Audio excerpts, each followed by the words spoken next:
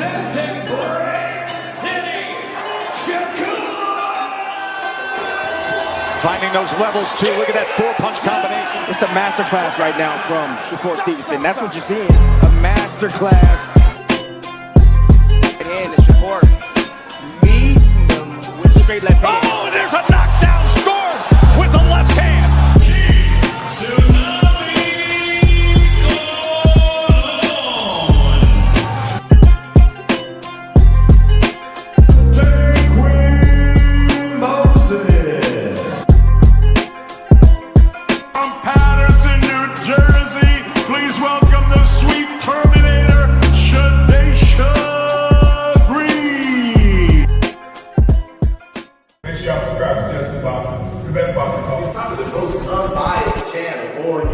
Right now, we're gonna give him his just.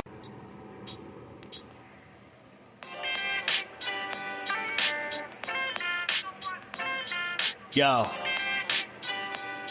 you know the deal. We back again. We never slacking. Word 'em up.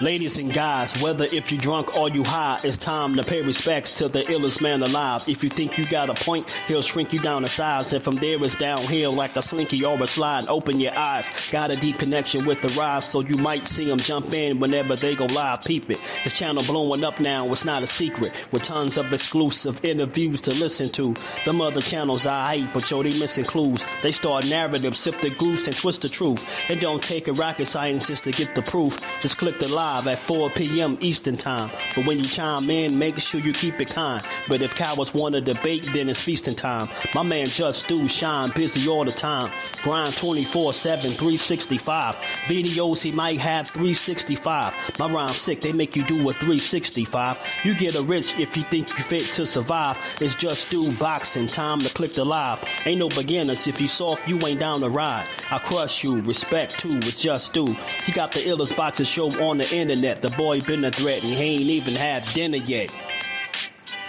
Word 'em up. Yeah.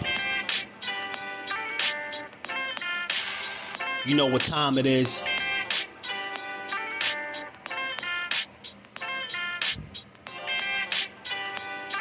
$4 p.m. Eastern. Click the link.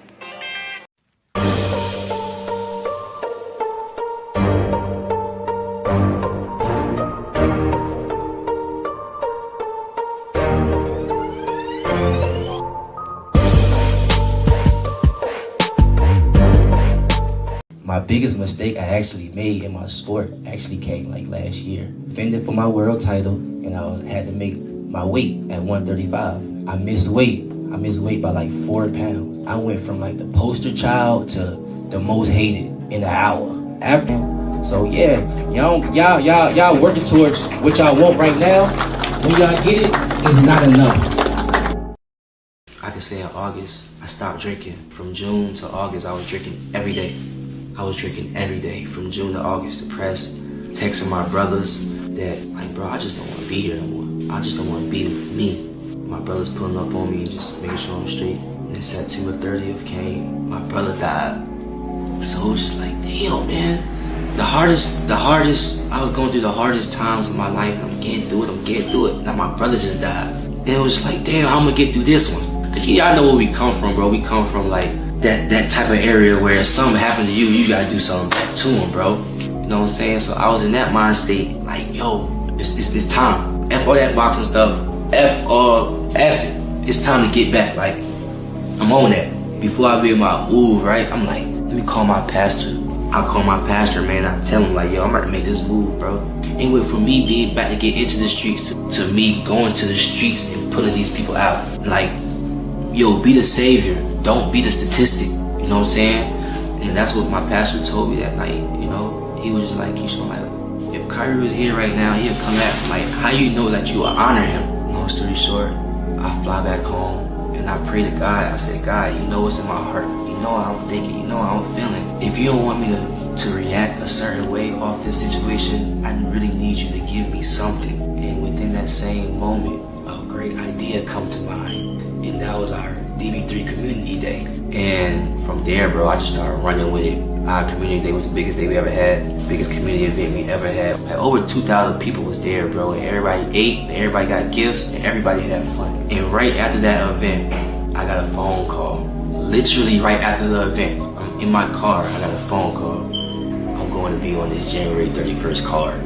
Within that same night of me obeying God and doing this event, He blessed me where I wanted.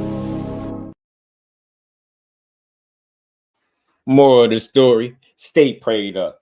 What's good, family? How y'all feeling, man? We back to build for a little bit on this boxing. Give it his just due how we always do, man. Y'all heard Keyshawn speaking, man. He had to bump his head a few times to get right.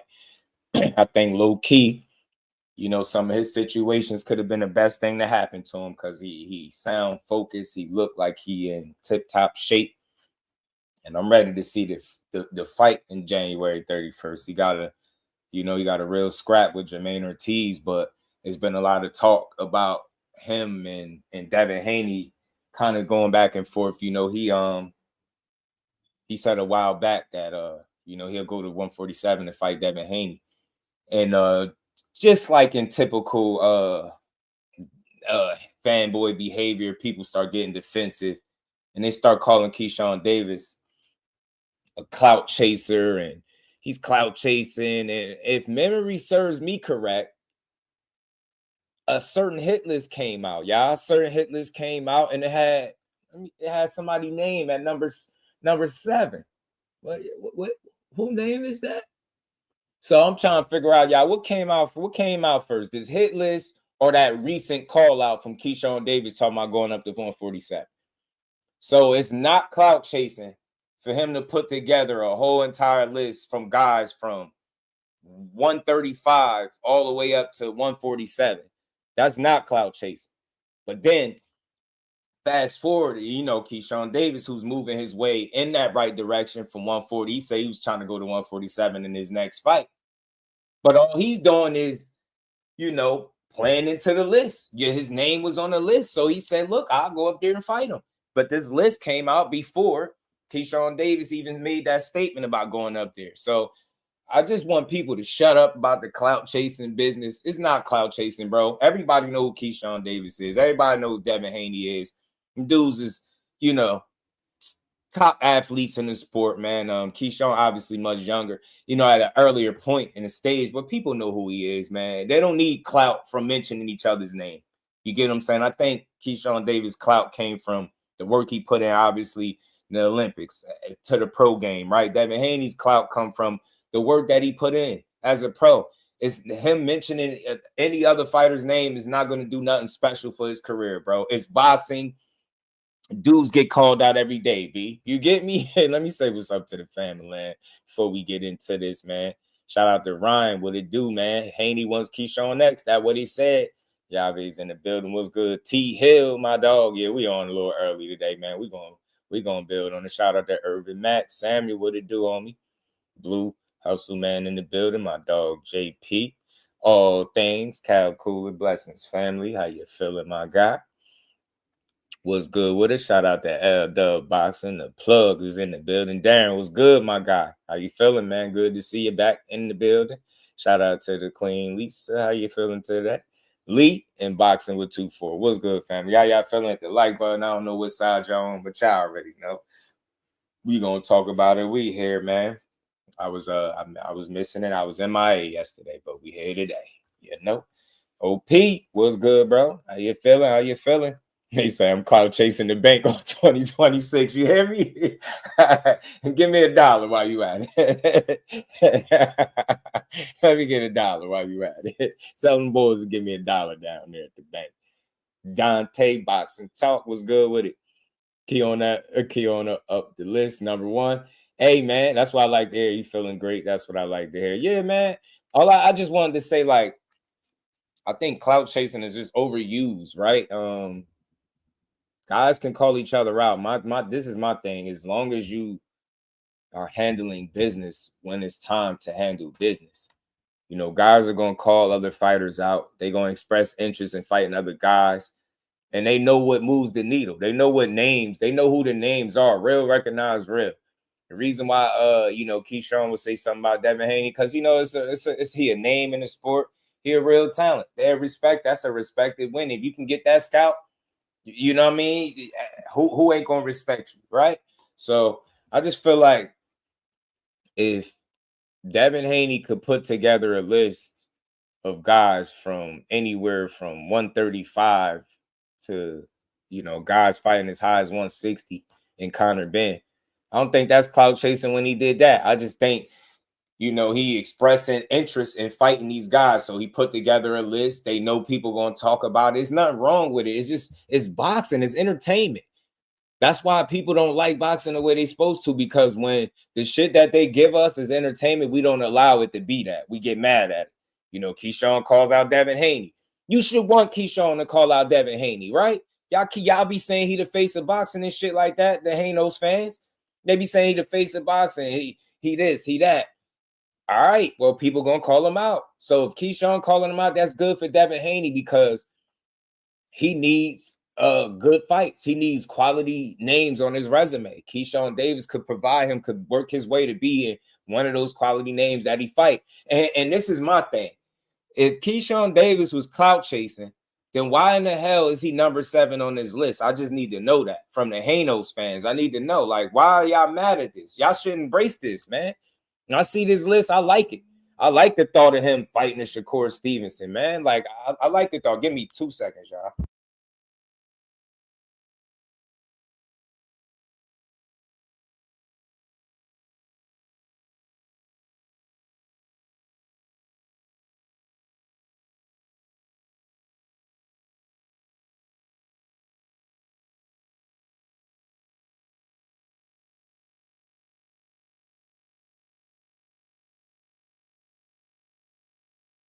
All right, I'm back.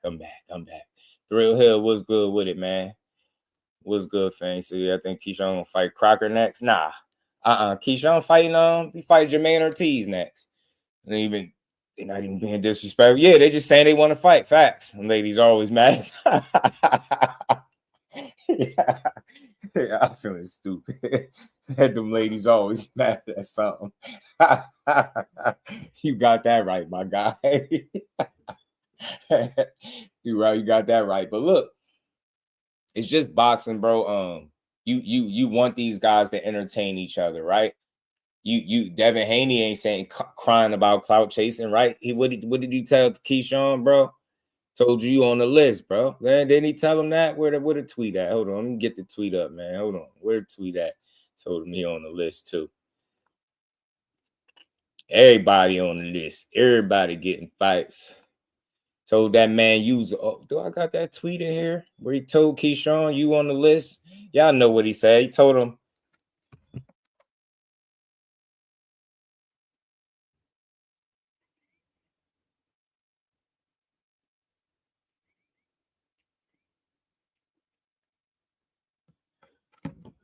Jay Grant, what it do, fam? How you feeling, my guy?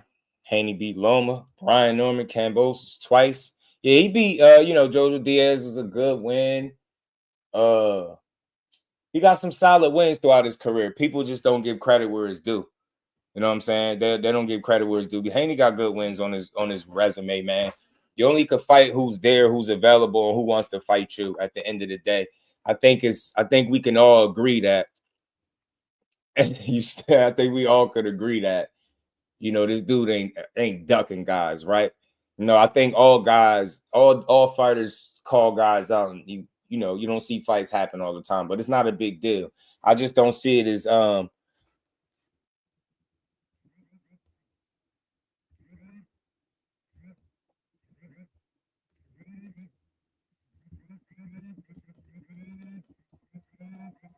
my bad, y'all. He said, God yeah, man. So my bad, y'all. I have somebody texting me. Let's get to this. So yeah, he told Keyshawn, look, you on the list, you can get it too. You know what I'm saying? We can get it on. That's the kind of talk you should want to hear, bro. Like, I don't know. I think, like, we being honest, if there was a fight tomorrow, right?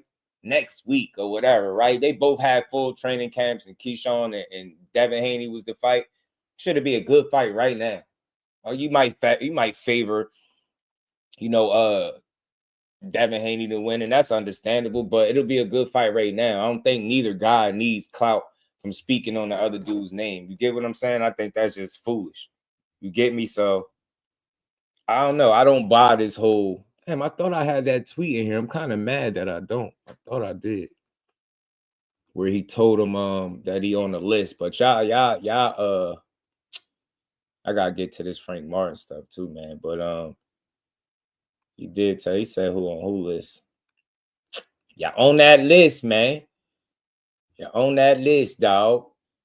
Hold on, man. I'm tripping. And then look, Jack Catterall. Yeah, this is what I really needed. This is you on my list at Jack Catterall. That's Tiger Johnson. So you got a lot going on from 140 to 147, bro. Those low key 147 heating up. It's starting to become the division it need to be. And I think 140 is heating up because it got different players in there now. You get what I'm saying? Then they use excuse weight money. See, that the thing is, what's good? Shout out to Lanier. What's good, fam? Be more in the building. Shout out to Be More. And I wish would have got Frank versus Keyshawn. Yeah, that shit would have been a great fight. I think it's still possible, though. I think it's still possible. You just never know how this will turn out. You don't know how long Keyshawn will stick around at 140. He did talk about going up after this next fight, right? So look, he got to get through Jermaine Ortiz respectfully. I don't want to like skip over steps, but I just know the guys are gonna look out for the next best fight, and he knows him and Devin Haney will be on the collision course. If they find themselves at 147, I think Keyshawn Davis, if the minute he's put his toe at 147, he becomes one of the, more quality top guys there. So it's just about, you gotta take your time, man. Make one fight at a time. He got Jermaine Ortiz, but I feel like after that, man, it's up for him, bro. It's up for him. You see all the stuff that he said he went through. That's why I root for him. He put himself on Front Street. He been through a lot. He got through some things, man. And now he getting his career back on track, man. With fights like this, with Jermaine Ortiz, January 31st would be a big opportunity for this dude to go out here and be special. But I think, him and Devin Haney been having words for a while. Like they've been going back and forth talking about fighting each other, and Keyshawn and say he don't like Devin Haney. He done said this multiple times. So sound like it's just boxing at the end of the day, man. I just want to see fights that make sense. But first things first, Jermaine Ortiz might have something to say. You know what I mean? They got Keyshawn and Camp looking ready to go. I ain't get hit today, so I ain't tripping. If they can't hit me, they can't win. So 3 different sparring partners was frustrated because they couldn't hit me. So thank God, all God be the glory. Did you hit me when I was calling for that hook? I didn't. I heard you when I landed it. I heard when I landed it. I told you. Because I told Ron, I said, look, man. Good.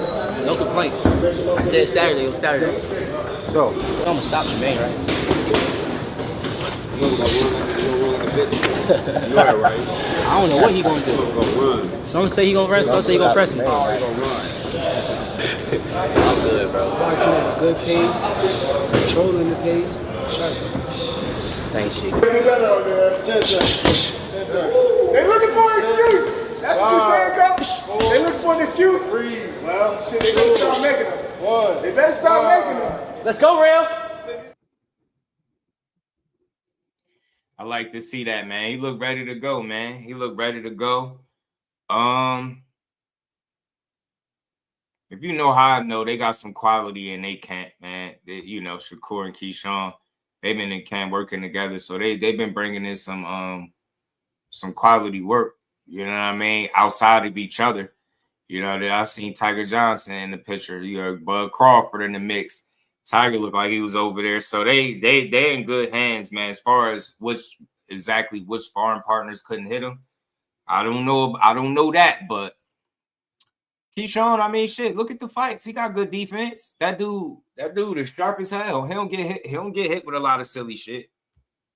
And he another fighter. He don't lose rounds like that. He don't lose a lot of rounds. Not with the amount of fights that he got so far through his career. He don't give a lot of rounds away. But I hear I hear they both looking good in camp, man, which is good because you on the same card, so you want these dudes to be on top of their game. You want them to be on their A game, you feel me? I like it though, man. Corey looking like he adjusting in his 140 really pretty well, man. He carrying the weight good from the picture. You know what I'm saying? That's a good look. Carrying the weight well with that picture, man. Let me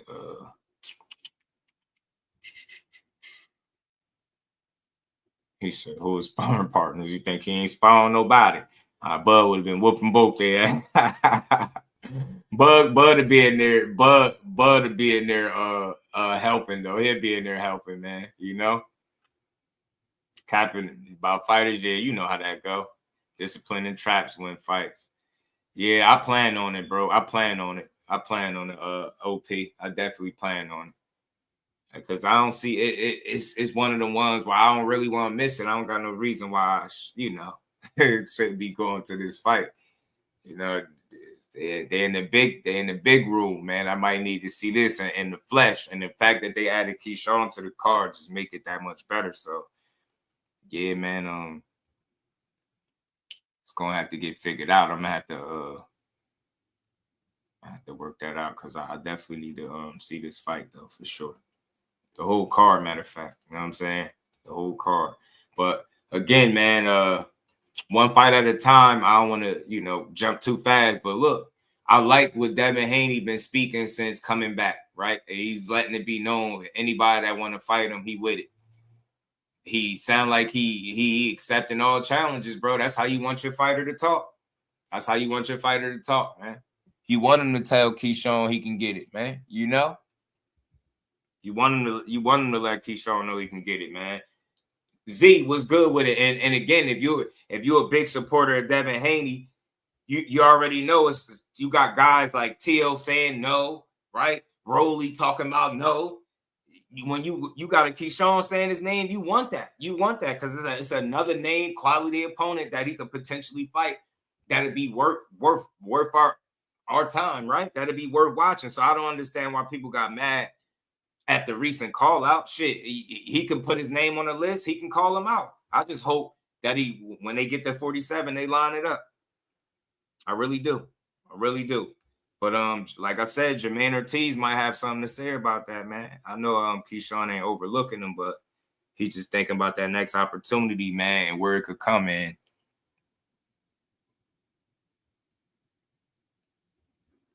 I want to see him get the fight. I ain't gonna lie to you. I want to see him get it.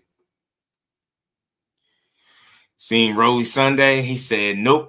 Yeah, shout out to OP. You been the boots to the ground lately, too. Yeah, he don't want it.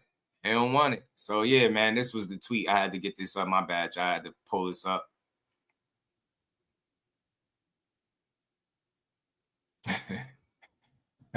Shit, damn. Thanks, Keyshawn been on the list. What's wrong with these casuals? That's what I'm saying. He been on the list. How do y'all mad at him responding to it? That's why I say y'all got to chill with the clout chasing.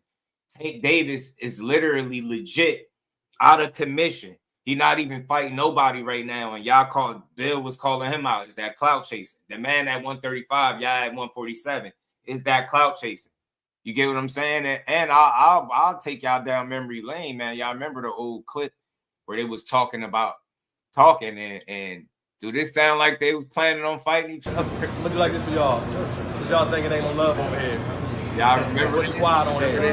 How did y'all meet? Hold on. Okay. I want to say something too. Yeah. A lot of people, they want me and this dude Let's get this clear. To be in beef. They want us to be, you know what I'm saying, going at it on Twitter because we young, you know what I'm saying, flashy, light-skinned dudes, you know what I'm saying? We're getting a lot of money and we're doing some big things. And it's only the sky's the limit for both of us, all three of us, for real. So, you know, they want us to be, but, you know what I'm saying? We're going to keep on winning, keep on getting money, and keep doing what we're supposed to. And ain't no way that's going to happen with an OG in this corner and I'm OG in this corner here. And never in the future. It ain't going to never happen. It's business. Yes, sir. Yes, sir. Thank you. How did y'all meet? We got some greatness around here. How did y'all meet? Somebody said it ain't gonna never happen. It's just business. That was a Cabbage Patch Tank. Nah, Ronte, we put boxing ain't dead, man. Boxing ain't dead. People just like to say that.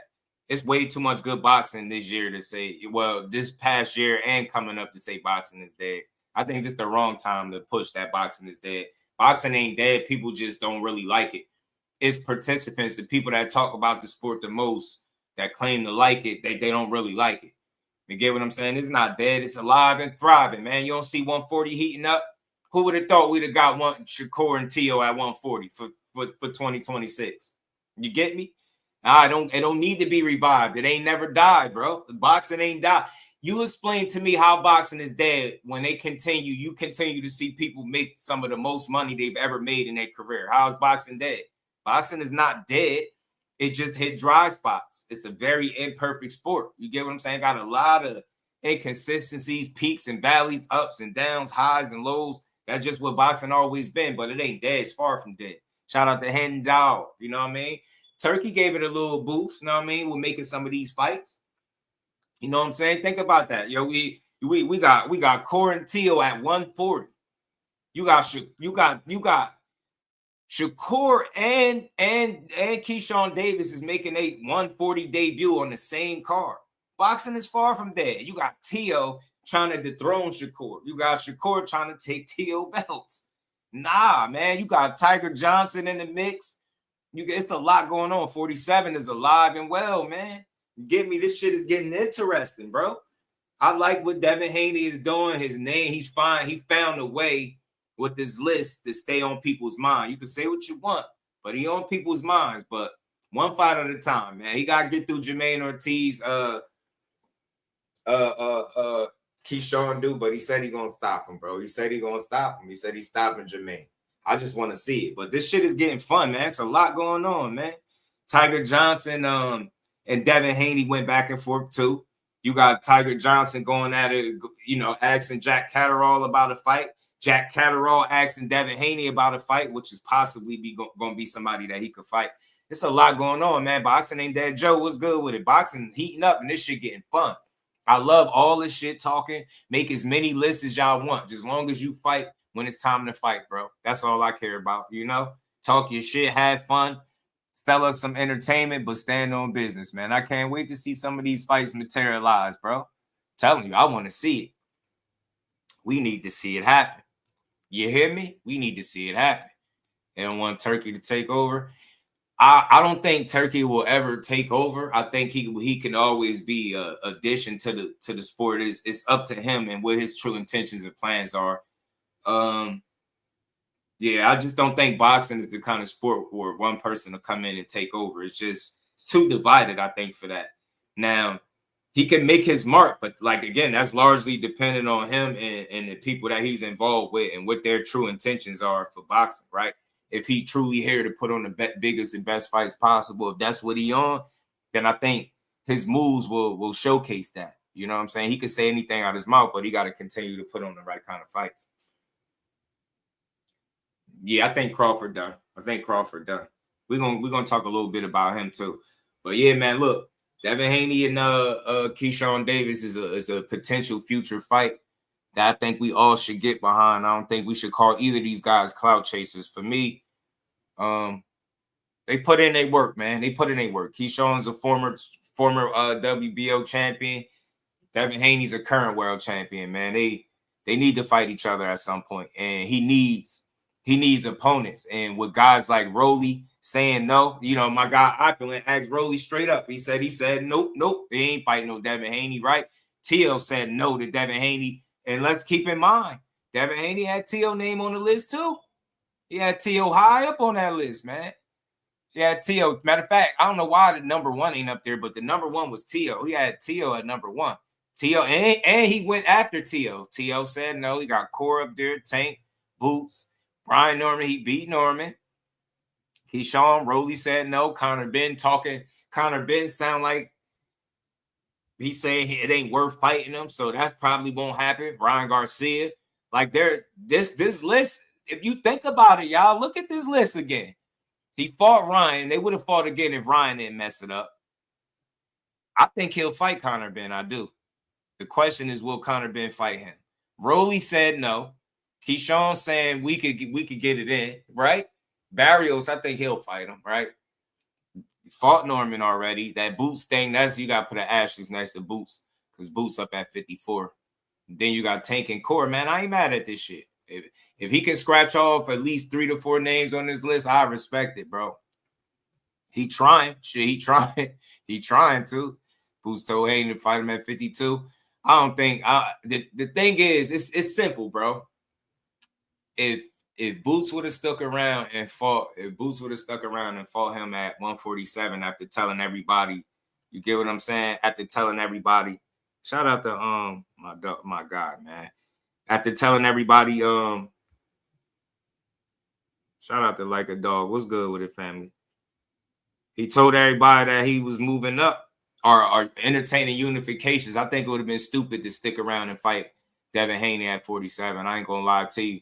The same way Devin Haney was unwilling to come to 54 or 52 because he never even fought at 47 before, right? So they both have reasonable arguments to a degree, right? I'm not mad at neither fighter.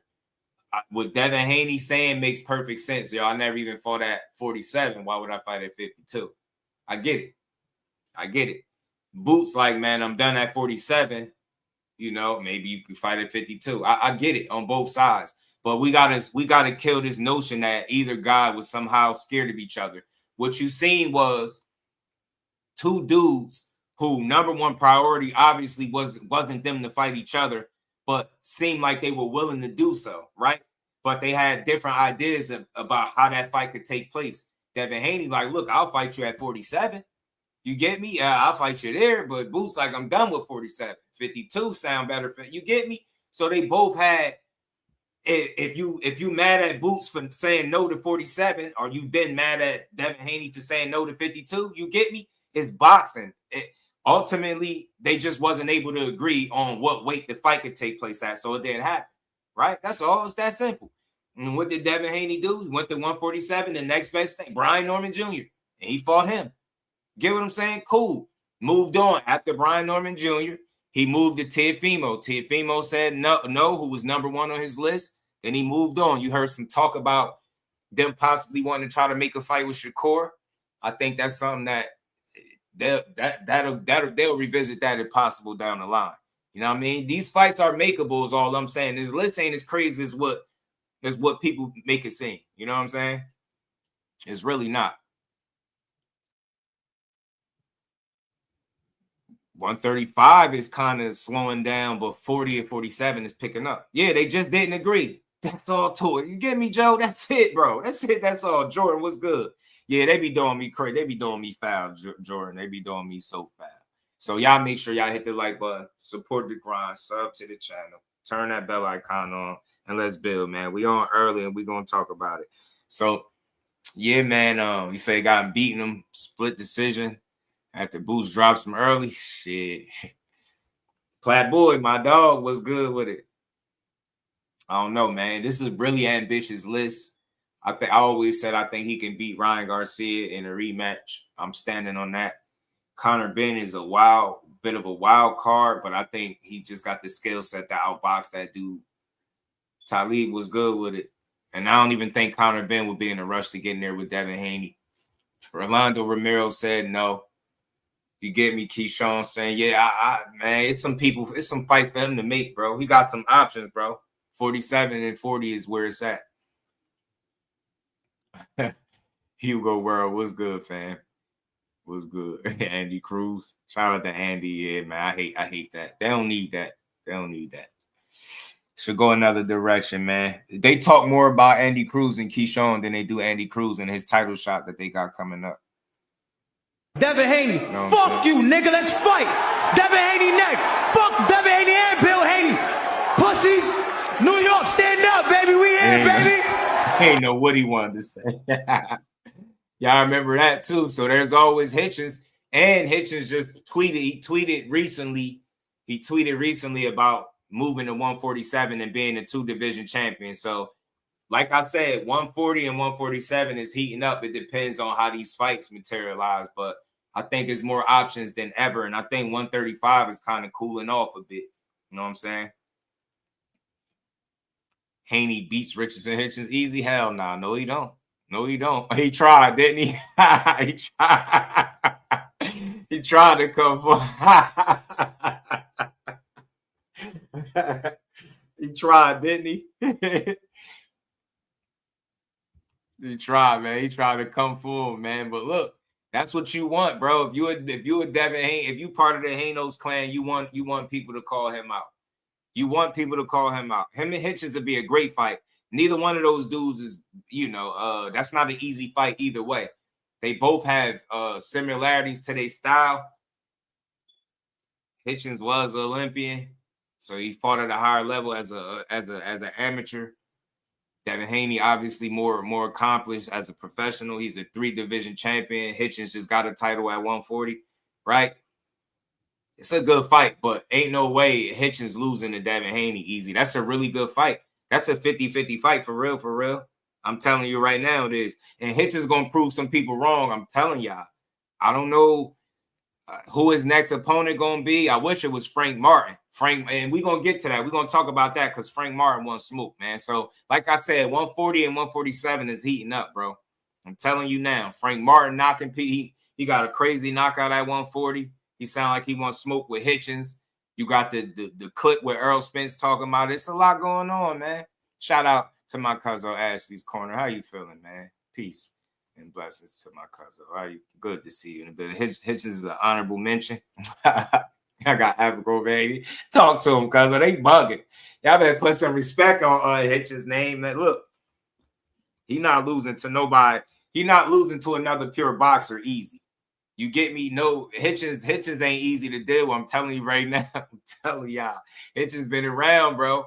I'm telling you, he a damn good fighter. He not losing to another pure boxer easy. That's going to be a competitive fight. It's going any chess match, Hitchins has a shot at competing well and winning, bro. I'm telling you. You gotta have a different kind of style. You talking about just beating him. I don't think nobody going to beat him easy. He ain't going to be easy for nobody to beat. Hitchins really can fight. That's practicing the lost art of punching while moving. Defense is the equivalent of the basketball triple threat. Africa ain't run from his unification. Nah, he didn't. He ain't run from no unification. Africa went 6 rounds with the man. Devin went 24 rounds with. Hey, man, that's a great point. That's a great point. I just think it's a matter of opportunities making sense, bro, at the end of the day, man. I think all of these dudes want advantages and they want things to work in their favor. And I think when ego and pride start getting involved, fights don't materialize. For example, Keyshawn and Hitchins, they were saying guys was asking for too much money, so the fight didn't materialize. Ultimately, I think the guys that are the most realistic about what they want when it's time to make a fight are the fights that will get made. So it's just a matter of time, man. Nah, I think he was honest about that, bro. And Hano's power, Hitchins going down.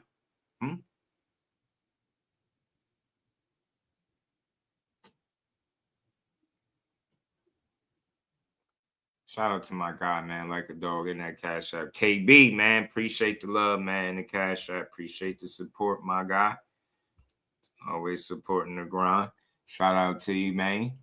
We're going to keep it.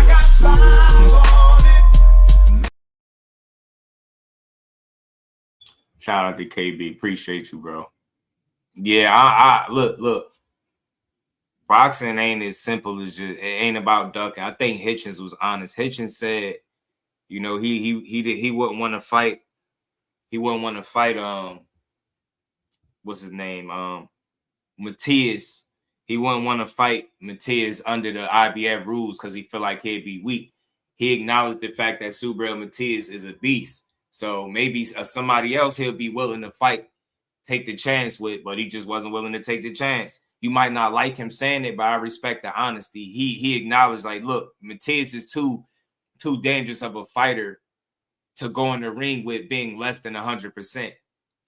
I could see that. That's just being honest. That's not being fake. He could have lied.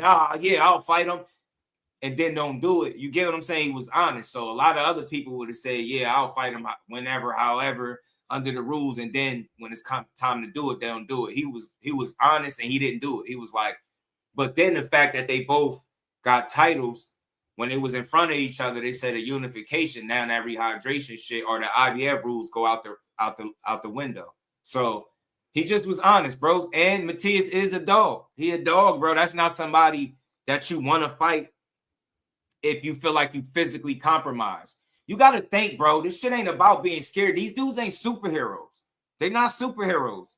That's a dude being honest with you. You could call it what you want. He telling you that dude is a dog. He dangerous. I'm not trying to go in there less than 100%. You get what I'm saying? And fight that guy under them rules. I'd rather, like, in a unification where that shit don't matter, let's do it. You get what I'm saying? That's just being honest. You know, now, look, you can say Subriel Matias is more willing to fight him than Hitchins is willing to fight him because he was willing to fight under the rules. He don't care. And he's been doing it, right? And that would be true, but it is what it is. I think some guys just, they want to make sure they're comfortable. This is their career that you thinking about. This ain't no, you get what I'm saying? This ain't just trying to prove people on YouTube wrong, bro. This is career. He know that's a dangerous fight. That man done took a life in the ring. And he done made how many people quit on their stools? How many fighters did Subriel Matias make quit in a row? That's not somebody that you want to be depleted and get in the ring with. That shit could go bad for you. That's just Hitchins being real with itself.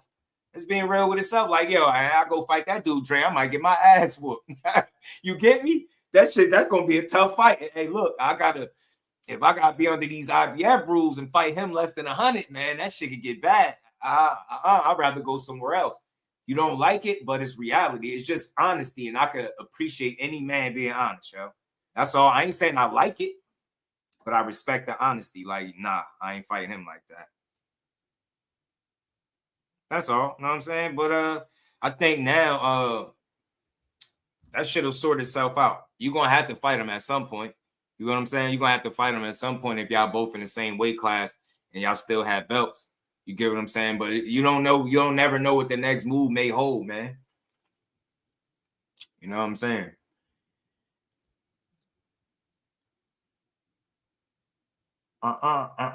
Yeah, shout out to Will, man. Yeah, he ducked. Yeah, no, I don't think he ducked him, no. I don't think he ducked him. I don't think it was no paper trail. We got 40 people in the building. Hit the like button, y'all. Double tap the screen if you vertical, man. John Wick was good with it. Hugo World. Nah, it's not about ducking, though. It's business at the end of the day. Forever G's, what it do? It's just never fight Matias. I don't, and they got to show me that that's something that they want to do. You get what I'm saying? I got to be honest, yo. I understand him giving the reason for it, but if I don't see him pursue him, I don't ever think we'll see it. Carl, what's good with it, bro? I like that Frank Martin in the mix, man. I like it. I like it. I like it. He said that'll be Haney's hardest fight. He stopped Shakur and outboxes TL.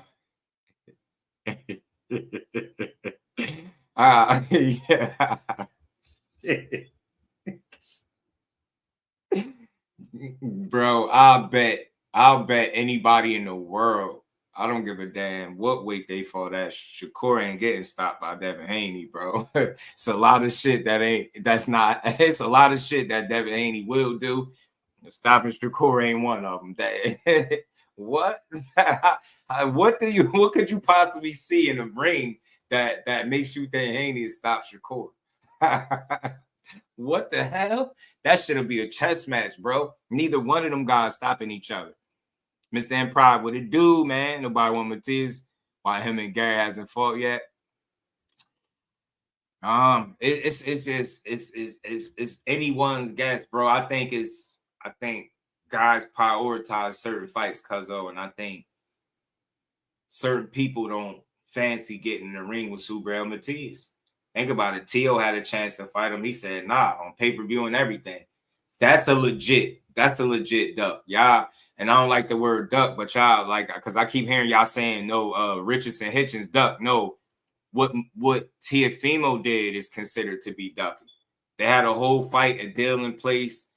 It was going to be on pay-per-view, money and all that, the most money he's ever been offered. And he said, no, they didn't get that far with him and Hitchins. And Hitchins was honest. Look, I'm not fighting him under the IBF rules. It's either you respect it or you don't. If you want to convince yourself he's somehow scared, then have at it. But them conversations are too silly to me. I just know dudes second guess you know, being under certain circumstances, fighting guys like Subriel Matias. I know a lot of people know full well he unalived somebody in the boxing ring. So think about that. You knowing that going into the ring, you're not trying to get in there with him and being less than what you feel like is 100%. I'm just being real. You can talk all that tough shit online all you want, but when it's time to put pen to paper and they telling you it's a chance that are you gonna be under this IBF rehydration rules and you feel like you're gonna be weak, you're gonna second guess getting in the ring with that dude. You know what I mean? It's more so business than it is being scary. Some people are willing to take bigger risks for the reward, and some people are. That's all. You know what I'm saying? That's all. Nah, man, it ain't got nothing to do with being scared, bro. None of these men we talk about are scared, bro. We gotta stop. We gotta stop. That's silly talk, bro. These dudes box for a living, man. They box for a living. I don't think nobody's scared. Think about it. Dalton Smith fighting Subriel Matias, right? Do you got him beating Hitchins? Anybody in here got Dalton Smith beating Hitchins if they fought? You get what I'm saying? It's just some guys are willing to take opportunities, man. That's all. Faster than others. Some guys need to take the risk. Some guys don't. Hitchins, he gonna make the best decision for himself. And I feel like he obviously decided that fighting Subriel Matias at 140 under the IBF wasn't a smart idea. That's all. It's just that simple, bro. It's that simple. Either you willing to take the risk or you not, right? See how Bud Crawford moved up and fought Canelo at the weight, no rehydration and none of that. He's willing to take that risk. You see how Shakur is saying if you fight Devin Haney, he'll fight him with a rehydration clause. Maybe he's not willing to take the same risk Bud Crawford is. It's that simple. You want to call him scared, then call him scared. But some guys are willing to take the risk more than others. It's just that simple. It's nothing hard to break down or understand. You get what I'm saying? Teal's better than Richardson. I don't know. Teal was more proven than Richardson Hitchins for sure. He's more proven. I don't know if he's better than him though. I don't know. He's more proven for sure. I can say that. I don't know if he's better than him because again, Richardson Hitchins has the tools that can make Teofimo frustrated and beat him.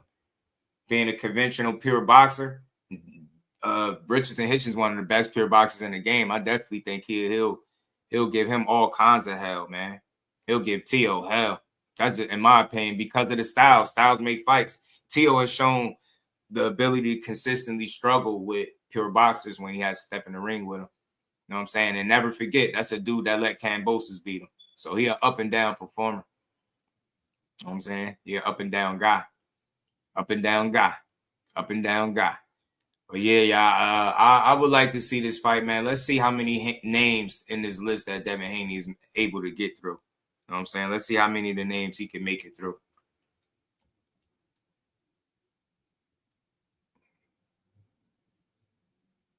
Liam Parrow. Yeah, I remember they said he was going to lose to Liam Parrow. They said Hitchins was going to lose to Liam Parrow. And Liam Parrow beat Matias too. And then Hitchins ended up beating him. I know styles make fights, but just think about that. I don't think Hitchins could beat a Subriel Matias. He's not unbeatable, bro. He could be outboxed. And I think Hitchins will outbox him. I really do. I don't got Subriel Matias beating Hitchins. I don't. I think Hitchins would be in tip-top shape in the unification. I think he'll box him. Shout out to my baby girl, the queen, Miss Just Do, is in the build. How you feeling, baby girl? Gotta believe in your skill set. To me, Matias not really like that. He's overstated. You know, they overstate how good Matias is. He's a pressure fighter with a dangerous style, and if you're not prepared and you can't deal with him, he gonna hurt you. He got a good chance of stopping you, making you quit. But Subriel Matias is not some unbeatable force. Richardson Hitchins got tools that he don't have. He box, he move, and he's sharp. He stay disciplined. Rinse, wash, repeat. How did Puello beat Subriel Matias? Pardon me now, not Puello. Liam Parrow. How did Liam Parrow beat him? Did he do anything special to beat Subriel Matias? Get what I'm saying? And then that same guy that beat Subriel Matias got outclassed by Hitchins. See what I'm saying? Styles make fights, bro. Hitchins is not an easy win for none of these dudes, whether it's at 40 or 47. That dude can box, man. He can box.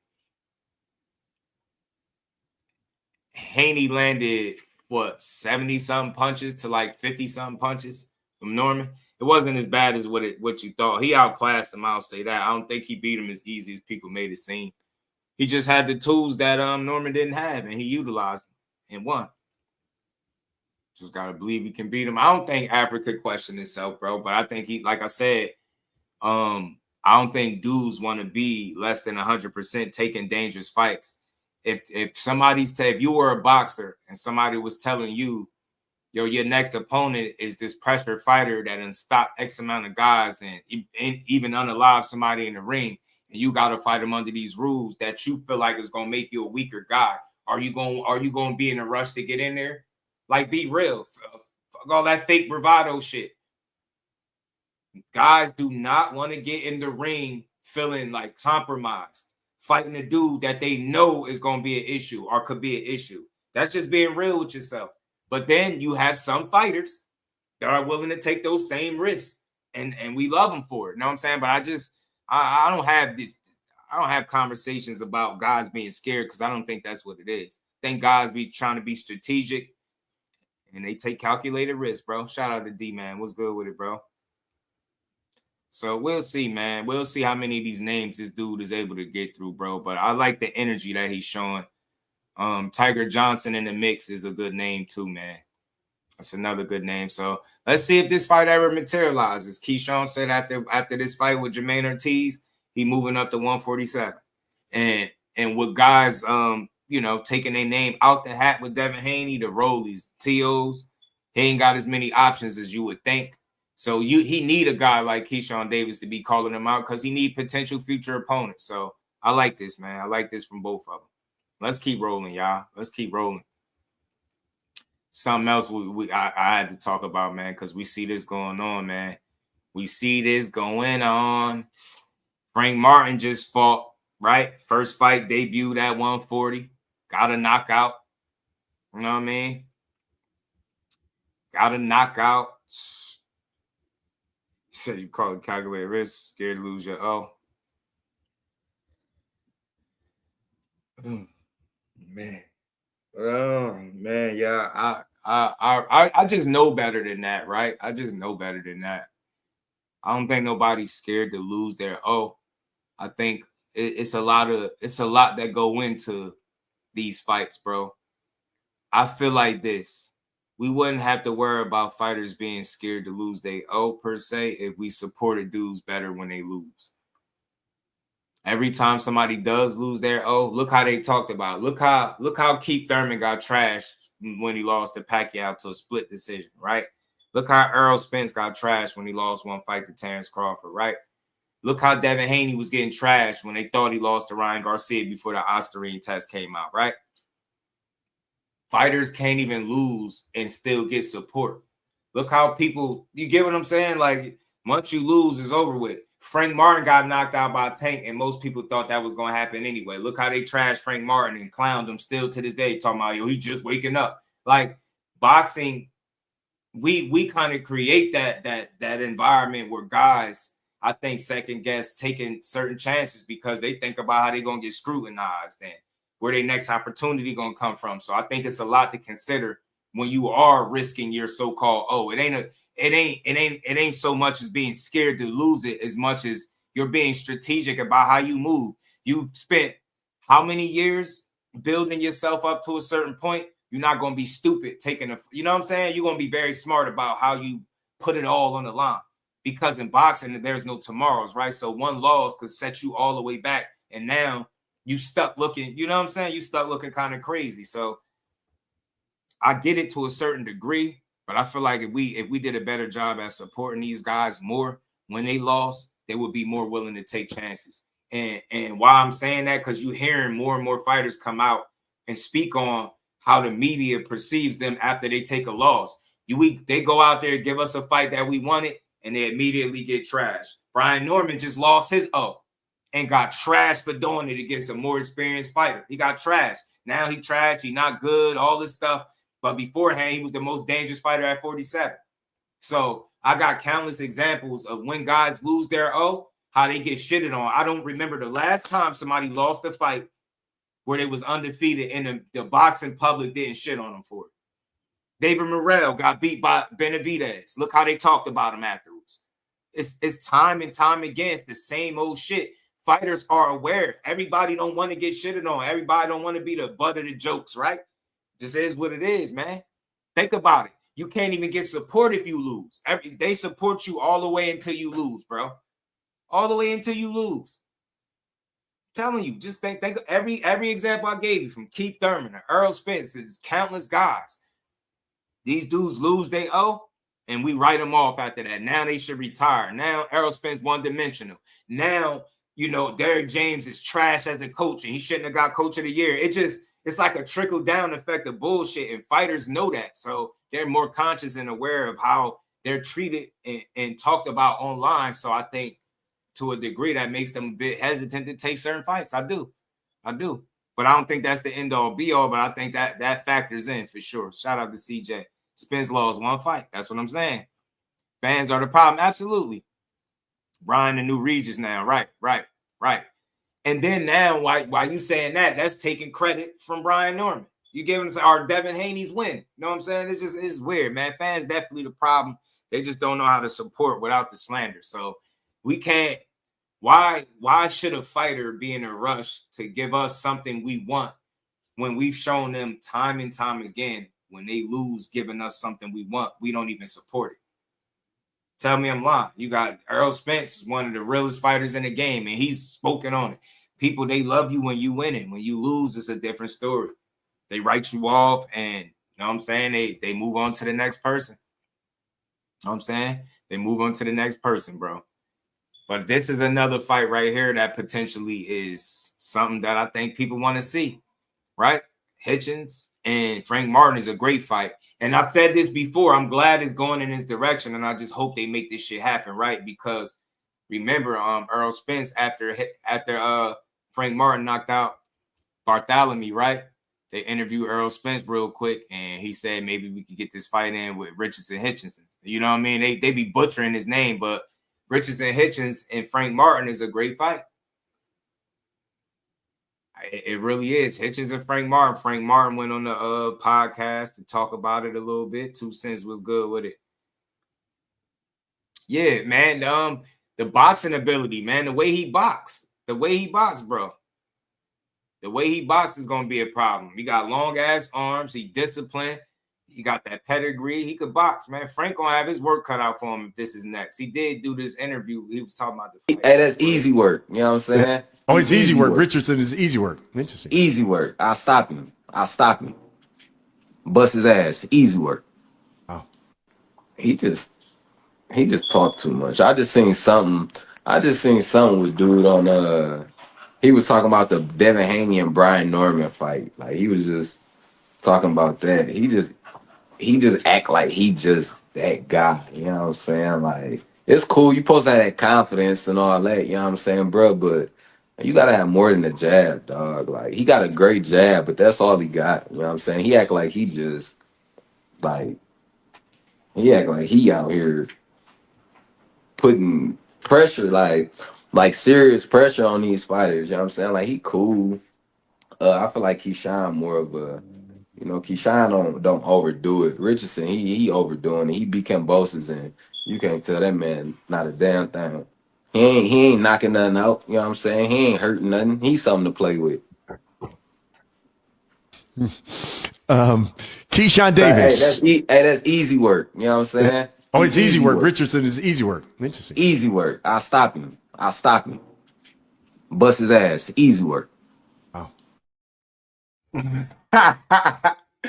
Frank said, easy work. I'll bust his ass. I'll stop him. Man, Hitchins said he don't even believe that shit. He said he ain't stopping me, man. Hitchins ain't like that, though. Hitchins wasn't feeling that. He said, I'm on your heels, boy. Man, so this little back and forth been cool, man. He said, let's lock it in, have your people hit my people. They've been going back and forth, man. We locking in a date or nah. I like it. I don't see no reason why a fight can't happen between the two. Ain't that what Spence said after his win anyway? I would like to see them fight. Spence teased the boxing fan calling out hits for Frank. Why couldn't he get Frank ranked in the new IBF rankings today? Spence and the PBC should have enough pull to make it happen. Yeah, man. Yeah, Frank Martin got one loss. He got trashed for that one loss. Even though it was to one of the best fighters in the world, he still got dragged for it. You know what I'm saying? Some people respected it though, but he got shitted on. Still falls off. All of a sudden, he a bum. Yeah, you can't even think about it. Cool Boy just lost to Shockey Foster. You know what I mean? Who got more losses than he do? And they say Cool Boy journeyman now. He a journeyman. Gatekeeper, matter of fact. They said he a gatekeeper. So that's how tough boxing is. But look, Frank rebounded. He risked his O against Tank. So again, like, think about it. Frank was about to fight Shakur. Because of the money wasn't right, they didn't agree, right? But he got the money he was looking for the Tank fight. So it happened. So you telling me he was more scared of Shakur than he was Tank? Or was it the fact that his money was right and he went out there and fought Tank? You get what I'm saying? It's not about being scared, man. That's why Frank Martin wasn't scared to just dude's bag got to be right for them to step in the ring, especially if you putting your O on the line.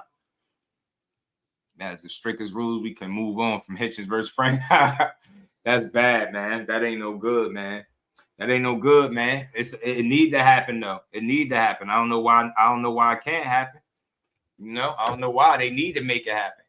Frank Martin 0 was going. He don't need a 0. Shit, look how he responded. You know what I mean? Look how he responded with a knockout over Rances Bartholomew. Ain't nobody ever did Rances like that. You know what I'm saying? I can see Africa. I can see Africa winning on points. I'm telling you, long ass arms, and they just keep saying he only got a jab. He got a straight right hand. Got some good body shots. Little stab to the body. Hitchins got a bag, man. He can fight, bro. He can box. He can box. You know what I'm saying? He definitely can box. He risks his O.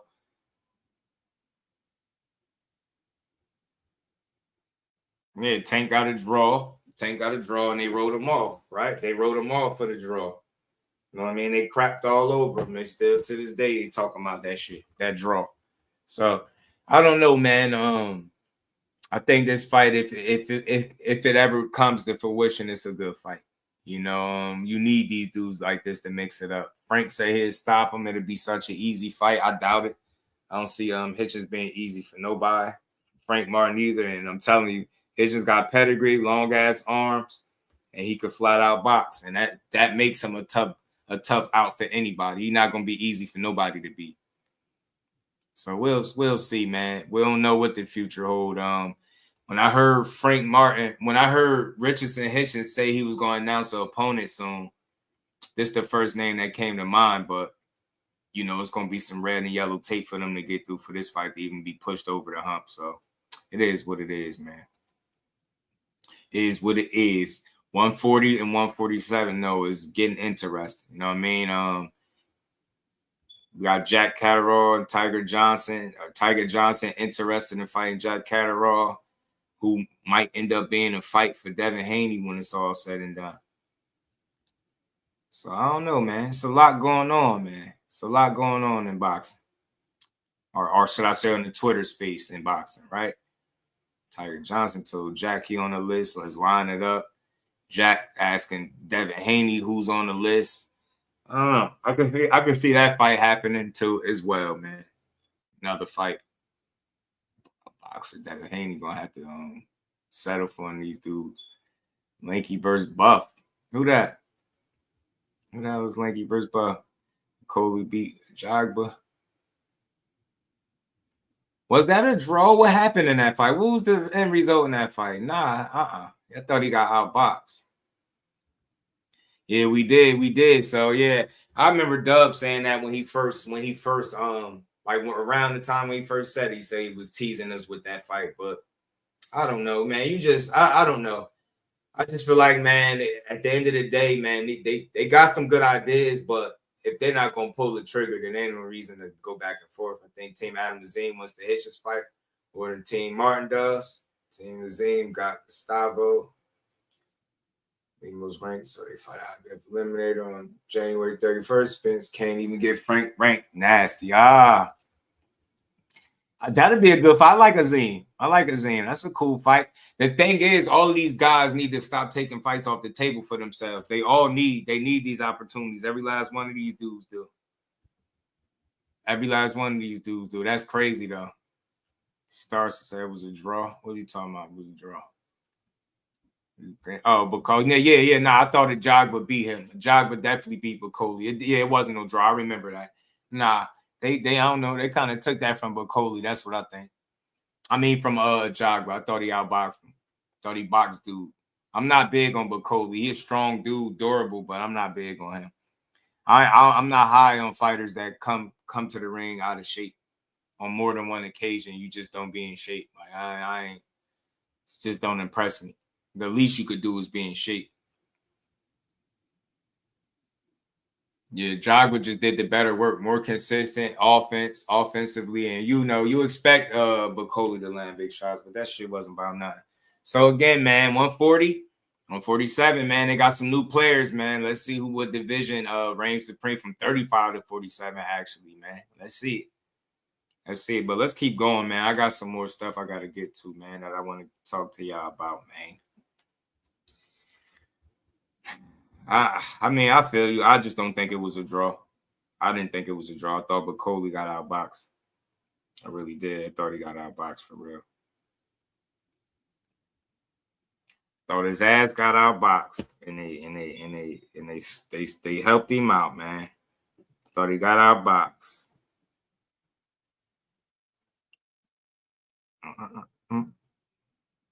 Make more fights than it hypes. Yeah, I think it's always gonna be hyped up fights though. But they do though. I think we just think about it.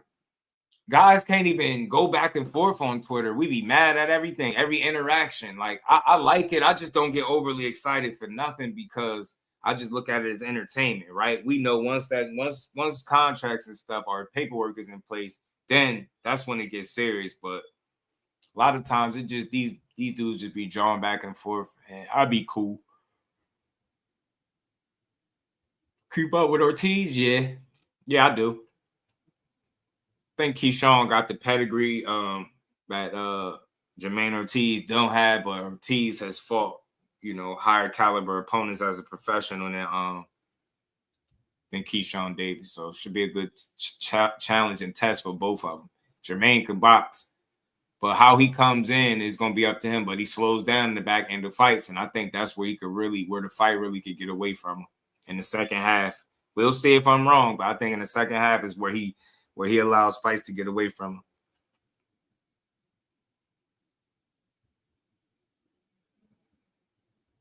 I see somebody put out Frank Martin and Hitchins for February. We'll see. He's got some power too. Yeah, Jermaine can punch a little bit. He got some respectable power for sure. I just think he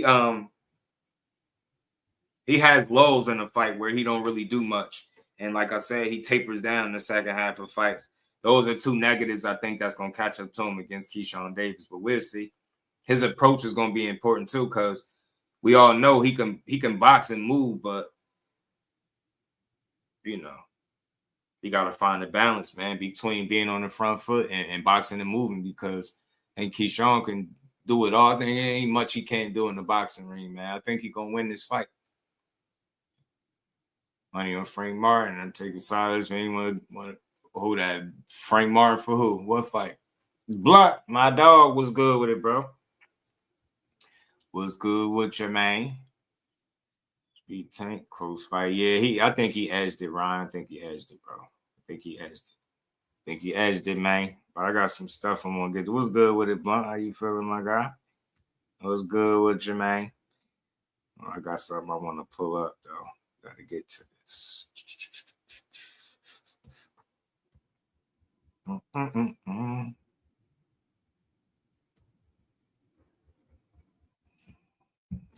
Ryan, what it do? What it do? I think Frank Martin is fighting Richardson Hitchins next. Yeah, I seen it. I seen a notification for it, but I don't know, man. Dub, don't be wrong. You know what I mean?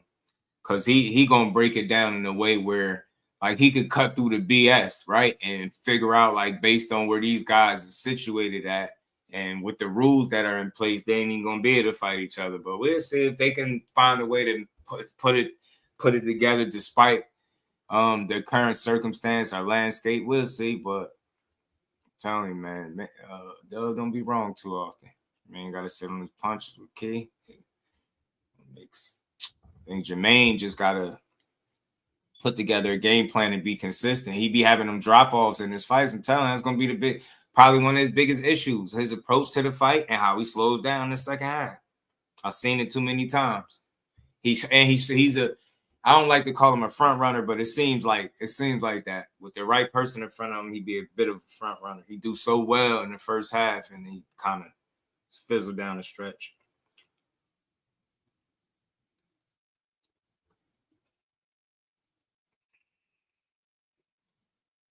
Frank is good, man. Richardson better work. His body doing. It's because I really see Frank Martin eating his body size a lot because of the way he clench. I think his ass. I think he'll box him, yo. I really do.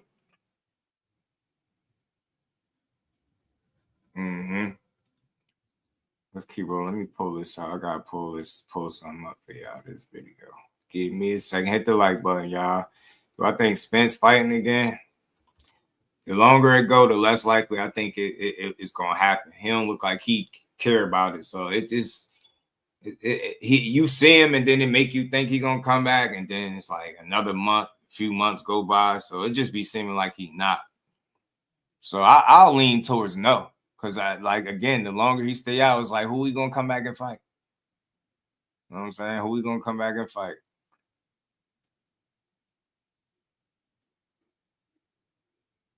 Who you gonna come back and fight? I gotta pull this up. This video from Tim Bradley, man, breaking down Shakur and T.O. Adam Azim versus Gustavo Limos, January 31st eliminated. That's a good fight. Bradley, you already know the damn rest. Hey, look, guys, man, I'm losing. Yeah, we seen him get tired during the fight.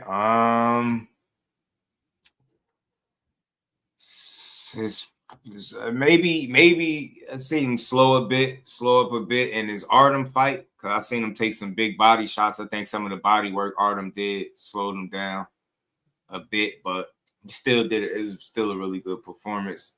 Seen him lose rounds, but Frank is really solid, bro. He do a lot of things well in there. You know what I'm saying? He's handled his opposition and his opportunities very well. Even in the one fight that he lost against Tank, he did well early in that fight, right? Just, Tank caught up to him and did what he normally do. Frank got a lot of skills, man. I just think it's going to come down to who he fights. It's going to, you know what I mean? As far as the losses, talking about fighting guys like, you heard him say something about fighting Haney, Keyshawn, and Hitchins. All those fights are 50-50-ish and difficult fights for him. I don't think none of them easy. You know what I mean? But he got a chance at winning all. And Frank could really go, man. I wish he would have came back a little sooner, but he here now, so his name in the mix. You know what I'm saying? His name in the mix. But let's see what Tim Bradley had to say. He had a long breakdown. And I see some people talking about this. So let's play this, man. We here, man. Hit the like button, y'all. We're going to build for a bit, y'all. Let's keep going. 50 people in the Why it's on my mind, I'm just gonna get it off my chest, man. I've been studying Shakur. I've had a lot of time, man, because the wifey laying down, got her ice and all of that stuff, man. And I appreciate the people in the comment section, man, saying, they praying for my wife and all that, man. I appreciate that. She's good.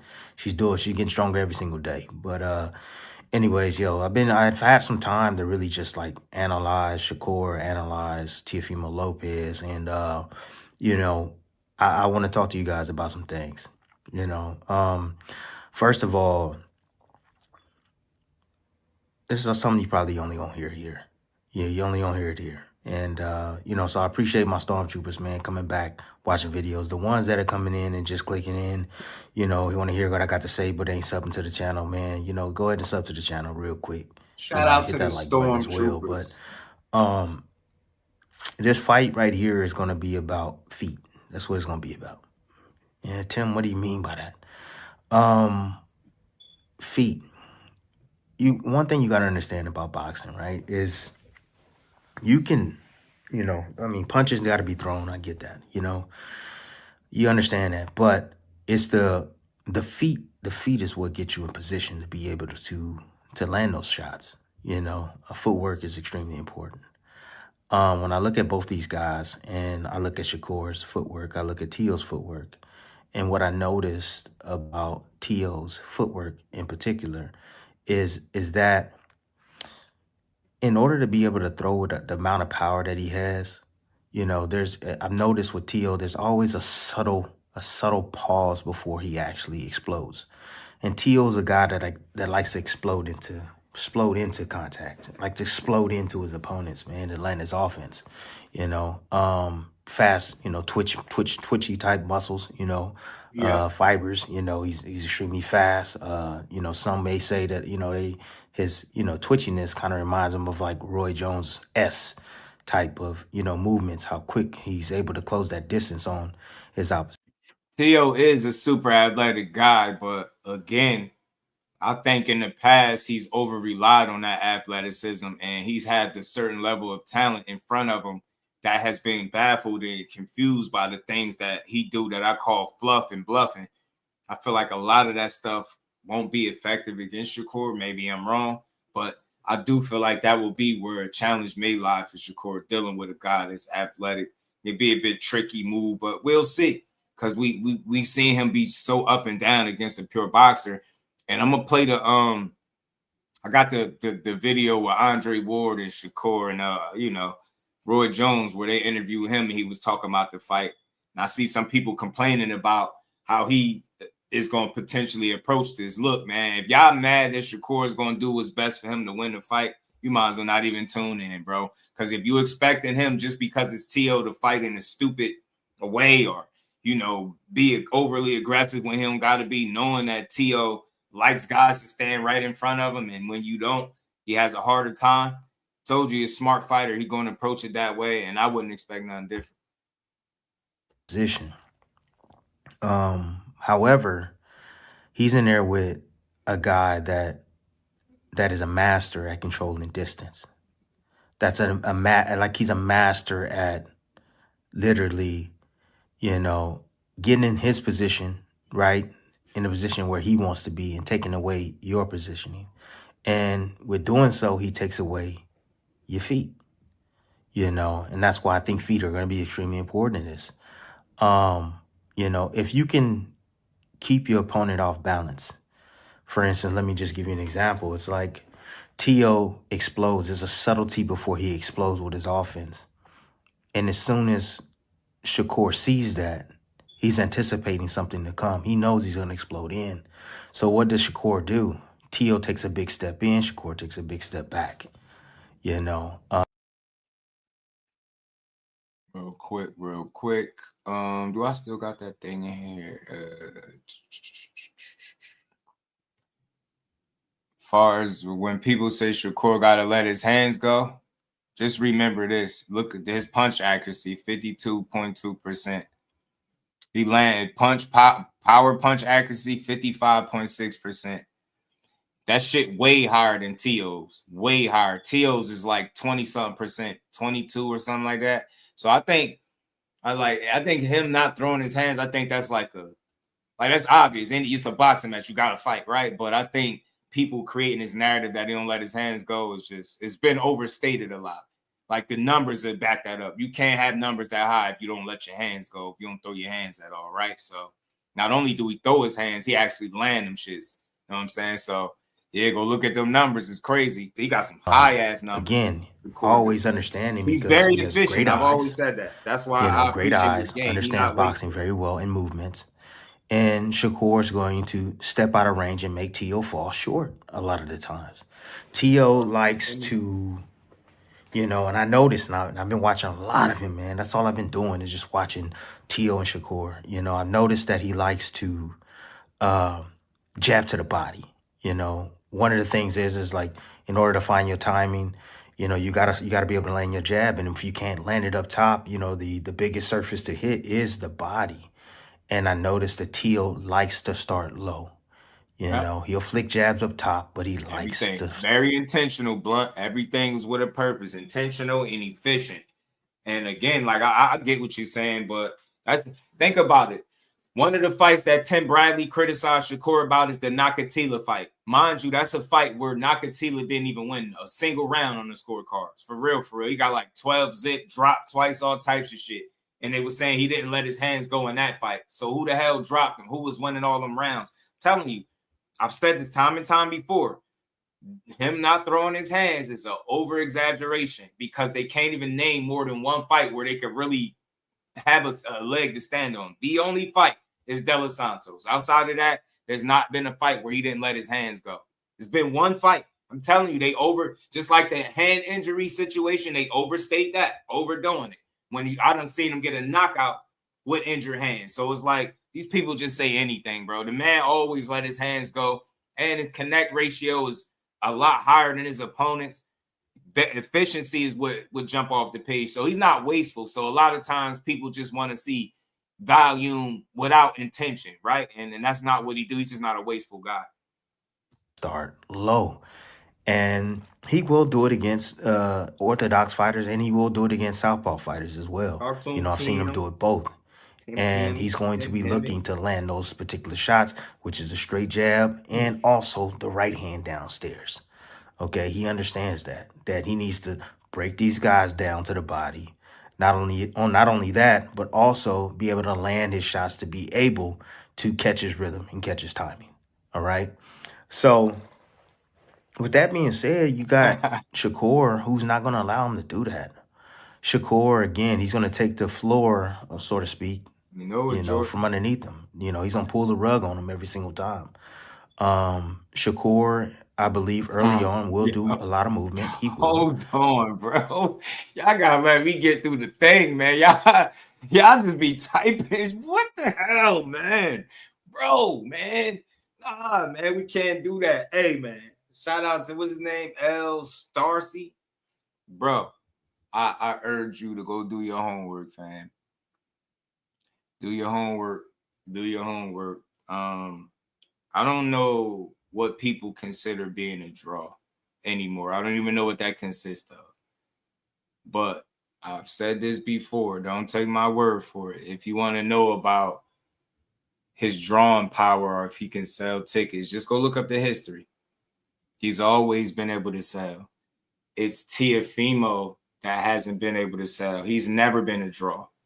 Well, what evidence do you have to point to that would suggest that Teofimo's a draw? Because not fighting in the Hulu Theater and not being able to sell that out. You get what I'm saying? Based on how many seats is in there, like the Shakur to sell that out and then some. So I think you got it mixed up, bro. I don't know who you listen to, where you get that information from, but you got it mixed match. Shakur consistently sell more tickets than Teofimo. You don't believe me? Go look it up for yourself, and you will see how all that. Anybody that's pushing online that Shakur Stevenson is not a draw, it's just somebody that's looking to push a narrative, right? Is he a pay-per-view star? No, I get tired of this conversation because it's just misinformation. I feel like as boxing fans, we got to do better. We just, you typed a whole paragraph of misinformation, bro. Like you said, Teofimo is a draw and Shakur ain't been a draw till now. What do you have to do? What would suggest that he's more of a draw now than he was before? He's not. We don't have big, humongous, we don't have loads of pay-per-view stars, but can he sell tickets? Absolutely. Like, that's a fact. That's anybody that goes to his fights know that. You get what I'm saying? Not even just the fights at North. You get what I'm saying? The fight with Oscar Valdez did good, right? Anybody that looks it up and actually pays attention without just listening to somebody that don't like him speak would know that. Teofimo has struggled to sell tickets and has complained about fighting in the Hulu Theater that he doesn't even sell out.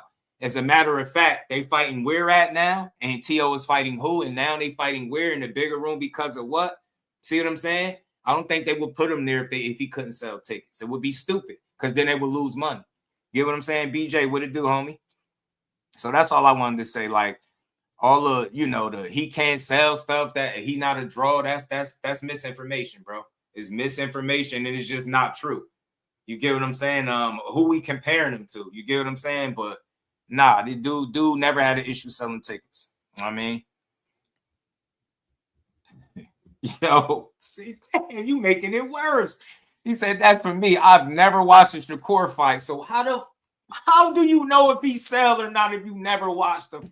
Do you know how bogus it is to say that? You know how bogus it is to say somebody don't sell until now, but you've never watched their fight? How do you know if he sell or not? Bro, that's tough, man. Boxing fans, like, I'm telling you, I just want to create a platform where we don't say anything. Like, we really talk from research that we've done or facts that we can, go fact check. We don't just say stuff. Bro, you never seen a guy fight, but you can tell us, the people, how much he does or does not sell, and you've never watched him fight. That's the craziest thing I've ever heard in my life. I've never heard anything like that. I don't really want to see his style, to be honest. More of a draw for me. Y'all tough, man. So you went from saying he's not a draw to you never seen him fight, and he's not a draw to you because you don't prefer to watch him fight. Boxing has got the worst fans. I swear to God. It's not even close. Boxing got the worst fans by far, bro. TD, what's good with it, Thomas? How you feeling, bro? We got you don't have a point though, fam. You don't have a point. You never watched them fight. You just said it. You don't have a point. How you gonna tell somebody not a draw and you ain't never watched them fight? That's the wildest shit I've ever seen. Fuck a highlight, dude. I'm telling you. Starcy. If I'm not butchering your name, bro. Let's end this. Let's put this to bed because I'm not defending nothing. I hate ignorance, bro. And that's really ignorant to say. I've never watched somebody, but then type a paragraph in the chat saying somebody doesn't sell, but you never watched them fight. Do you see what the problem is? You gotta, and look, don't take my word. Just go look it up. Do a little, we all got Google. Go Google search it. Go Google search what Tiafimo sells, his tickets, and then go Google Shakur, and then come back and talk to me. And you'll see that I know what I'm talking about. Use Google, bro. You got a smartphone, bro. You got a smartphone. I think you should use it. But let's get back to this. Hit the like button. Let's keep going, y'all. Let me play this through. Because T.O., again, that subtlety in setting down his feet before he explodes with that power, like, I can see it. I can visibly see it. And a guy like Shakur with his IQ, because that's what makes Shakur who he is, is he might not be the fastest. He might not be the most explosive. But when it comes to quickness, as far as the processor, there's very few fighters out there that can process as fast as him. What's good with it, homie? So, when, again, T.O. is exploding. A star C. You might as well quit while you ahead, fan. You don't do your homework and you irresponsible with your comments. You say shit that's not true and then you double down on ignorance. I'm done responding to you, fam. I read your weak ass paragraph. You got to go do your homework. You sound like you're not really a boxing fan. You one of these dudes that just got something to say. You got a whole opinion on a fighter that you just admitted that you never watched. You got to stop. You got to do better, man. Do your homework, fam, before you come over here and just type it. Forward, Shakur is taking that half step or full step back to make his stuff fall short, keeping them constantly off balance, kind of pulling that rug from underneath them every single time, and with T.O. having to needing his feet to be set a little bit before he shoots a shot, if you're moving side to side on him and you make him having to readjust his feet, he might explode in with one of those explosive shots, because he's able to change angles real quick. But Shakur's going to see that coming. He's going to see a lot of that stuff coming, T.O., we know, can go into a mode, and I get it, like, to where he can be somewhat unpredictable. I see both. So he can be unpredictable, but at the same time, I also see him having some choreographed combinations as well, and moves that he does on a regular, that I think Shakur, again, is he's already downloaded this in his head, guys like Shakur. I'm speaking some facts, man. That's why I like to hear from a Hall of Famer, somebody that actually used to do it. You know what I'm saying? He making a lot of good points.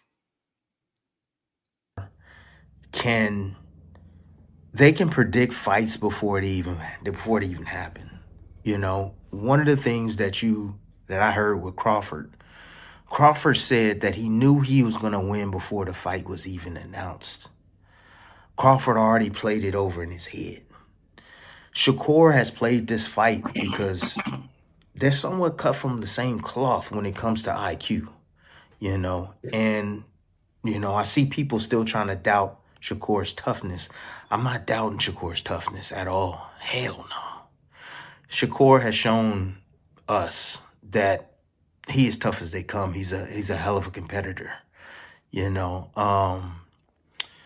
And so Shakur's kind of seen this fight and played this fight over in his head. And Shakur remember moments of the sparring where he's like saying to himself, I can get him here, I can get him there. And that's why Shakur's saying, like, dude, I know how to beat you. I know how to beat you. You know. And you've heard Tim Bradley say that about him playing fights in his head and knowing how to beat you. You've heard Sean Porter say the same thing. I've heard Behind the Hands TV say the same thing. All these guys saying the same thing. And shout out to Dub. That's a good question. The better corner. It all depends on what you consist of as the corner. Are you saying like Wally Moses versus Teofimo Lopez Sr.? Right? But for me, I feel like Core got more than just one coach in his corner. Not saying that he needed, but I think he worked with some of the best people in the world. And I think on top of that, I think he might have some of the better work in his camp. I could be wrong, but that's something that I've been hearing about Teofimo with the people that he's been working with and the coaches. And for me, I feel like in Teofimo's roughest moment was Kambosos, right? We know he was, feel like his father was all over the place in that particular fight. And I've seen his father have a little bit of a fit in different fights as well. So I don't know if that's the corner. You could blame the corner or the fighter per se. But, I mean, I wouldn't argue with nobody that's saying it's even. But I feel like Shakur got access to some really experienced guys in the corner, right? Not just his grandfather. That's who's going to be ultimately in the corner. But I think he got some other people that work with him as well. So I would definitely give him the edge in the corner. And as far as what I'm hearing, he having a better work in the camp too. So it's a good question though. That's something to think about. But back to T.O. For T.O. to have his success against Shakur, and what I noticed when Zepeda had success against Shakur was he has to take him he has to get to him in the pocket. He has to. He has to make Shakur sit in the pocket with him. T.O. is a counterpuncher naturally by heart. Like, he's not like an aggressive fighter. You know, he likes guys to come to him. You know, and look, and this is what Shakur was just saying when he was talking to Ward and Roy Jones. He said he liked fighters to stand in front of him, to come to him so he could pick them apart. It's his job to not give T.O. the looks that he wants. Give you an That's example. what his job is. You know, you had a guy, a Barboza, who was going to him, and what did you see? You know, you saw him stepping off on angles, coming up with uppercuts, and he got in the zone. You know, he got in a great rhythm. You know, Gordo showed up. Shakur knows how to play that game of patience, the game of, waiting, the game of, drawing your offense out, because Shakur, he stays right between that outside and mid-range, and he's like one step away from getting outside of range all the time. You know, Shakur style kind of reminds me of like the damn ocean, very, doesn't seem. I gotta ask my guy because it was a good question. Hey, behind the hands, who got the stronger corner, T.O. or Core? Seem to be Shout out to dangerous. You know, because BP you know, Rocker. you look at his punch out, his punch and knockout ratio. You know, you just He's like, stupid. okay, you know, he's not a big knockout puncher. You know, you see him extremely relaxed inside the ring as well, but always on springs, like almost like a cat. You know, who's frightened and he's ready to strike. You know, but still relaxed at the same time. But it's that push and pull with Shakur, man, that he's the best at. He is absolutely the best at. Hey, Starsy, you don't watch boxing, bro. You give it up. Give it up. Give it up, man. Give it up, fam. Give it up, man. You don't watch boxing like that. We get it. You know what I'm saying? He said Shakur Cutman better than Theo Corner. Shout out to my dog. The push and pull game. Yeah, bro, still going. Bivol is similar in a fashion, a little bit different, but you know, that's Shakur's game, man. You know, you step 1 foot forward, he step 1 foot back. He understands his range to where he can get out of range, land his shots, get out of range again, land his shots. And Shakur will make T.O. pay because T.O. is not disciplined other than his reflexes and trying to move out of the way. Exactly. And every occasion he might. That's what I think loses the fight. That's a factor. His lack of discipline with his work. T.O., because he's been so much more athletic than the people that he's been in front of, he's been able to over-rely on that. And because of that, I think complacency is settled in and bad habits. This is what Tim Bradley is breaking down. Yeah, he got the athletics and the movements, but with the actual work, he's not as disciplined with the work. You get what I'm saying? He needs certain looks, and I just don't think Shakur gives him those looks often enough for him to win the fight if he's to have his way. But Tio gonna have to have one of the best performances we ever seen if he gonna win. That's what I think. Like, you know, parry a shot or deflect a shot, but his hands are always down by his waist or his stomach, you know, out of position. That can do two things, right? That can open up opportunities for Shakur over the top, especially with the jab. I think the jab is going to be extremely important in this fight. I think Shakur has a better jab as well. The jab is definitely going to, you know, could frustrate you as a fighter, especially when you're a counterpuncher and you're constantly getting hit with the jab and you're having to regroup and, you know, you're getting ready to explode in. You get hit with the jab again, and then you have to reset your feet. So it's a lot. I feel like it's a lot more that Tio's going to have to, you know, get prepared for than the Shakur. I think, you know, with Teofimo Lopez, besides the explosions, man, and the quickness, you know, he doesn't, to me, his system is very, it's not, I mean, it's simple. It's, to me, it's simple. NJ you know, boxing. To a guy like Shakur, I think it's going to be simple as well. Watch the big looping left. Watch the big looping right, you know. If you can get away from the first step, you know, of Teofimo Lopez, you know, and cut on an angle, you know, he's going to be going exploding straight forward. There's times where Tio leaves his feet. I mean, there's a lot of flaws in Tio's game that I think a guy like Shakur, who's more disciplined, is going to be able to exploit. I agree with Tim. I think discipline is going to be key too, man. Who could stay disciplined with the game plan while being efficient and executing, man? And, you know, Shakur, they don't do a lot of wasted movements. Everything is with a purpose. Everything is intentional, right? He just not in there doing shit to do it. And I think that has been one of the reasons why people has criticized him in the past, right? He don't do what you feel like he should be doing. He going to do what needs to be done to get that win. And, you know, for the real ones, they respect it. Some people just can't see it for what it is. Teray Stevenson, a better coach than Till Senior, he just got there. Oh, man. Oh, man. He's look. Shout out to my dog, Ann McQueen. What's good with it, bro? Chilling, man. I don't think it's a matter of who, because we already know one person ain't going to do what they do consistently. That's Bright Light Stevenson. It's more so a matter of Teofimo could do it. Because even in the fight that he's heralded for, man, like the 2 fights, when Yeah. I rewatched that Josh Taylor fight, like it was a really good performance, but there was a lot of dumb shit he was getting hit with in that fight too. And a lot of it had to do with the things that Tim is talking about. We've talked about this before in the past. Like instead of closing the distance, he gonna lunge in, leap off his feet. He gonna throw the wrong punch from the wrong range.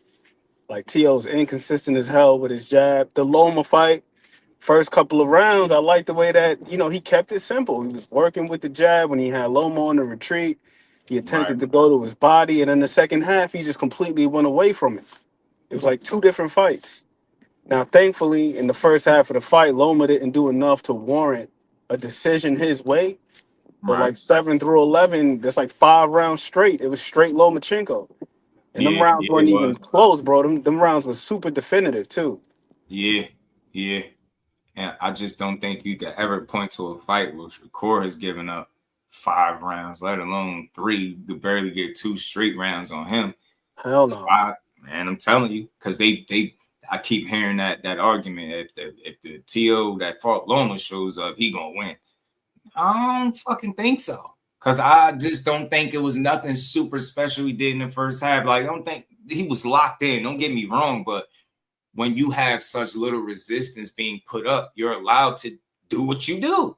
And the minute the resistance kicked up into a respectable gear, right? When you really seen the effort back from Loma, that shit swung in the other way. It was like a seesaw. It was up for you at first. That shit hit round 7. That shit went the other way for Loma. And then you did what you did. I think he threw a lot of punches in that 12th round too to win it. 12, So he threw over 100. He threw like that was 103. impressive. It was something crazy like that. I was impressed with his conditioning in the Steve Claggett fight too, because he threw over 1,000 punches in that fight. Yeah. His work rate was crazy. Dude, Sizzle, what's the deal? Shout out to everybody in the chat, man. His work rate was crazy for that fight. It I was. respected it. But it had to be though. It had to be though, because you know how Steve Claggett is coming. Steve Claggett is a straight workhorse. Yeah. Steve Claggett is one of them dudes where if your conditioning is not up to par, you're gonna mess around, you're gonna get drowned, or you're just gonna get outworked. Right. And T.O. didn't allow himself to get flat out outworked in that fight. But at a slower pace, I'm struggling to really find a win for him in this fight with Shakur. Because Shakur is one of them dudes, man, where he don't got to get straight to it in the first 3 to 4 rounds. It could slow cook, and it'll be perfectly fine for him. Right. I don't know the same can be said for Teofimo. Like, if he's going to be able to stay locked in and stay focused that long. Right. And he might get impatient. And that's where it could cost him that too. Because then the way Shakur was talking in that little clip, and I'm gonna get to that in a few. I'm gonna play that video where he was talking to Ward.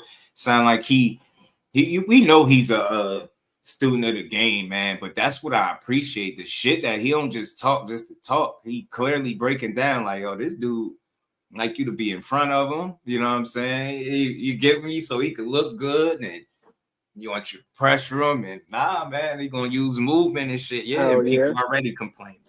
Because the thing with T.O. is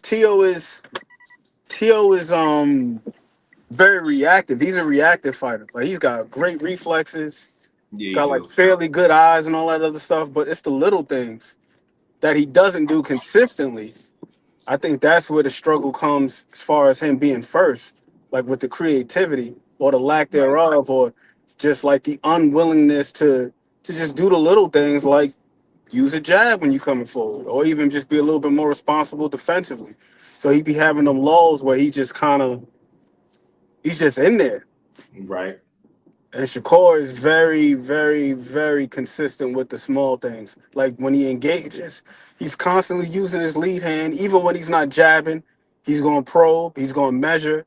He's going to be thinking defense while he's coming forward, like doing little things like if the guy got, if the guy got his hands up, he's going to touch the gloves, make sure the gloves are home, create traffic, muck things up, occupy, then he's going to work the jab in there.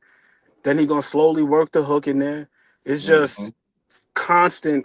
He's always doing something. Like, a lot of people look at Shakur and they look at his defense and you think that it's mainly just reflexes and quickness, nah. A lot of it is being able to get the other guy to operate in a predictive fashion. Like if he's controlling your lead hand, 9 times out of 10, you're going to choose the path of least resistance, which would be to throw the other hand. So now he's prepared to deal with that. You know what I'm saying? So it's like, all right, I'm going to control this hand. You're going to throw the other one. Now I can defend it, and then I can counter it. And I can pick and choose when I'm going to counter it. I don't always got to counter it. I can let you get comfortable throwing it first, and then boom, now I start to slowly pick you apart. Then you get to a point where now you don't even want to throw that. Right. And he turned the sword into a shield, basically. And Teofimo, Chris' technique was good. For as talented as he is, he just don't do the little things consistently. He's not a guy that's gonna look to control. He's not a guy that's gonna look to consistently transfer from offense to defense, defense to offense. With him, it's kind of just like whatever the hell happens in the moment on the exchange to exchange basis, as opposed to controlling things from the outset and making the exchange more favorable for himself. And that's the one thing I see with Shakur Stevenson, even with the way in which he disengages. Like when he throws a punch, like he'll do like a little thing like I loved it. I loved how he did it in the Yoshino fight. Like when he was pivoting around him, he was smothered as he was pivoting. So then now he's controlling this guy's lead hand, but then now the guy's not gonna be able to punch across his body, and he's pivoting out and maintaining control all while he's doing it. So then now he's able to disengage safely. It's just the little things, bro.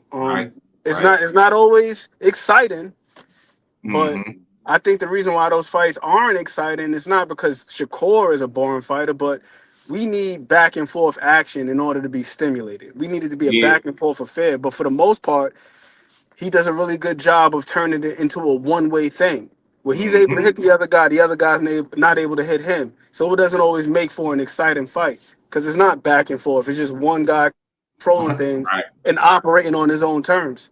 Right. And what's his name had a really good round too, bro. Oscar Valdez, the 4th round. I'm not sure if Williams Zepeda broke the record, but Oscar Valdez, when they fought at the time, he was the first person to land double-digit punches on Shakur in a single round. It was the 4th round, and he landed like 14 punches, and that was considered to be like, oh my god, like. But yeah, outside of that, I can't really think of too many people that have had like sustained success against Shakur. Like he gets hit, anybody gets hit, but you're gonna hit him with one shot. You very seldom will you see him get hit in combination. He gonna limit that shit to like one at a time. That's it. And you better make it a good one. Right. So you're gonna be in for a surprise when you get in front of Teofimo? I would be surprised if that's the case, man. You know, as far as talent wise, it's gonna be most talented guy you share the ring with for sure. But I think what it boils down to is it really something that you haven't seen before, and is it gonna be something that you can't adjust to or deal with, right? His ability to process information and things is, I think, what makes him very, very good, you know, and also take advantage of mistakes. And just attention to detail, man. Like you see, Tim Bradley was talking about, you heard Showbiz talk about it, him memorizing the damn fight between Taylor and you know, Tio. I think it was. He was, oh no, Barboza. I mean, and Tio. So you hearing it, and then you hearing Tim Bradley say the same thing. He's able to memorize certain points in sparring and certain things in fights where you make mistakes, and he knows how to capitalize on the mistakes you make. Not just see you make the mistakes, know how to capitalize on them. That's what makes him effective and tough to deal with.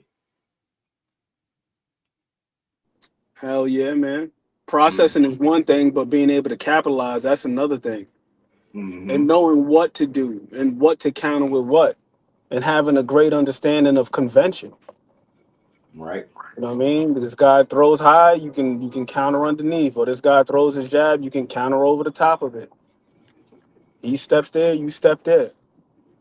Right. Like that dude don't be out there just fighting, just throwing punches and just like hoping something lands. Like he's very meticulous, and there's a reason why he's at the top of a lot of those statistical categories in terms of efficiency. Yeah. You can argue about the volume, but you can't argue about the efficiency. So that just tells you how deliberate he is about the way in which he goes about his business. And Right. I think T.O., if he adopted some of that, I think he'd be even more dangerous because he is a very talented guy, for sure, for sure. I mean, like his athleticism, it just jumps off the screen. When you see this guy doing some of those things, like the little behind the back punch, can't remember who that was that he was fighting when he did that. Might have been Yeah. Diego Magdaleno or somebody like that, but you see the talent jumps off the screen, but the application, bro, is like, you know how we say, oh, so and so is straight up and down, no special effects. Tiafimo is the complete opposite. Like he's straight special effects, and he completely like has no regard for the straight up and down. Yeah. But Yeah. the straight up and down, when it's done consistently and at a high level, 9 times out of 10, that's what's gonna win. It's gonna be the Right. boring stuff. It ain't gonna be that like the home runs. You got to be able to hit for the cycle, man. Hit them singles, hit them doubles, the triples occasionally. You know what I mean? Good base running and all that other stuff. Good plate discipline. It's all the little boring stuff, not just the home runs. Right. And we love the home run hitters because it is exciting. But hell, when you got a guy that can hit, when you got people in when you got runners in scoring position, do all the little boring shit, they're generally the ones that's gonna win. I'm telling you. 'Cause that's the thing. He know how to do that quote unquote boring shit. That's that effective shit. And whatever he lack in volume, he makes up for it in efficiency. So what would you prefer? You get what I'm saying? You just got to see it. What volume look like when it's not efficient. You against him. It's crazy. You got to see that. You got to see it. So I'll take the efficiency over the volume for sure. The more intentful, purposeful approach. You know what I'm saying? Like I'll take that over. That is an excellent point, Jess. Because, bruh, seeing the disparity in punches thrown, but then the disparity in punches landed between him and Zepeda, and Zepeda outthrew him by over 400, and Shakur still outlanded him by over 100. Like that shit is ridiculous, bro. They don't get it. They not looking at them numbers. I'm trying to tell you. You better have your shit together with him, man, because it ain't easy. Even your best game, he could still beat you at it. He's shown to be able to do that. And I still, man, That's the underrated aspects of his game too, man. The physicality. Like he is a sneaky good inside fighter, but the thing is, he manages the range so well that we don't always get to see him showcase it.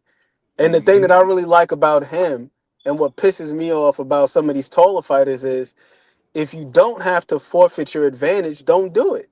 Yeah. You got some guys that'll just allow people to just get on the inside. It's like, bro, you have an advantage from the outside. Keep using that until they force you to do something else. If you don't have to do anything else, then don't do it. Yeah. It may not make for the most exciting fights, or it may not make for must-see TV, but hell, your job is to get the job done. It's to win. The name of the sport is boxing. It ain't knockout. It ain't punch this guy's head off. It ain't gladiator. It is boxing.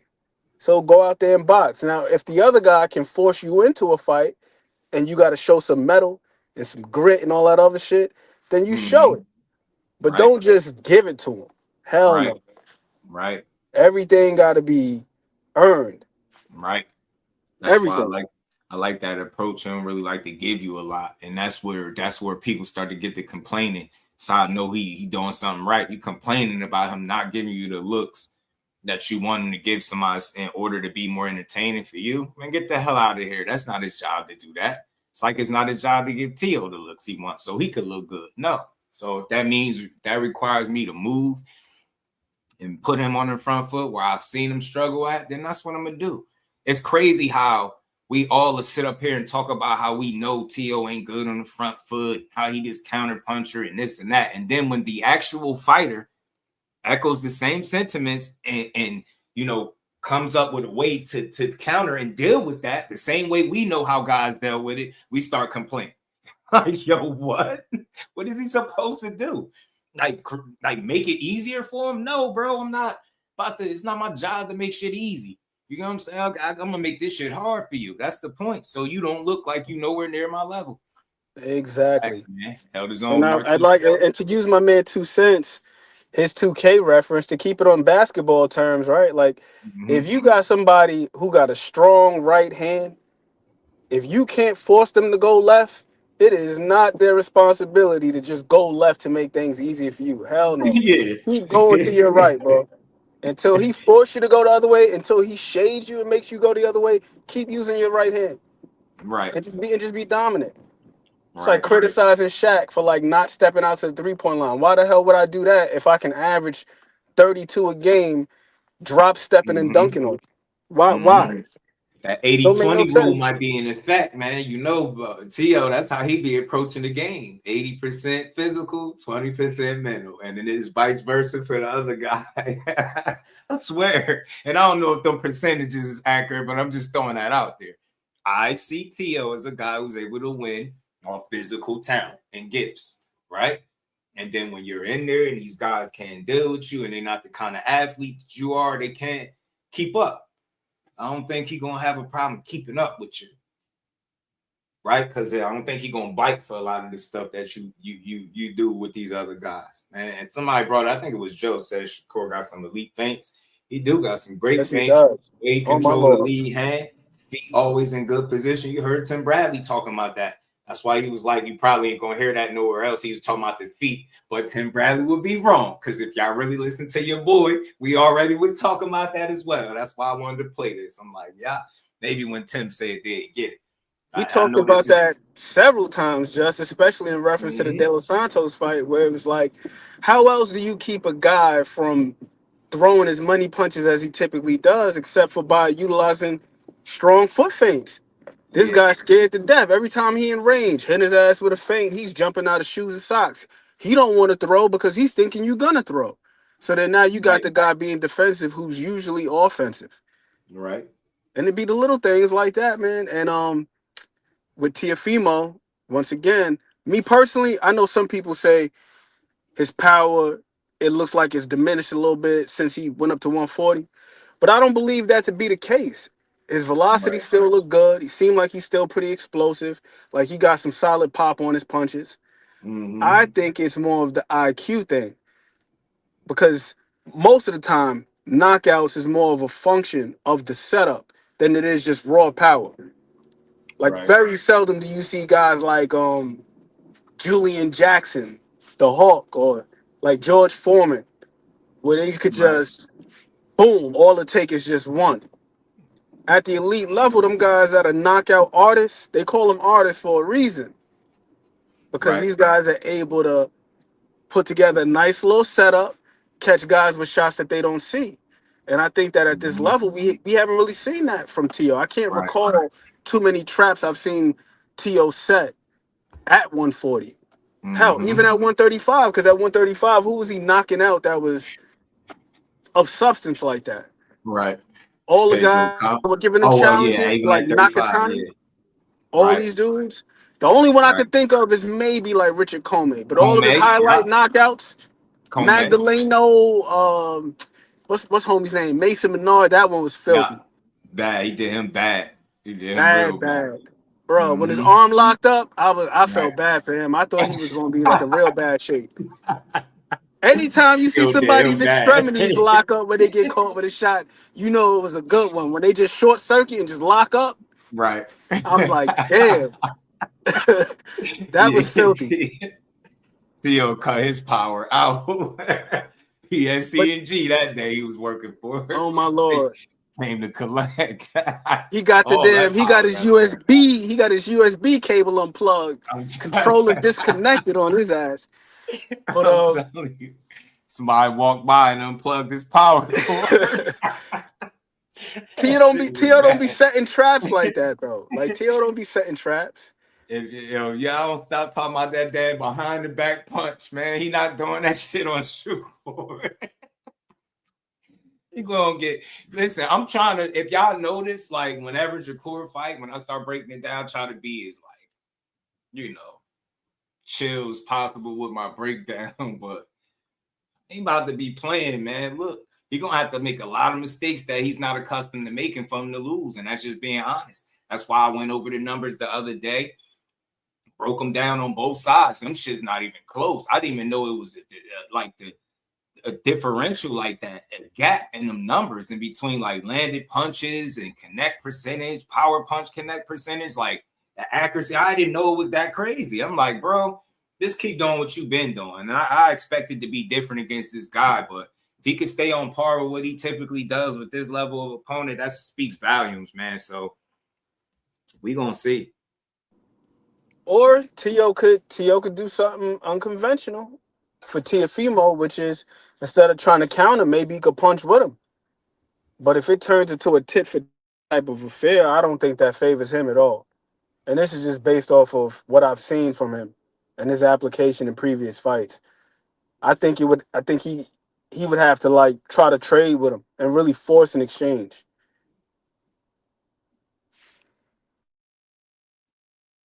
Man, these people are weird, bro. No, I know that, Damon. That's what I was saying. Outside of Richard Comey, I can't even really think of one. And even with the Richard Comey situation, that was more of an exchange. I will give Tio credit for this. I really, really like the defensive responsibility he showed when he threw that right hand, because they threw a right hand at the same time.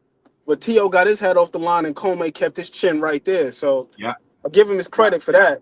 But that wasn't necessarily like he got Richard Comey to do what he wanted him to do. Right.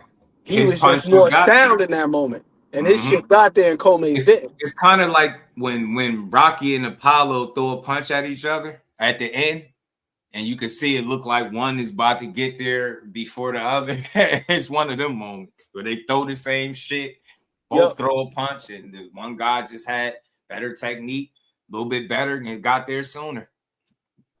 We just saw a double knockdown like 2 weeks ago too. I'm trying to think of which fight that was. I think it might have been on Pro Box. Somebody correct me if I'm wrong. But there was a double knockdown about like 2 weeks ago, 3 weeks ago. It was a double knockdown. You're right. Them guys traded the punch at the same time. One guy, he got the worst of it though. But yeah, that Richard Comey, I was impressed with that. Because I ain't gonna lie, like Richard Comey got a nice little punch on him. So for Teofimo, for him to be cool in that moment and have the wherewithal to get his head off the line and land that right hand, I can't knock him for that. You're right, Sean. But still, it wasn't done with what's the name though. You know, like that wasn't a knockdown that was done with like craftiness. Right. It wasn't one of those. It wasn't like a push and pull, like a Vander Holyfield, Buster Douglas type situation. Tio hit him with a foot feint, got him to open up and throw the punch. He step out of range, then he drill him with a shot. It wasn't one of those. It was like what you said. It's Rocky and Apollo. Both y'all throw at the same time. Yours just happened to get there first. I don't know why. I don't. Why would Shakur trade with Tio? Why would that even be a part of the game plan? I don't know about all the standing and watching. There's going to be some of that, but you see that in every fight. I mean, they said he couldn't fight a pressure fighter right in front of him. They said that in his last fight, and he showed you. I think people need to reassess saying what it's going to be and what can't be done in the fight, right? I don't feel like it's that hard to figure out. Somebody going to have to be first. I think if Shakur had to be first, he can. You don't want that shit, to be honest. So it's like pick your poison, because if he being first with that efficiency, man, it's not going to be good for you. If he's still 2-3 rounds early, you already in trouble. So Tio, I think the pressure is on him to control things early. Because if you talking about winning rounds with shit being slow and standing and watching, I mean, what we talking about, the chess match? Yeah. I favor Shakur in that chess match. Yeah, I don't know why the hell would people even expect him to trade with Tio. That's giving him more of a shot, right? Like, hell no. Box your ass, box, and box you some more, bro. Like, I don't give a damn what nobody at home talking about. Turkey this. Turkey ain't in that ring taking no punches. We got another division to conquer, man. We got another belt to grab, man. We're going for the 4th division. We ain't trying none of that shit. You know what I'm saying? Tio, and to his credit, let me speak on that. He looked focused, locked in. He looked like in shape, looked ready to go, but I don't see nothing that I don't typically see. Hitting the pads, looking athletic. You that every fight. Who you working out with? That's what I want to know. Who you training with? Who the coaches? Your dad don't impress me. I'm sorry, he don't. feel like T.O. wins his fights off athleticism and gifts, opposed to game plan and strategy. That's just my opinion. When I see him fight, I'm like, yeah, he ain't saying he can't stick to a game plan, but to me, he wings it. I'm faster than this dude, more of an athletic. Then he start doing all the little shit he like to do and dancing and I don't know, whatever you want to call that shit. But that's what people that falls for it, man. When somebody ain't falling for it, or you don't have the luxury to play that game, man. I don't think that's not something you need to be doing. And Tim Bradley brought up the fact that he liked to drop his hands low too. Something else that he brought. Let me play the rest of this. Matter of fact, Tim was That's cooking just on what some it is. stuff. I'm putting, my biasness aside. I'm putting it aside for this to get his breakdown. Like, this is what I truly see. I think the way T.O. can get this done is that he's gonna have to be more aggressive, and that's not his strong suit. He's gonna have to get really aggressive. He's gonna have to get Shakur on the ropes. He's gonna have to work his hands, speed combinations, and do that as often as possible. Because if the fight is fought in the center of the ring, he's gonna struggle. He's gonna struggle if the fight is fought in the center of the ring, man. So the ropes gonna have to be Teofimo's friend, meaning pinning Shakur on the ropes. That hand speed and running off those combinations is definitely gonna have to be his approach. And one more thing, I think first level attack fights when I get off of here. Might not have a whole lot of second, but second, third, maybe even fourth, attack. So you have. Let me see. How can I use how can I say this?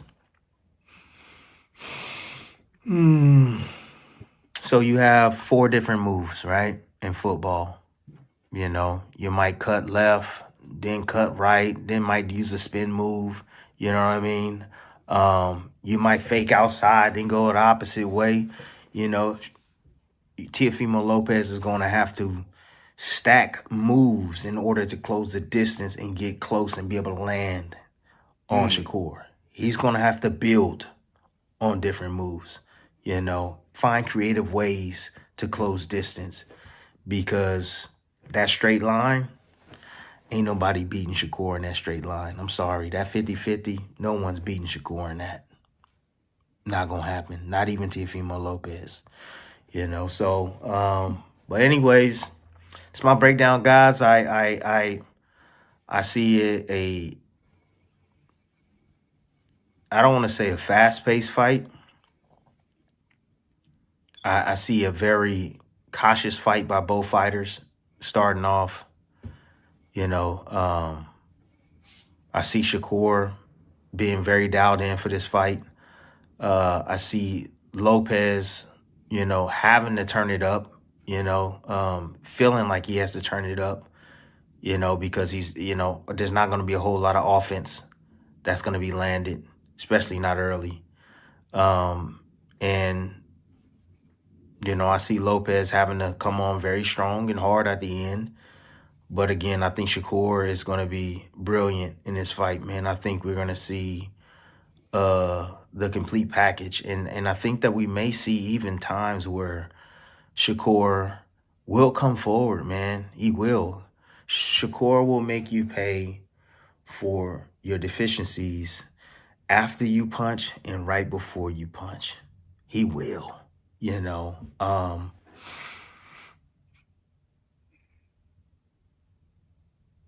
Anything else for the good and well-being, man? Let me see. I'm just... Shout out to Tim. That was the gist of everything he was saying. I like this breakdown. I don't know why I don't have a problem with Tim. He a Hall of Famer, bro. I think he know more boxing than what a lot of people will ever admit to. You know what I'm saying? The dude he know his stuff. Tim Bradley definitely knows his stuff, man. A lot of times people think boxing is about whether or not you agree with a guy's talking points, but everything he was saying, he was speaking on both sides. That's one of the more non-biased breakdowns that you're gonna get from anybody. Like, speaking on ways both guys could win. Like, not a lot of people was talking about ways Teofimo could win, right?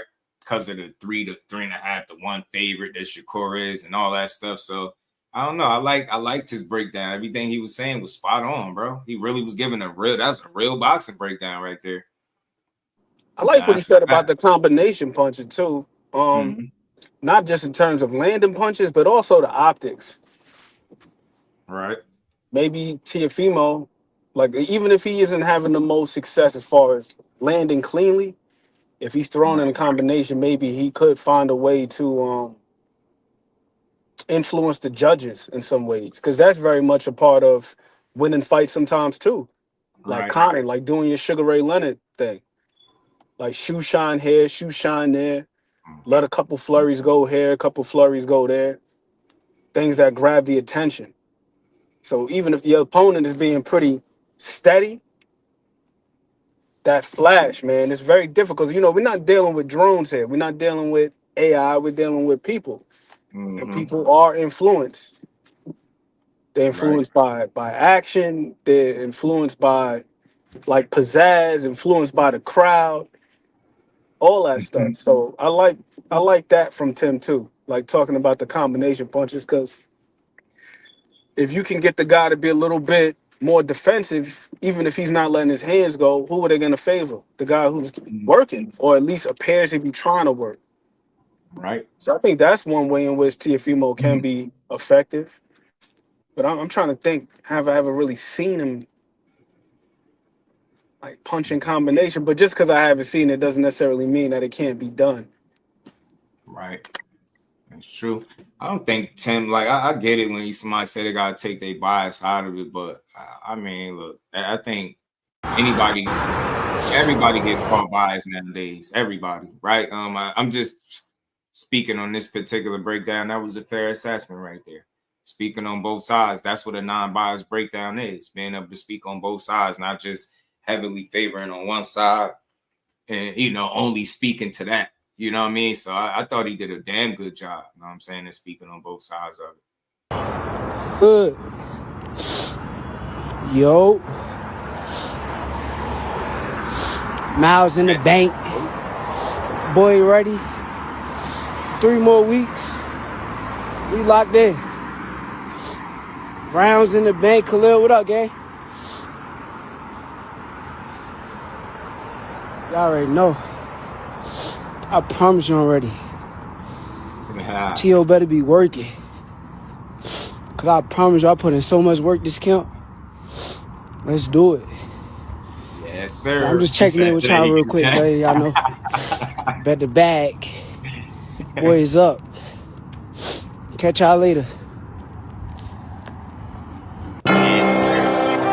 Yes, sir, man. He ready to go, man. Where T.O. at, man? I got this other joint, though, when he did the interview with Roy and him. He talking some good stuff. I mean, at the end of the day, man, all of these guys position themselves to be at the top of their game. T.O. would have win at the top of his game. Shakur would have win top of his game. Devin Haney just won. He at the top of his game right now, right? It's just they sitting at the top where it's comfy at. Somebody gonna have to come in there and do something about it. You know what I'm saying? Who gonna come and do something about it? T.O. quiet means he locked in? Absolutely. Absolutely. Here, make sure. Hanging out with my man, Andre Ward. Tim was breaking down the footwork, too. He was breaking down the footwork as well, man. Definitely important, man. You need your feet to be able to fight, to punch. That's why a lot of people can't fight. They got bad feet. So I got a competitive fight. I got Shakur winning. You know what I'm saying? I think you just fight a smarter fight. T.O. was showing inconsistencies in the past, struggling with pure boxers, a certain kind of style. You need certain particular looks to look as good as he need to look. If you Shakur, you limit those opportunities and you do what you do, and that should get you the victory. Just doing what you do. Harry looking phenomenal. You see, say he put in the work, so much work. He say he ready.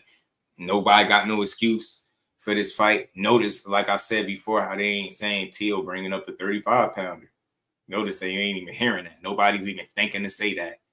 Get what I'm saying? So, moving right in this division and going forward, man. Zoom, what it do, man? So, really good fight, man, because T.O., I think, is focused, and every time he in there with somebody that could beat him, he's shown why you can't count him out. The last time he was a 3-1 underdog, I think he showed you why people had him all effed up. So you got to keep that in mind. Maybe he's motivated by being a big underdog. I do feel like Teal feels advantages are on his side, and him and his dad believe some of the stuff that they saying. But I definitely think they know they got their work cut out, though. Grayson, what it do, man? So who garbage? Who's garbage? Look at his last few fights. Who that? Who's garbage? Do I still got it, T.O.? That's what I want him to be asking at the end of the fight. I swear. And it's all seriousness with a dumb look. Like, I still got it. No. No. He beat your ass. You don't still got it, G. You don't still got it. Nah, T.O. ain't garbage. He inconsistent. That's not garbage. That's inconsistent. That's what it is. You know what I'm saying? That's not garbage, right? Because you got to think, even in the fights where he's questioning himself, he still got the win on the card. So that's not what a garbage fighter look like. That's one of the best fighters in boxing, bro. He is. You might not like him, but he's one of the most talented guys in boxing. Top name in the sport, accomplished guy, solid resume, but people don't like this personality. You know what I'm saying? And I get that, but I try to separate that from his boxing ability. He's inconsistent at best. You definitely can criticize him for that, and he makes mistakes. You know what I'm saying? So, but nah, he definitely ain't garbage, man. Yeah, oh boy. Yeah, I don't know how y'all watch boxing, bro. Says Shakur been tested. Yeah, they keep on protecting him. Oh my God, yeah. They keep protecting him. It's crazy. Say been tested, yeah. Damn. Chad Ross, what it do, homie? Yeah. That they protected him, huh? Is they protecting him against T.O. too? Or what? Man, yo. Who is they, as a matter of fact? Because they said Top Rank wasn't going to get him to fight. So he left there. They complain. Goes over to Eddie Hearn. They complain. He do business with Turkey. They complain. I'm convinced whatever Shakur do, they just going to complain. And they say anything. A dude just told me earlier that Shakur don't sell tickets and then turned around and said he never seen him fight. This shit is crazy. And then he said, well, he's not a draw to me because I never seen him fight. What the hell? I swear, champ, man, it is. It's comedy at its highest level, bro. I promise you, man. But let's keep going, y'all. I did want to play some of this from these guys. You know, Roy Jones and Andre Ward do some of the best interviews in the game, man. The two Hall of Famers will bring y'all a show called a Hall of Game. Happened is still under investigation, and there are multiple reports online about what the driver possibly did wrong. But, you know, he has since been charged, and I'm going to let that play out. You know, Joshua. Oh, real quick, man. And then I put it in here, bro. Let's say R.I.P. to Devon Porter, man, that got struck by a car. I think it was on the 4th. Got struck by a car. I thought I had to post in my section, man, but he was from my neck of the woods, not only New Jersey, but New Brunswick, New Jersey at that. I think he was staying out at Old Bridge, 30 years old, man, standout amateur and all that. It got struck by a car trying to cross the street, which is wild. That shit is wild. Hey, Coach I seen New Brunswick in the article. I was like, wow, man. I haven't heard of him until that happened, but R.I.P. to Devon Porter, man. It's crazy, man. And then you think about that, and then you hear this situation with Anthony Joshua, and I'm hearing that he's telling people that he's retiring. And I said it before, I wouldn't be surprised if he never boxed again, especially after making all the money that you need, and then you seen some of your closest friends in the state that you probably got to see him in. Like, I don't know if y'all seen that video. I ain't saying search for it, but if you seen it, you know. That was one of the worst videos you could watch, man. That's devastating. And then you seeing all these different conspiracies. And yeah, if I'm Joshua, I probably hang it up too. I ain't got shit left to prove. Gold medalist, 2-time, unified heavyweight champion. Hey, man, You get me? My career, I had a hell of a career. I gave it all I had. Shit, I'm done. I mean, shout out to T Hill. Yeah, man, that's crazy. I was like, man, dang, you got hit by a car. Now, that's why I'm not a fan of like car accidents. I don't joke about none of that. I've been hit by a car myself, so I know what it feel like. Way too many car accidents. Those things ruin lives, change lives, and end lives. So prayers to Joshua and the families that lost their soldiers, man. A personal trainer, and I think his strength coach or something like that. Either way, man, brothers at the end of the day. So that shit suck. I hate to hear it, man. But hopefully he find peace. And if I'm him, yeah, I'll retire too. Hang it up, enjoy life. That's a damn lost two of his very, very close friends. Some say were two of his best friends. And I think one of them was a trainer. And, you come off a high like the Jake Paul situation. It's not a all-time great fighter, nothing like that. But, it's a fight where he shut a lot of people up, let them know, hey, I am who I say I am. And I got Jake Paul out the way. And he made a king's ransom doing it. Just a high moment, a fun moment for him. And he goes on vacation with his two loved ones and his friends, and it's something like this tragically happens. And it's just very, very difficult because, when you deal with a situation like this, you have to deal with the guilt. You have to deal with survivor's guilt. You have to deal with, losing family members. He had to fly back to the UK and, be with his friend's family and talk them through what happened. So, man, it's tough being on a high moment like that and then dealing with something like this. Extremely, extremely just sad situation, Roy. We are praying for Anthony Joshua. We are praying for those that lost their lives and the family members. Just very, very just unspeakable things, man. You can't make sense of any of this. And, man, you are definitely in our prayers. Yep, most definitely. I want to shift just briefly to the fight between Anthony Joshua and Jake Paul. And it was a fight. I want to skip past some of this stuff. In your body that shouldn't be there. I ain't want to build up. Wanted to skip past the times with just fight. Jake if he Paul. beats Josh Allen, then I think they may have a chance to go win the Super Bowl this year. If he don't, than any other quarterback we've seen in the NFL. That's right. I wish I had an answer as to why Teofimo elected not to fight Devin Haney. Like the reasons he gave just never made sense. But I don't think he's scared of that. I don't. But you just never know with this guy. Like, do he believe the shit that he say? Is he say they try to rush it? They was trying to force it. Was it ever really a boost fight? It's like you just never know. But I think it's people do know that Devin Haney ain't an easy fight. Nah, I don't think he's scared of nobody, bro. These are grown men. They box for a living. They're not scared. You know what I'm saying? Like, what's and I don't mean this in no disrespectful sense, but what is it about Devin Haney that's so scary? Shout out to Stoley, man. I don't know if I'm saying your name wrong, man, but appreciate you sending it again, man. Sent to New Year's Eve 2026. So yeah, I don't think about something. Grayson, bro. I don't want to go back and forth. I have your opinion, bro, but just think about how it sounds for you to say that a fighter that's only lost one time as a professional got really good quality wins on his record and is a 2-division champion is trash. You get what I'm saying? Maybe he ain't your favorite fighter. Maybe you don't think he the best, but he's a top fighter in the sport of boxing, whether we like it or not. You get what I'm saying? Hey, appreciate you, Southpaw, man. Appreciate you. You knew what I was getting to. You know what I'm saying? You knew what I was getting to. Like the look that Shakur Stevenson had on his face was, I did not come here for this. And I think he even said, I really don't know what to say about it. That don't make for a good press conference to me. Yeah, I know. But see, this is what I try to tell you about. I know y'all don't hear me a lot of time when I say it. There's old school and there's new school.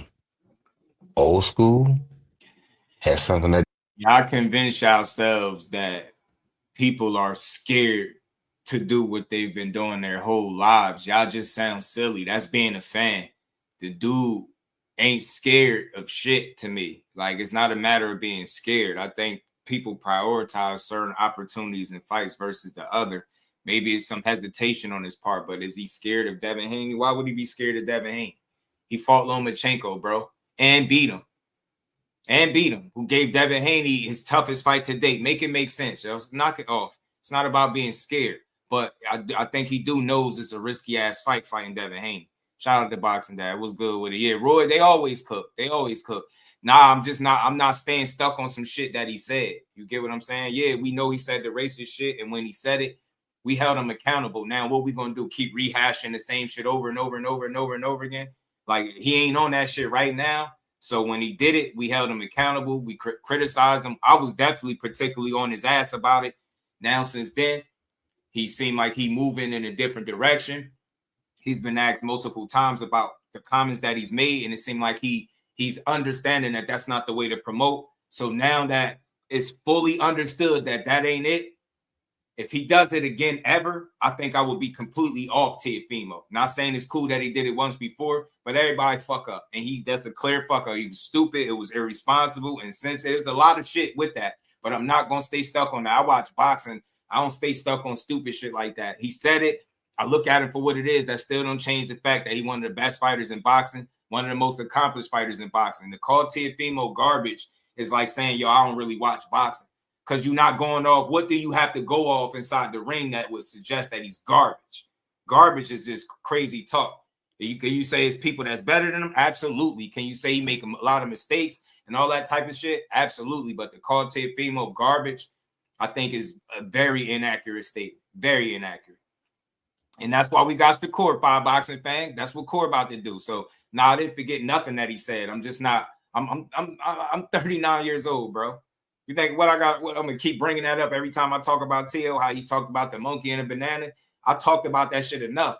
He ain't on that type of time. He focused. He locked in on fighting Shakur. That's what we want to see. I don't care about rehashing the same topic over and over again. Like, how many times could we, you know what I mean?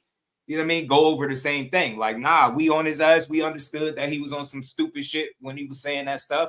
Now that we see he focused, and all Shakur get to punch him in his face for all of that shit that he said. He said he gonna make him pay. I want to see it. You get me? So why are we mad? We get to see one of these black fighters do something to him.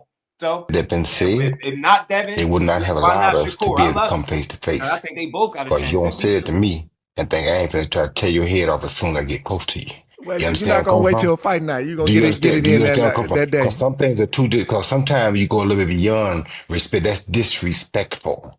If you disrespect me on any level, we fighting then.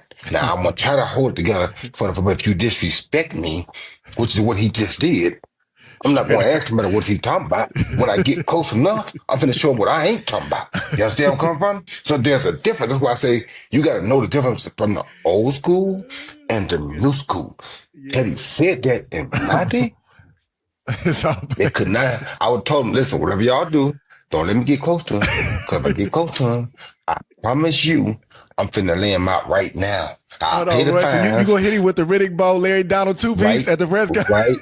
Right now. You understand me? You said that? You challenging me. You're trying me to see if I'm really a man or not. He basically trying to, little boy, you don't say it to no man. You feel me? So if a man let you say that and he don't do nothing, you feel like, he already let go. He already good. You feel me? No, you don't do that. Somebody got to listen. I'm sorry. I'm just sorry. I told you. I respect everything Roy's saying. And if we on the street and they talking crazy like that, by all means, you getting punched all in your shit. But what would the story read if Shakur decided to punch Teo in his face because of some shit he said? Let's be real about it. Yeah, I love what Roy is saying, but Roy also talking from a retired standpoint. He ain't hook off on nobody in no outside the ring and none of that shit. Shakur does that and blow the bag. What's the first thing they're gonna say? He blew the bag.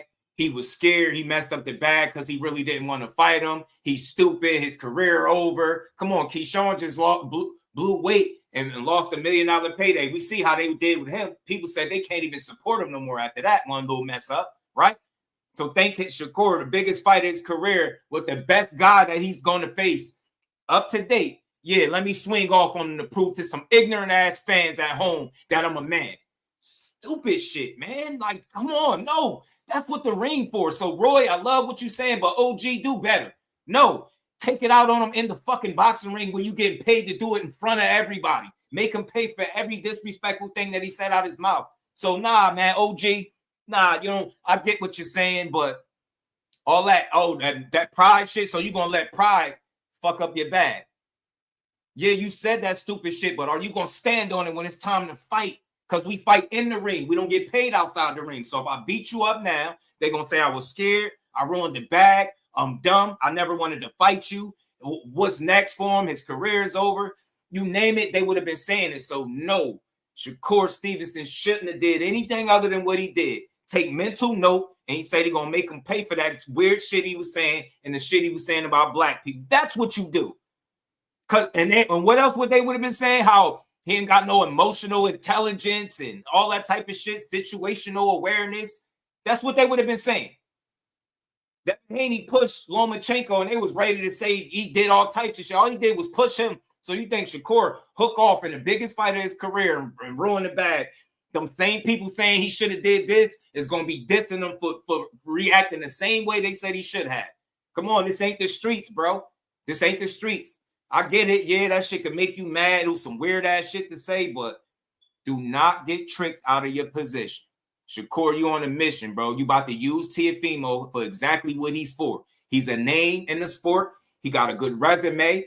You get what I'm saying? And he's accomplished. He got some belts that you're going to try to take up off him. Don't let nobody, including Teo, trick you out of your spot.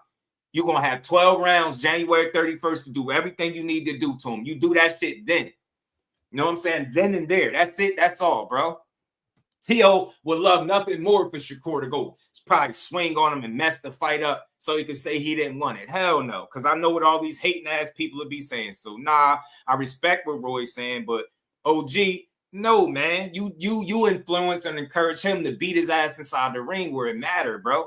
With the lights shining his brightest on the biggest stage, kick his ass in a big room in Madison Square with everybody watching.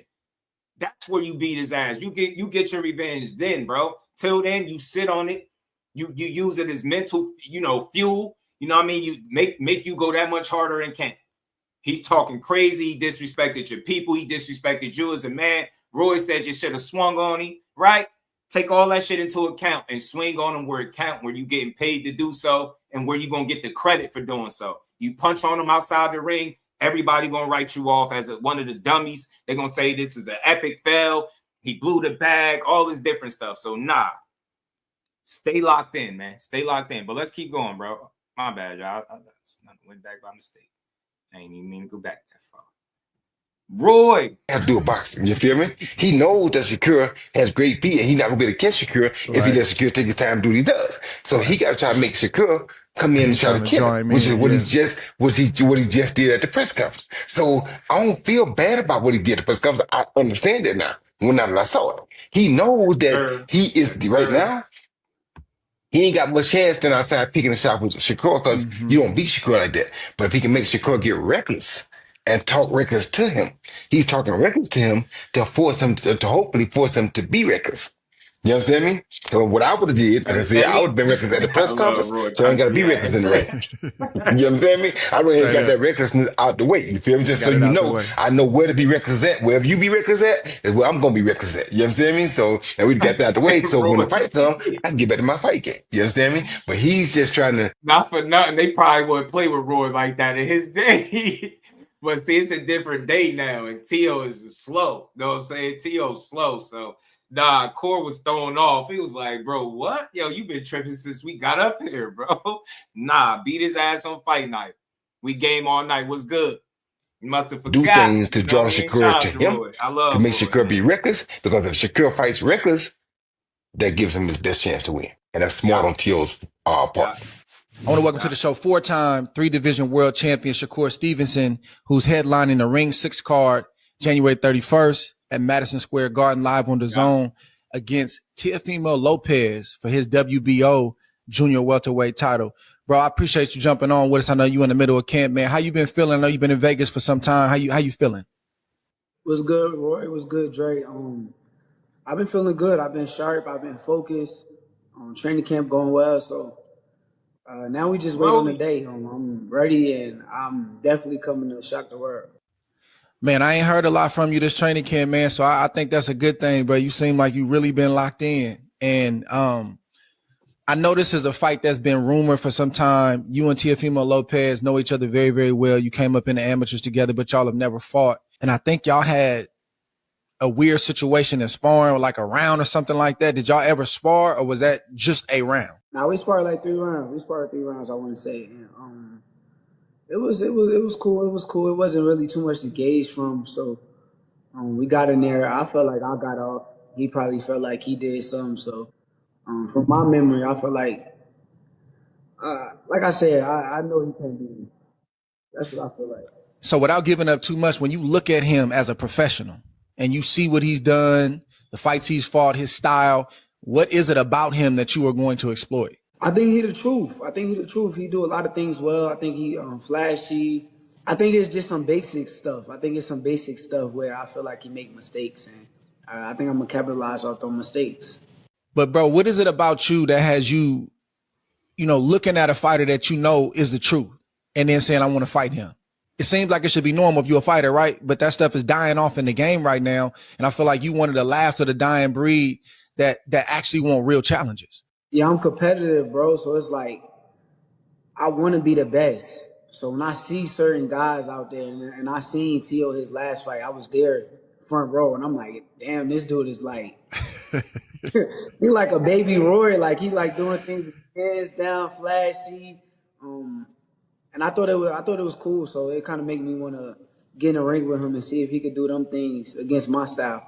Your last fight was against William Zepeda in July, and you fought a totally different way. It wasn't the easiest way or the best way to fight, but I think it was good for you and your development because it not only sent a message to the rest of the division, one up, your division at that time, and then the one above you, but it sent a message to the fans. But I think it also did something for you to prove to yourself that, man, listen, that wasn't like my best performance, but I showed you I can get it out the mud. What did that performance kind of do for you now that you look back at it? Honestly, I think like styles wise, I think that Zepeda's style is the style that's supposed to give me the most trouble. Like guys that box and give me time to think is the guys that's gonna have a fit with me all night. But the guys who press me and put me against some ropes and throw a million punches, that's the style that's supposed to give me trouble. So I went out there and I prevailed against that style, and now I'm fighting against a boxer, which for me, it just makes it more fun. I don't have to deal with a guy that's trying to like wear me down so much. Right. So now I got to play chess. I got to do what I do best, play chess. Yeah, So, play chess. can't wait.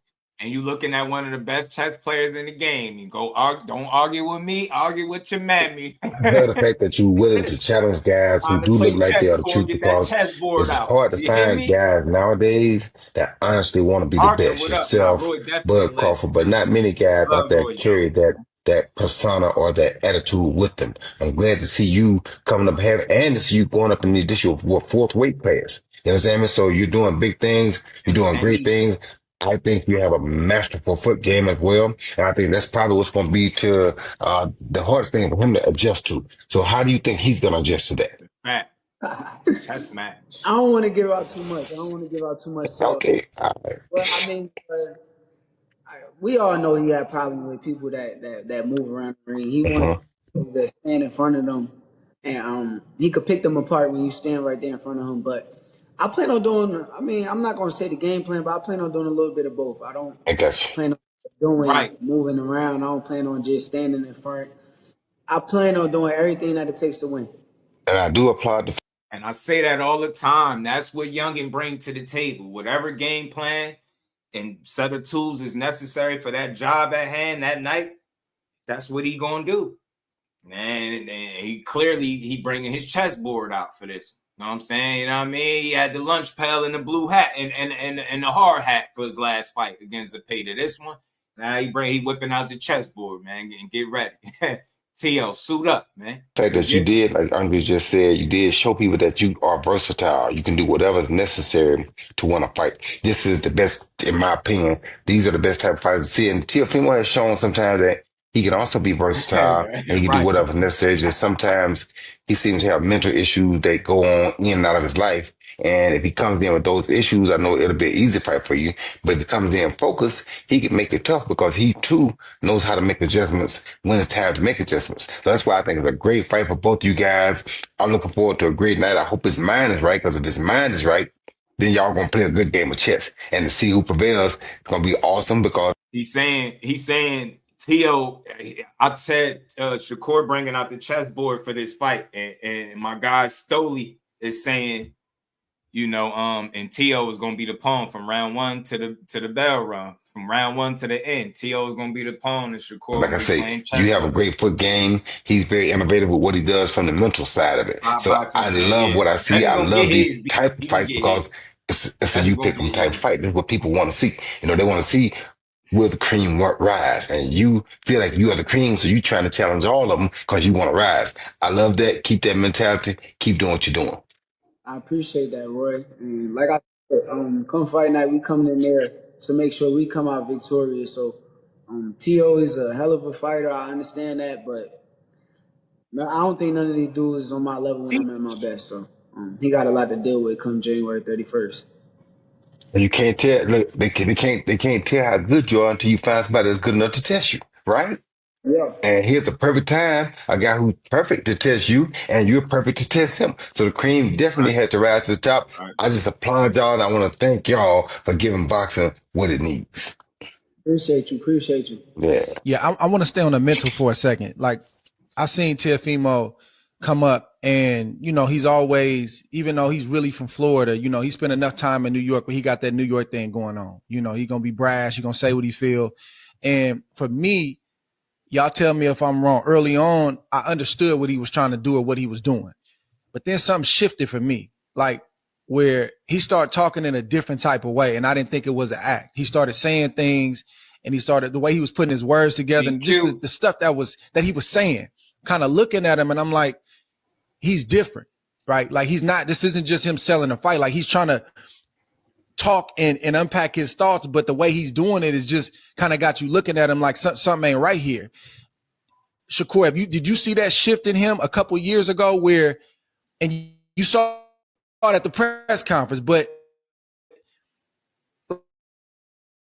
like something is different about Teofimo Lopez in his mental and how he's just approaching life, it seems like to me. Yeah, I think he kind of been through a lot. I think he's a guy who the credit for it. So when you get the credit for it, it feel like your mental kind of go down with some guys. And I think with him, he kind of didn't go about it the right way. He ain't go about it in a way to where it's like, keep waiting your moment, keep pushing, your time is gonna come. Shout out to Broly, man. He felt like his time came and nobody respected it. So I did see the drift in his mental, but I think that's a weakness in his game, to be honest. And I seen you at the press conference, my boy. You looked a little confused. You didn't really look like you knew how to respond to some of the things that he was saying. Yeah. Oh my God. Yeah, I couldn't do it, man. I ain't gonna lie. He said I can't get involved. It's good to sell a fight. Like I'm down with selling a fight, but there's certain ways and things that you go about. Tio was on bullshit. I couldn't respect all how he was bullshit, moving, bro. He was on all bullshit. I mean, you had to expect some of that, though. You've been knowing this dude for a long time. Nah, I didn't. Not like that, though, huh? He went all the way left. Field. Let me ask you this too. Being a master boxer, master counterpuncher, I think for me, I would rather fight a guy who was trying to press me. It's one or two things I got to look out for. Okay, you're trying to press me, trying to cut off the ring, and I know you're looking for power. But for me, I didn't necessarily like coming to get guys. Like a guy that was boxing, trying to move against me, that was totally opposite of what I was used to doing. I was always used to being on my angles, using the perimeter of the ring and just, making dudes make mistakes and making them pay for it. But when you saying, nah, come get me, I need you to move around, that was a lot harder for me. My brain had to shift in a different way. How do you fight a good boxer or somebody that makes you not only think, but make you possibly come for them at certain points in the fight? Honestly, it's a game of patience. I think that you just got to have patience and sometimes things don't open up in the first 3 rounds or the first 4 rounds, but them things that may open up in the 5th, 6th, 7th, 8th, 9th, and 10th round. So I think majority of the game is come down to just having patience and I being knew it. mentally strong enough Patience. to Patience. withstand the patience game. Because I guarantee you this fight ain't gonna be no damn draw. And I don't think Shakur gets robbed on the cards. The fight goes to the cards. I favor Shakur. Up until now, you haven't even seen him lose consistent rounds back to back. Could you show me the fight? Could you name me the fight where you seen him lose back to back rounds? Definitively, we could point to multiple with Tio and the Loma fight in more particular, where he lost about 5 rounds in a row straight. You get what I'm saying? So we'll see. We'll see. Because good boxers is going to be both patient, and the one that's the most patient is the ones who's going to be the most successful when you having a chess match. What about you, Roy? How did you deal with, fighting good boxers, man? I know you didn't fight nobody that was at your level that did the stuff that you did, but would you rather fight a guy coming towards you or a guy going away from you? It was easy for me to fight a guy coming towards me because he gave me more opportunities. I was a lot like both of you guys. I was much more of a counter puncher. So it was easy if you bring it to me because now you give me a plethora of things to work off of. If I got to come at you, it's not what I really was brought up doing. I was more the chess player. I wasn't the guy that was always going to attack. I attack off of your attack. So I use your attack to mount my own attack. And that's what I like about Shakur. He has My great guy, feet. everything boxing. What's good, bro? How you feeling, man? You working? Don't work too hard. And I'm teaching. I've been hearing some wild shit. We got 50 people in the building. Hit the like button. We're going to keep rocking, man. I don't know what side y'all on, vertical or horizontal, but let's keep rocking, man. Telling you, this dude, he make a lot of mistakes, man. I just don't see nothing where I would even suggest a draw. Somebody gonna win, somebody gonna lose, whether that be Till or Shakur, but I don't see a draw. I don't feel like they're that even in terms of skill, talent, and approach. I feel like there's enough difference in what they do from approach to the strategy, right? Game planning and all that stuff for it's gonna be a clear-cut winner. The question is, how is Shakur going to win? How is Tio going to win if he's the win? Is he going to win looking impressive or shaky? Is he going to be Sandor Martin or Jermaine Ortiz, but he still get the win on the cards, right? That's what my guy GQ talking about, them robbing them on the cards, because they done it to a couple of guys in Sandor and Jermaine, right? They arguably got them on the cards against Tio, but I think anytime a fight goes 12 rounds, that's Shakur's game. Again, people keep saying, oh, he can't stand there with Tio. He ain't got to stand there with Tio. But he can box with him. This shit is called boxing. It's going to be a chess match. I don't feel like Tio's a better chess player than Shakur. He going to show me, and I swear, all the credit to the winner and the loser ahead of time. I'm different, y'all. I ain't got nothing bad to say. This is a fight I wanted to see. This is, putting everything you work for on the line against one of the best people the best fighter you ever fought for both of them. I love this matchup, man. But I got Core standing on business, and I got people hating after it's over, complaining, because they didn't get to see what they wanted to see. Him getting knocked out or something. Feet allow him to force you out of range or out of position so he can counter. That's why I told him a while back, we just sometimes don't go so far back to say that one step back and get him, he'll get a lot more out of it because what he's doing is perfect. You know what I'm saying? Just was sometimes you get a little bit too far off the job to be able to work. You can't stand there with him. Watch. Like Ward say, he gonna do some of both. Like Core say, he gonna do some of both. You know what I mean? Times he gonna have to step to him. And I ain't never seen one single fight where he didn't fight somebody in the pocket or step to somebody. I haven't seen one fight of his where he spent the old time moving back. Even Delos Santos, he stepped to him and backed him down at certain points in that fight. So healthy Shakur, locked in Shakur with this training camp that I'm hearing he getting the dub, man. However he chooses to do it is how he gonna do it. What my guy Emma Queen say, Shakur about whatever he want. You get me? Now that he's calmed it down where he ain't getting too far off the job, he makes it hard for a person coming at him. So it's a beautiful thing, and that's what I love most, guys that came at me. This is the last one for me, and I'm gonna let you go, bro. Newark, New Jersey is up the street. You got to be having a lot of people coming from Jersey, man, and coming from the home city, man, to come represent. For sure. Honestly, to me, this is more like a hometown fight. Tell him, Core. I'm fighting in New York, bringing Jersey to the city. Jersey gonna show up. I think New York is gonna be in there for me more than they is for him. The city. Yeah, for sure. He's not really he's not really from there. So where you from? You from Florida, right? He's from Florida. Yeah. seen me for years and years and years. So I'm excited. I can't wait. I can't The wait. but the bricks, the bricks. He ain't from the bricks, huh? Nah, he ain't. That's what I'm talking about. Well, bro, I appreciate the time, man. Look, Shout out to these dudes, man. They some of the best thing that happened to boxing. Andre Ward and SOG combined tag teaming. I'm telling you, I really mean it. Like I haven't seen a bad interview from them yet. I don't think they possible of producing a bad interview. I just don't. I don't. They real ones. They got real successful careers. They was known as some of the absolute best in their time. And I think they got a world of knowledge, man. And anytime you hear them doing an interview, that's what you get. That's why I have such a respect for them, because it's crazy. Like, think about this, y'all. We listen to people that never boxed a day in their life, and we'll take their word and their talking points as the law. But then we'll see a Hall of Famer like a Timothy Bradley or Andre Ward get up there, and people will say, well, I don't listen to Timothy Bradley. He don't know boxing. He buys, and he this. And, bro, y'all listen to biased people all day. Tim Bradley's a content creator, but he's also a former boxer. And if you truly listening with a clear head, he's giving you good breakdowns. His boxing, his YouTube channel is great to me. I think he got something good to add. Andre Ward and SOG. I mean, SOG and Roy Jones got something, man. I don't know, man.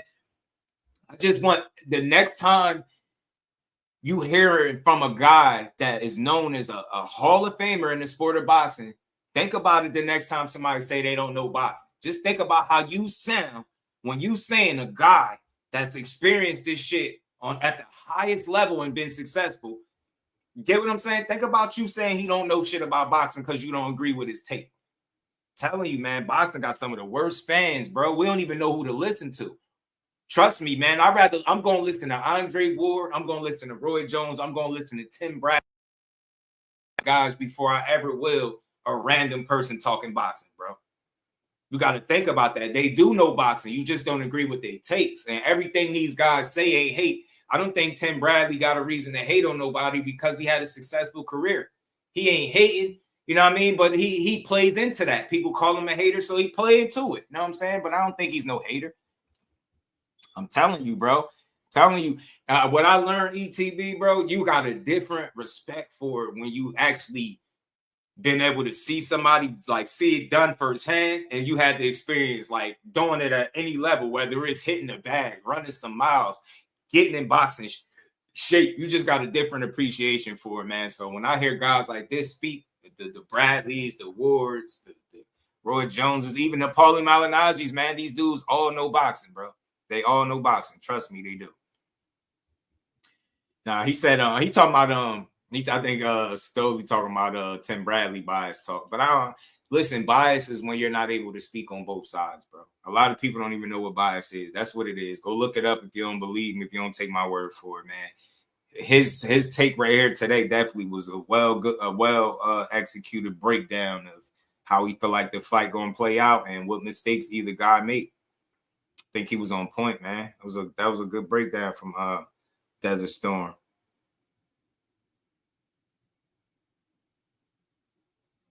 Something else I wanted to get to too.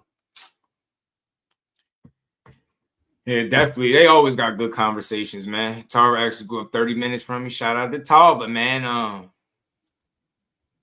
yeah, man, this one of the highly anticipated fights. Shakur and Tio is lit an extra fire at 140, and with Keyshawn being there and Frank Martin being there, all these dudes at 140, that shit is gonna get interesting, man.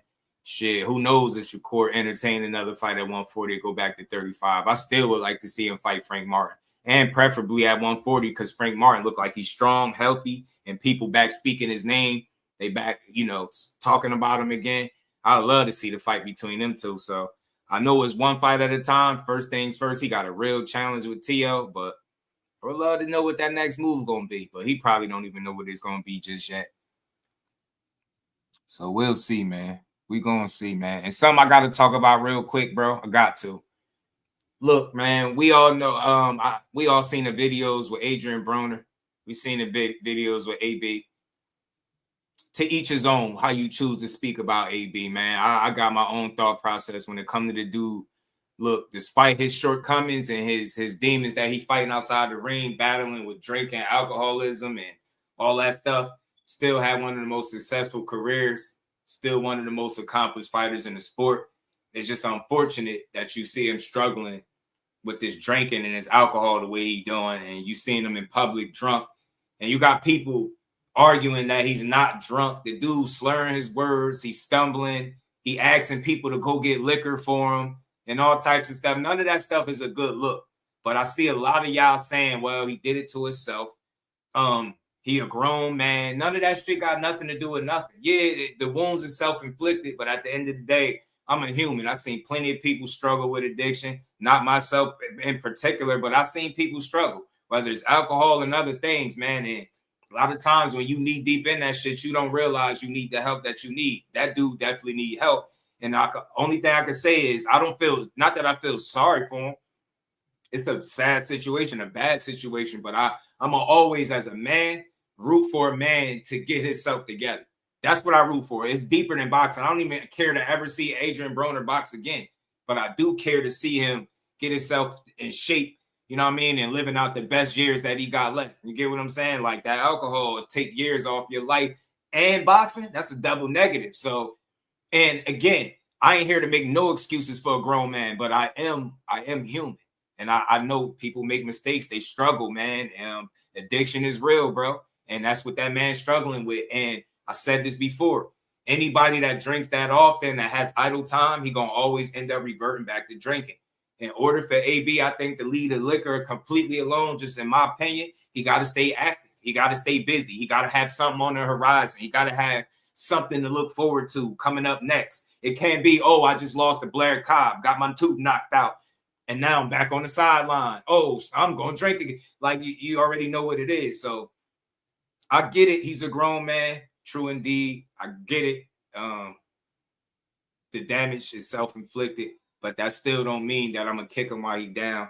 That still don't mean that I'm going to get on YouTube and start talking about how he a loser, how he a disgrace, how he an alcoholic. I get it. He could be one of the biggest what-if stories, right? Even with all the accomplishments that he got, 4th division champion. But that dude gave us great fights. He never ducked smoke. And he was willing to fight whoever, bro. Like, he arguably got his career altered and changed when he fought Maidana. We all know what's up. Yeah, that same Marcos Maidana, when it was time for him to fight Floyd Money Mayweather, he made him change them gloves. They said those are the same type of gloves they used for Broner. We never seen Broner look like that in a fight. Jaw looked swollen. They said his jaw was broke. All types of shit. Look, that fight changed his career and possibly his life.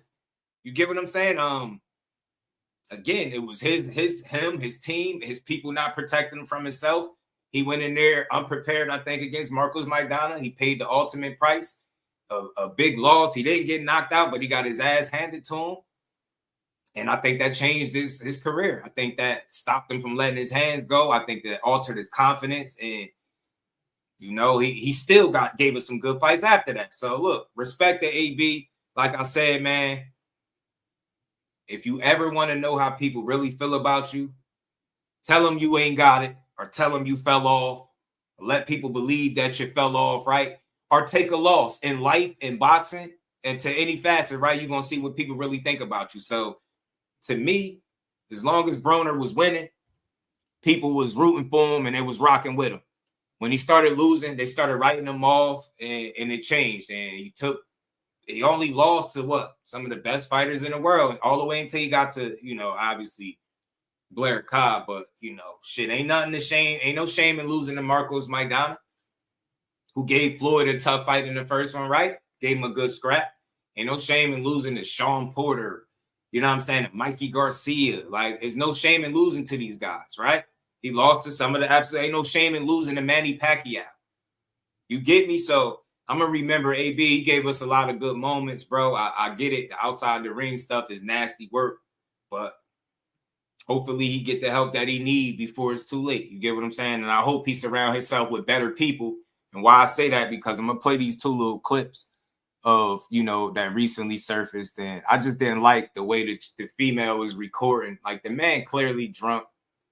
Why are you recording them and telling them and influencing them to take pictures with people while he intoxicated is weird. But again, you got to have better people around you. And he got to make better decisions. He got to want that shit for himself. So we could want to see him do better all we want, but he got to want it for himself. And like I said, hopefully he finds something better to do with his time in his life than drinking, man. Because I hate to see him publicly intoxicated, asking fans to go get liquor. That's just nasty work. Oh, come on, man, little folks. Don't do that, G. Your shit ain't Don't do that, folks. Your shit ain't always. I might not never, bro. I seen You got idiots arguing with me that he's not drunk in the comments. He's not drunk. They want a picture. Huh? Give him a picture. He's not drunk. Who is he? Give me your drink. Give me the drink. Take a picture. Take a picture with her.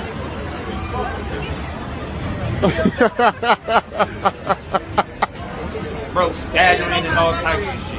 Take one with her. You want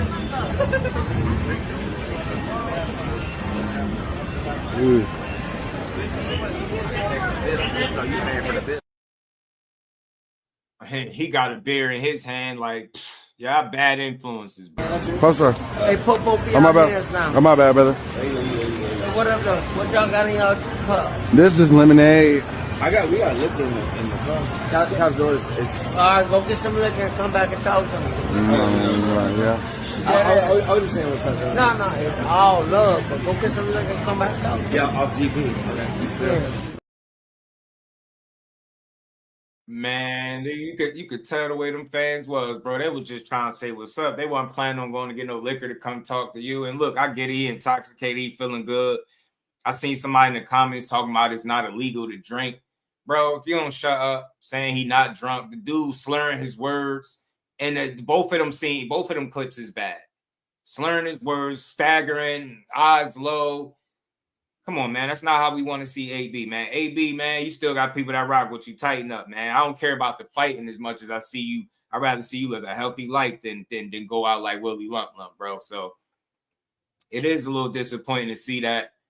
I know them fans. And like he said, look, they was just still trying to say what's up to him. They wasn't, know what I'm saying? But he just said he in another lane, man. AB got to tighten up, man. He got to do better, man. He got to want that for himself, man. And like I said, pugilism, what up? If they don't keep him active or if he doesn't have something to look forward to, in my opinion, he going to always find time for liquor. Motown, what it do? You know what I mean? And for the record, AB could fight tomorrow, y'all, and I'm going with AB.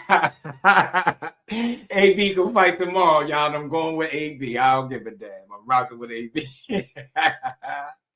Rocking with AB, man. Prayers for him, man. I hope he get the help he need, though.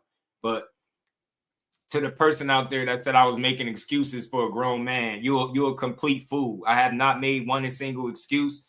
It's his decision to drink, but he got to make better decisions and, better choices. And the people that he hang around, you can't hang around people that's going to influence you to make bad decisions or encourage you to make bad decisions, right? You're a guy that, a guy got issues with drinking. The last thing you need to do is come around him drinking, right? It's just common sense. But whoever that female was, she called him Bae. I don't know if that's his girl, but she called him Bae and then influenced him to take pictures with people while he clearly intoxicated and not in his right state of mind.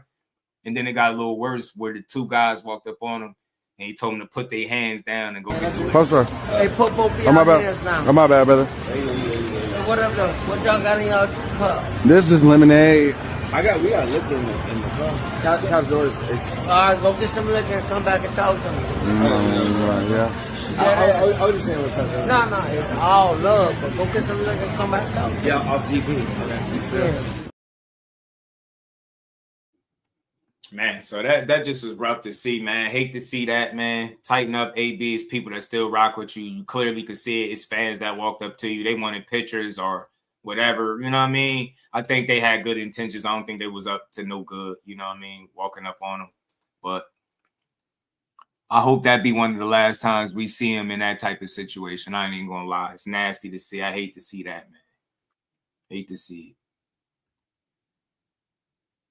Said, did you know to keep Cologne's on this weekend's undercard? Yeah, shout out to Keep Cologne. He is making his a return this weekend. I was supposed to have him on. I don't know what happened though. His dad never hit me back. I was supposed to interview him last week or this week. for the fight. I think it was last weekend, but he family over here. So whenever they reach out, they always good with me. I always chop it up with Keith. Shout out to Keith Cologne, man. 8-0, 8 KOs. He returns this weekend, going for 9-0, 9 KOs. You did. Shout out to Josiah Kirkpatrick too, man. Y'all boys out there doing y'all thing. Kids, he could have built an incredible life. Yeah, tunnel vision. Yeah, them demons. Sometimes them demons, man. Them demons. You already know them demons catch up to you, man. I just think they caught up to AB. Bad decision making is just caught up to him. You know what I'm saying? Just caught up to him. Hate to see that, man. Hate to see it, but let's keep rolling. Let's keep rolling. So I'm going to play a series of clips, man. Shout out to the Boxing Voice, man. Shout out to Max Kellerman and them. I'm going to play a series of clips that I've been meaning to play for y'all about a few different things that we've been talking about, from Shakur to the rehydration clause talk, all that stuff. But let's go through these clips, man. This is the part of the live where we go through the clips, man. Hit the like button, sub to the channel, all that good stuff. Let's keep going, man. Even then, Tio deserves credit. Because who will fight Shakur Stevenson? Nobody wants to fight Shakur. Nobody. No, everyone talks a good game. Put your name on the contract. Right. Teo's the type of dude like, there's my name on the contract. Yeah. I love it. That's why I think the fight, and I don't know who's going to win this fight, right? Because Shakur could win because he's that good. And Tio, he's always beat top competition. The odds should be a little closer. Yeah. Way closer. I can't believe it's that far apart. 450 or something? That's crazy. That's nuts. I think it's nuts. And even if Shakur wins, I think it's going to be a close fight. Shakur's a 9-5, 8-5 proposition in this fight, I think. Even if you want to say 2-1, because Shakur's very hard to beat. That's how good he is, though. Yeah, I think the reason that the odds are what they are is because of how both guys fight, they styles, what they both guys special in, that weaknesses and strengths. And at the end of the day, it's money, man. Vegas going to try to control the money. The odds are what they are. I think the difference between the odds being that far apart when he fought the Lomas and different things like that, I think Shakur has the opportunity to make those odds look like what they're supposed to look like, right? But Tio has the sneaky ability to raise his level and fight to the level of the competition. So I expect to see a A-class level Tio lose to even better A-class Shakur. That's what I expect to see. But, you never know. Come fight night. Let's keep going. Shout out to Ness. Shout out to the Boxing Voice as well. Al Booger, my dog. What's good with it, bro? Odds will change it. They probably get a little tighter when they get closer to the fight. No surprise there at all, though, either. No surprise there. But let's keep going, man. Just because he's like saying he's retiring doesn't mean he's guaranteed to retire. They throw that word out every other fight. Who knows, man? A big check on a big payday, 100 M's. Turkey just got to accommodate, give him the money that he wants. We can't be surprised, man. He's going out on this horse riding the sunset. This is what I thought would happen. That's why when I had a short, why Canelo was better for the sport winning, it's true. I still stand on that shit today, bro. Like, if Canelo would have won, we possibly moving on to a new fight, a new challenger. You can't be the face of boxing fight once a year. And now he's definitely not the fucking face because he's retiring. You can't be the face retired. I just wanted to speak on this. Shout out to Ness. Shout out to the Boxing Voice and the caller, man. Respect to where he's going. I hear his point. The hell with the face of boxing. That shit overrated. That shit overrated. Shit is overrated, bro. Crawford is retired. I think he is retiring because I don't think there's nothing left to prove. I think he spent his career trying to prove that he was worth it, right? While people kind of constantly diminished him, said what he wasn't. He only fought two good guys. And Malik Scott made some interesting, he made an interesting comment recently too, and I'm about to play it, but this is the reason why I think he out of here. Get his flowers. That's playing. He got his flowers. Bro, everyone gives Terrence Crawford his flowers. If he would have stayed, they would give him his flowers. That's how he's it's always like been. kind of playing a victim a little bit. Well, if I stay, people still gonna have something to say. Well, I'm welcome to life. Right. That's life. Like Michael Jordan goes through this 30, 40 years later with him and LeBron. I gotta make welcome to life. Overall, though, people are saying you are a GOAT. What type of GOAT? Oh, it's a beautiful lesson of discussion. Yeah, man. Look, shout out to Malik Scott and that panel, man. They be doing their thing over there. But he ain't playing no damn victim. I don't think Terrence Crawford playing a victim by saying people ain't giving him his flowers. You got people saying he only fought two good opponents in 42 fights, bro. Does that sound like people giving him his flowers? You got people that said he was winning these fights because he was snack strong and it was because of Victor Conte. Do that sound like that's people giving him his flowers? You got people saying he's retiring because of the death of Victor Conte. Do that sound like people giving him his flowers? You get what I'm saying? Oh, his whole career, I watched it. I watched people do it, especially once he got to 147. That's where the hate really ramped up. So at least for a division, since 147 all the way up, they've been not giving this dude his flowers. The only reason people give him his flowers today after the Canelo win, because for the real ones, you would be a fool not to give him his credit. You get what I'm saying? But at the end of the day, they don't give him his credit. They don't give him his flowers. That's one of the reasons I think he's retiring, because you don't got nothing left to prove. And then if you do, who are you proving it to? People who don't really even rock with you, right? They attributed his success to Snack. They attributed his win over Earl Spence to Snack, and Earl Spence being, on painkillers and edibles and being weight drained. Like, you cannot make this shit up, bro. He only beat Canelo because Canelo was old and long in the tooth. You cannot make this shit up. The same Canelo that beat up Edgar Berlanga, Jaime Munguia, John Ryder, and all these other guys. Beat all these other dudes up. The small guy from 154 comes up that started his career at 35, comes all the way up and scorches your ass, cooks you in front of the whole world, and they still slighted him. So nah, man. Terrence Crawford is not playing no victim. I don't know what Malik Scott talking about. I don't think that's playing victim. I think he's used that hate and that criticism to build a chip on his shoulder, and it created a monster. I think that's one of the reasons why he's one of the best and most competitive fighters I think we've had since he's been here, right? I think the people created that monster. So to a certain degree, a lot of that hate that was dished out towards Terrence Crawford, it ended up working in his favor, because I think he turned all that shit into success. So at this point in his career, you got to give him his flowers. You got to give him his credit. So I don't think everybody does, but I understand Malik Scott, but everybody don't give him his credit, and that's why I think he retiring. Let's keep going. Another clip from the Boxing Voice. I think this was Ness asking Bill Haney about Shakur. I think the rehydration clause situation. Let's go. Let's talk about it. I want your thoughts on Shakur saying he not fighting Dev unless he got a rehydration clause. In or around the division, every bad motherfucker around Devin has gotten an offer to fight, or they've been in the ring, or, who else has that happened with? All the fights that the people want to see Devin fight, the person that got either a contract or Devin that got in the ring with him. Can we say that about anybody else? Shakur got a contract. Yes, he got a contract opportunity. The lawyer sat down. Okay, we talk about an offer, so we're 100% correct in our legal descriptive of it. He got an offer. An offer for a certain amount of money and a certain opportunity that was legacy defining. Boots got an offer and an opportunity. Legacy. Teofimo Lopez, he got an opportunity. Legacy. Lomachenko, Tank Davis, he got an opportunity. Tell me, who am I missing? You tell me somebody that's didn't happen with. Man, shout out to Bill. All love to Bill. Shout out to the Boxing Voice. Look, if he's saying the 25% is getting a contract, then that's full of shit. Devin Haney don't make offers, let alone for 25%. 25% of what? The world still don't know. They don't know because they didn't get that far. Devin attempted to make some type of offer. Bob Arum shot it down, said it had no substance. The fight would have took place. It would have been on Top Rank.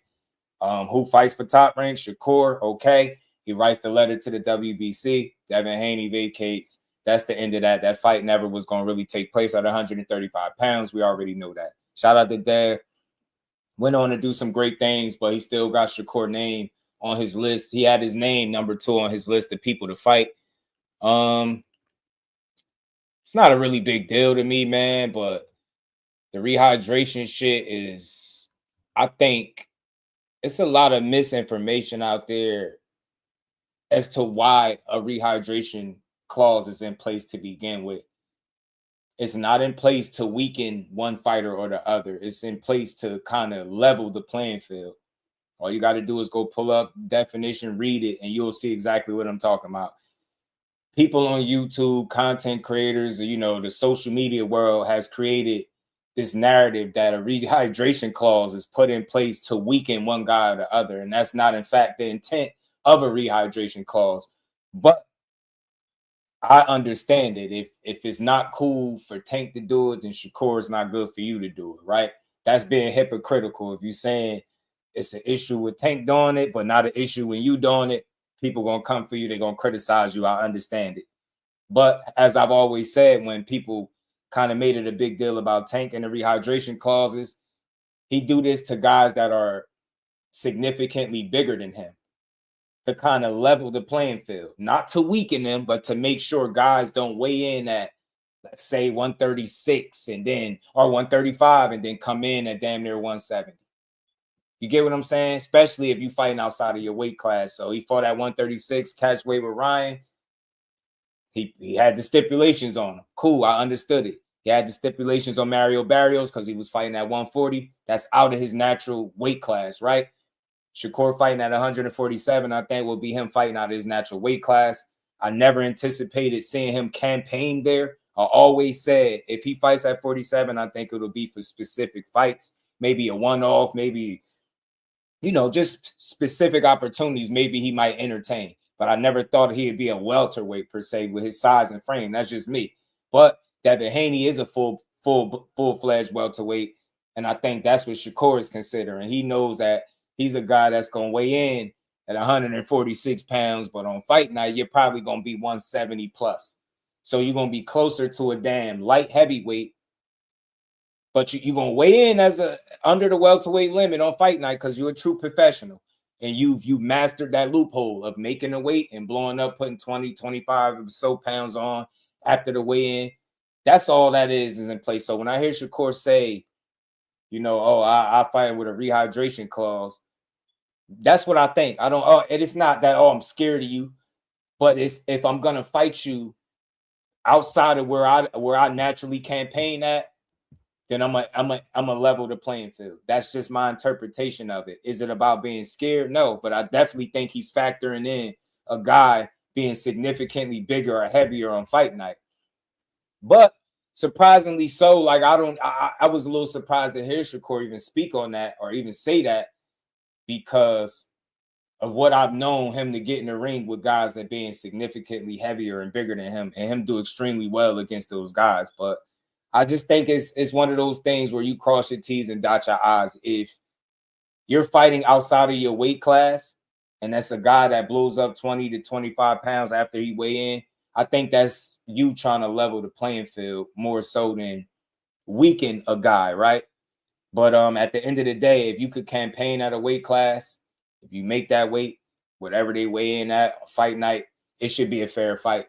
You get me? Andre Ward talked about it as well. So I didn't like to hear the rehydration talk, but I've never been against it for me to have such a big problem with it. Like I said, I didn't have a problem, you know, seeing Tank do it when it made sense, right? Because again, Ryan Garcia is a guy that's at welterweight, right? Considerably bigger than little 5'5" Tank. Mario Barrios, a guy is fighting at welterweight. He's 6 foot tall, considerably bigger than a 5'5" guy. Like I said, Devin Haney got a couple inches, I think, over Shakur, maybe about 2 inches or so. A little bit longer arms. But I think he gets bigger. We all seen the video where they was like, they took the picture and Shakur was saying, I don't get that big. Or something to that effect. I don't get that big. So I think that's just what it is. I get it. Fight fans gonna be like, yo, you had a problem with Tank doing it, but it's cool for you to do it. I get that. That is hypocritical. You know what I'm saying? It cannot be cool for one guy, but cool for you, right? But like I said before, I think it was some misinformation about when Tank applied rehydration clauses. He's never had a rehydration clause on somebody that's been in the same weight class with him. He's done it with Ryan at the catch weight of 136. He's done it with Barrios up at 140, right? Because those are both weight classes they didn't fight in. So, and both fighters with two guys that were considerably bigger than him. So if you just look at Devin Haney now, he's a big kid. And I think Shakur see that too. He like, man, that dude big. And he like, man, I don't think I want to be outweighed 20, 30 pounds on fight night. And at the end of the day, it's like you can't say you believe that there's weight classes for a reason, or there's weight classes for a reason, and then you be a guy that you'll weigh in below the limit, but then weigh in, 4 pounds shy of a damn light heavyweight fighting at welterweight. So that's the issue I have. I understand that it's like a loophole in boxing, right? If you can make the weight, you make the weight. Whatever you rehydrate to is what you rehydrate to. Andre Ward, he looked at that as a disadvantage. Whereas if you make this weight and then you put on all that weight from then into the fight, he feel like that's a disadvantage. Shakur may look at it as an advantage for the fighter, and he may look at he's at a disadvantage. There's different strokes for different folks, but ultimately, I never thought a rehydration clause was in place to try to weaken one fighter or the other. Like I said, by rule, in definition, if you read it, it's to level the playing field more so than anything else. It's to make sure that either fighter doesn't balloon extremely high or way above whatever the contraction, limit is, the weight limit is. So I get it. And you see it all the time. You've seen dudes weigh in at X amount of weight and then they blow up from the weigh in to fight night. But at the end of the day, it's not breaking the rules, right? Get what I'm saying? You made the weight, you make the weight. So ultimately, that's what I believe in. If you fighting at 47 and you weighed in at the weight limit, and then on fight night, somehow you just 70 plus pounds, you might not like the practice, you might not like that strategy, but it's not cheating at the end of the day. So Devin Haney is a guy that has benefited from that, right? That's just the way he operates, right? He make the weight, he gonna kill himself, he gonna be the true professional, even if he gotta look sick on the scale. And then he gonna rehydrate, you know what I mean? And fight night, he gonna be ready to go. That benefits him because he's been a bigger body shrinking down to smaller weight classes. So obviously it's more beneficial for him to be able to rehydrate all the way until he want to what he want, right?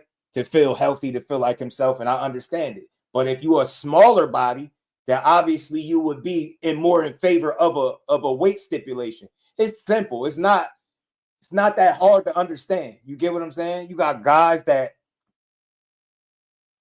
just they're gonna make the weight and they're gonna blow up and be big and they're gonna feel like they got an advantage. You're gonna got guys that gonna make the weight and they don't gain that much weight from the weigh in to fight night, right? So they're gonna feel like they may want a weight stipulation in the contract or something if you a guy that blow up extra big. It's just not that big a deal. I just think right now it's one of them things where you'll cross the bridge when you get there, right? I can call it for what it is. You can't have a problem with one guy do it, but it's not a problem when you do it. You know what I'm saying? If it's a problem with one guy, then it's going to be a problem for you. So you got to understand that. Yeah. And it's fifth weight class. That's a fact. That's a fact. And mind you, fifth weight class at that and started at 126. So I get it, bro. I get it. I'm with you, man. I'm with you. Nah, he ain't cutting mad weight. So that's why he said it. So you got to think one guy doesn't rehydrate. One guy doesn't have to cut a lot of weight and doesn't rehydrate a lot after the weigh-in. The other guy cuts a lot of weight, makes the weight like a professional, but rehydrates significantly heavier on fight night. You understand why one guy would be against the weight stipulations versus the guy? You get what I'm saying? So it is what it is. You know what I'm saying? But the same people that are cool with, Devin Haney blowing up in weight. Stevenson's cutting more weight than T.O.? Nah, no, he ain't. Why would you think that? Shakur started at 126, Jerry. T.O. started at 35. Why would Shakur Stevenson be cutting more weight and he moving up to his weight class? T.O. is a bigger body than Shakur Stevenson. Body mass-wise, he a heavier guy. You seen T.O. was up at like, what was it? One in a high 150s. Shakur don't even get that, and that's after the weigh-in. You know what I'm saying? On fight night. So he already said he don't get that big. So nah, he ain't cutting more weight than T.O. Hell no. T.O.'s the naturally bigger guy. He started 2 weight classes above where Shakur started at. Ain't no way Shakur cutting more weight. Ain't no way. You make the weight, it's all legal. I don't know why dudes are making excuses. It's not about making excuses, so you're not listening. You ain't listening because I just said what you said. If you can make the weight, it's legal, bro. It's not breaking the rules, but it's not about making no excuses. It's simple. Because you're making a case for being cool with it. Why? Because it benefits your guy. But if your favorite fighter was a 5'5" Tank Davis that started at 126 pounds, and you fighting dudes that blow up way bigger than you, you would be in favor of the weight stipulation because you understand it. But because you feel like putting a weight clause in the contract for your fighter would weaken him. Why? Because he's a guy that blows up. It's not different strokes for different folks. Everybody don't have the same body type. Everybody don't rehydrate and gain weight the same way. But at the end of the day, bro, boxing is about advantages, bro, and having an upper hand. And I don't think certain guys want to give up 20 to 30 pound weight advantages. You know what I'm saying? That's all I'm saying. You get me, Damon? That's all. It's not about no excuse, because I don't feel like Devin Haney is making one. It's reality.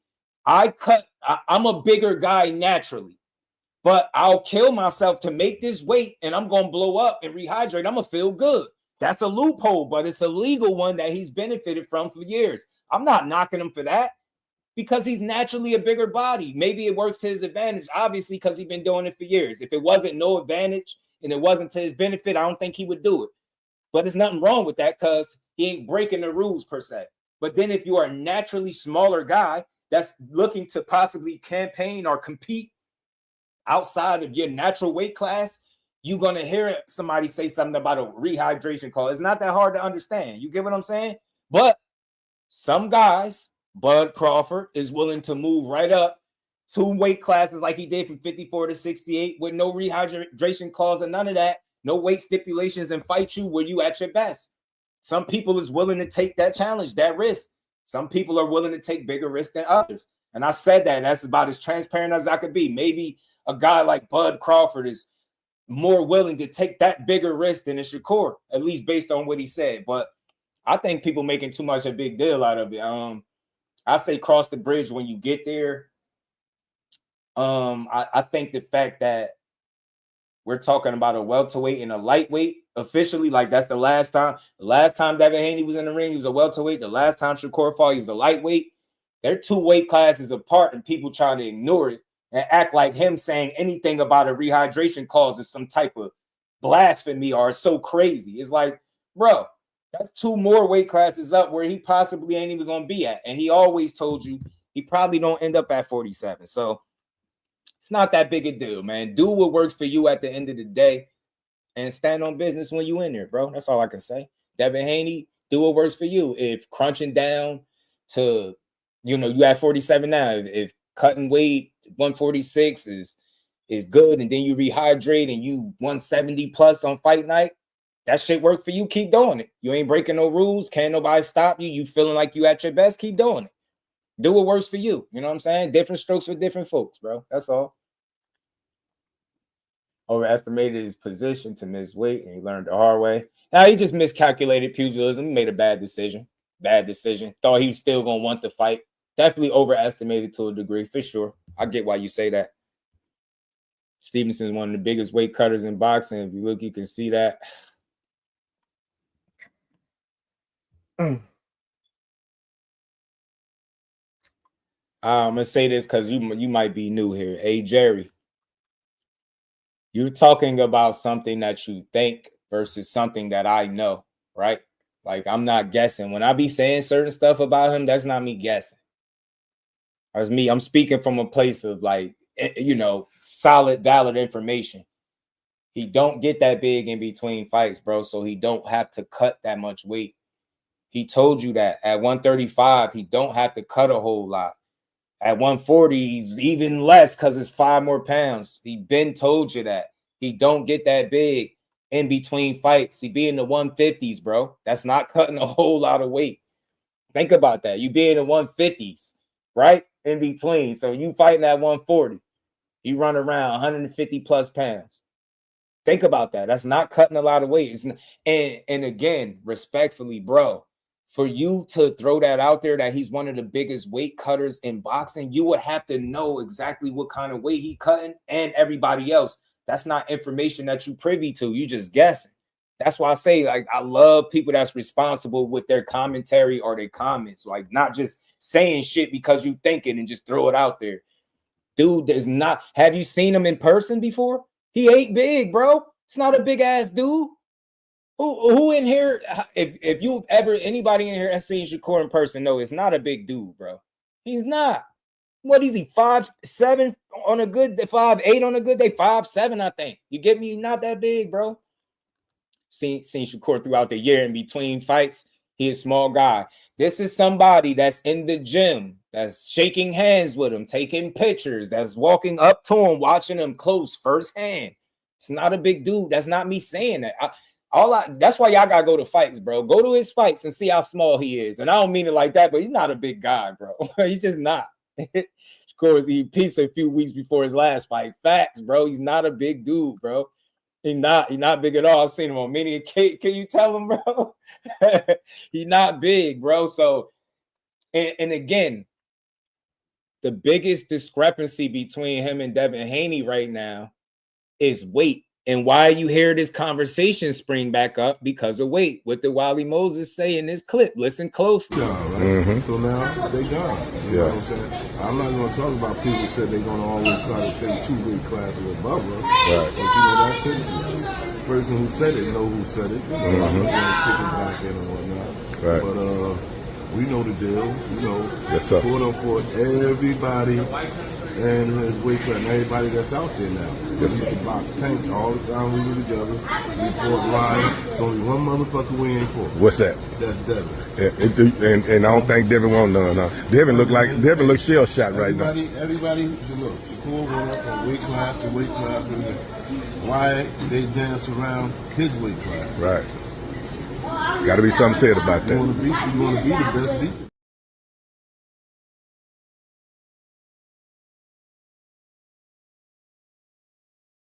Oh, you heard what Wally Moses said, and for the people that got that selective hearing, he said, I'm not going to say who said they're going to always stay 2 weight classes away. I ain't going to kick his back in, but he know who said it. Who is currently 2 weight classes away? Talking about a fight right now. And y'all all loud. That's the thing. That's how I know y'all really don't be wanting certain fights. Y'all had no problem. This man had a hit list from 1 to 10, fighting at 147, but he listed lightweights, 47-pounders, a guy that's at 54, 40. Like, he got 3-4 different weight classes. A dude that fought at 60 in his last 2 fights. The man got 4 weight classes up here, a hit list consisting of 10 fighters with about 4 different weight classes.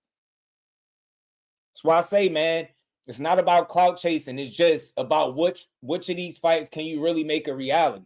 Devin Haney don't need to speak none of these dudes' names for no clout.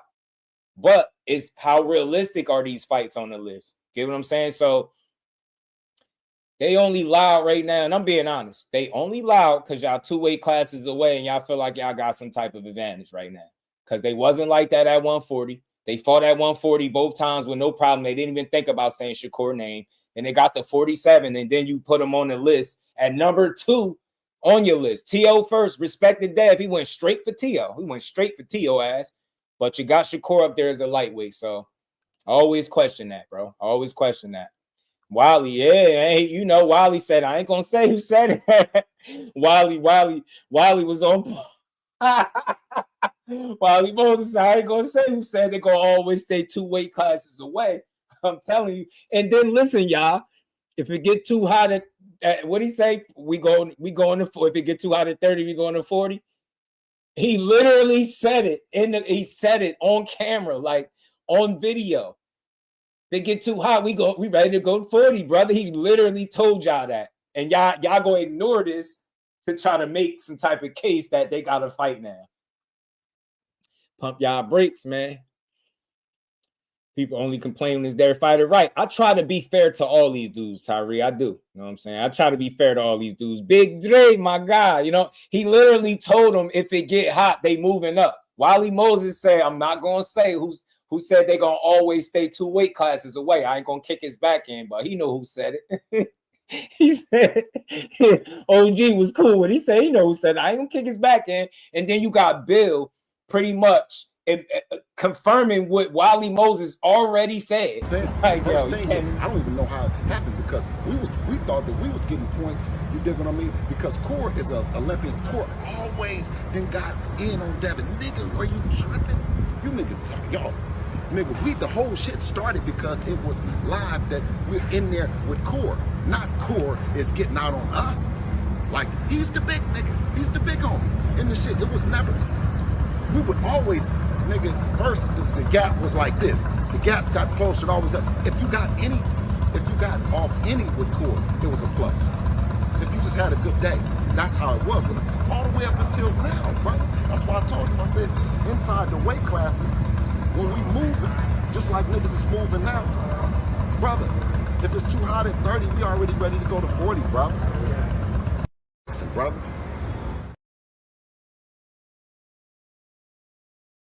I promise y'all on everything. I got much respect for the Haney family and them as a team. I rock with what they doing.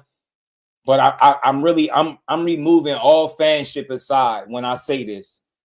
There is no way, if Devin Haney is my favorite fighter, that I see a clip where Wally Moses talking about them staying 2 weight classes away. Mind you, the other clip from Bill was before that, right? And he literally is saying what Wally Moses is saying, and then his fans get online and argue like that's not the reality, bro. And then you got him. That's why I be keeping these clips, bro. That's why I be keeping it like every other day. So, I'm not ducking or dodging nobody, but that's not somebody I'm just in a rush to get in the ring with. Yeah. Still to this day, y'all cannot find the single clip of Shakur Stevenson telling the world he is not in a rush to get in the ring with Devin Haney. You've never seen that shit. As a matter of fact, when he had his opportunity to get in the ring with Devin Haney, the boxing world, well, his fans started dragging Shakur, calling him a clout chaser. He hating, he just jealous. Remember? So all I'm saying is, are y'all sure that y'all ever really wanted to see that fight? Because I heard, and I'm talking about from the biggest fans of Devin Haney, when Shakur Stevenson got in that ring, they said everything but let's fight. We want to see it. All that. I heard somebody with one of the biggest channels on YouTube go off on somebody for saying they wanted to see Shakur and Devin fight. He started going off about Shakur and his smile. He said nobody want to see that stupid fight, him and his dumbass smile. He was he was yelling. I never heard this dude yell. He was pissed off. He was like, the only reason he got in the ring is because he jealous of him. He really don't want to fight him. He didn't even let him enjoy his win. All this stuff. I was like, bro, y'all can say what y'all want, but I never thought y'all wanted to see that fight. Why? Because of everything y'all said the minute he got in the ring with him. I was like, man, nah, they ain't have time, man. The security told him he had to leave. I made too many excuses, bro. He got an offer at 135 and cry about it, though. Nah, he got an offer. See? 5 boxing fan. You call yourself a 5 boxing fan. Listen to this. They made that weak-ass offer, and he went to the WBC for a better split. We all know the very next move after that, if Devin Haney wanted to fight, was to stay on standby until the WBC made their decision. He didn't do that. He vacated his titles and moved up. So this offer shit gotta stop. Like, you get me? You ever been offered some money at a job, bro, and you negotiate for better pay? You ain't ever do that? Y'all basically telling me whatever Devin Haney offered, Shakur had to take it. And because he didn't take it, he complained. No, he didn't complain. He didn't turn it down. He didn't accept it. And he went and petitioned for a better split. And our favorite fighter vacated his titles. I'm not lying. I'm not leaving nothing out. Yeah, he made the weak ass 25% offer, who with his 5% below the mandatory split. So that's how you know he really didn't want to fight. He don't make take it or leave it offers. He didn't do that with Loma. He negotiated with him. He negotiated with Jojo Diaz. You get what I'm saying? Like, multiple fighters in his career, he's never made a take it or leave it offer. Y'all don't ask yourselves as fight fans, bro, if you really want to fight, why do you make a take it or leave it offer? You're not even willing to negotiate. You're not even willing to do good business, bro. Y'all didn't want to fight that dude. I'm serious. Now, you weren't scared, but you weren't fighting him at no 35. Devin Haney ain't scared of nobody. I think he'd get in there with them all, but it got to make sense. The timing got to be right. Got to make sense. Like right now, Lance, what it do? Like right now, they at 47, and then they decide to get loud and push Shakur name on the list. Y'all don't see the play? They literally 2 weight classes away calling out Shakur. And y'all really cool with that shit. Y'all cool with it. Y'all cool. Yeah, we want to fight Tank Davis. That's not clout chasing. Tank Davis said he's not never going back to 140. I had 47 calling out Tank. That's not clout chasing. Billiam and Bill, my guy, but I'm just calling it what it is. They literally waited till they got to 47 to start calling out people again. You can't make this shit up. Can't make this shit up, bro. Dev is my guy, boy, man. Y'all got to cut this shit. Regis fight was announced after Dev vacated, though. Facts. Facts. No dragged out, no social media shit, no none of that. You know what I'm saying? Shout out to Enthusiast Boxing, man. Appreciate you, my guy. Much love, man. 60 people in the building still. Hit the like button, sub to the channel. All that good stuff, y'all. Let's keep building. We're gonna keep rocking. And we just having a conversation, man. I'm just talking a little bit of shit. It's on YouTube. It must be true. Right. I'm just keeping it real, bro. I don't have a dog in the race. I will let me guarantee everybody that can hear my voice right now. If you never heard me say this, if this your first time hearing me say it, you're gonna hear me say it. I promise y'all, like man to like adult to adult, man to man, man to woman, any ladies out there listening to this stream, I will never, and I promise y'all, I will never, ever get up here, go live and lie for a fighter. There is not a fighter dead or breathing within the sport of boxing that can get me to tell a lie for him. Never. I have my perspectives that people may not agree with, but I will never get up here and just lie for a fighter. That whole situation about an offer, you don't give the best guy that you would have fought to date less than what he's worth and expect him to take it. If you know anything about Shakur's team and his representatives, his team, he got too good of a team for them to ever allow him to take short money to make a fight just to prove to fans that he's not scared. That's foolish. Business don't go like that. You get me? But to be real, if Devin Haney and Bill had intentions on fighting that fight at 135 pounds, he would not have vacated his titles and moved up.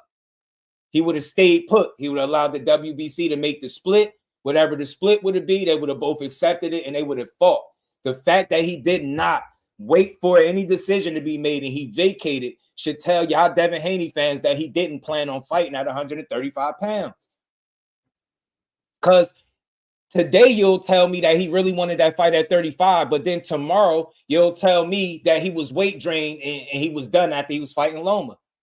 Y'all forget that Devin Haney wrote and posted his plans.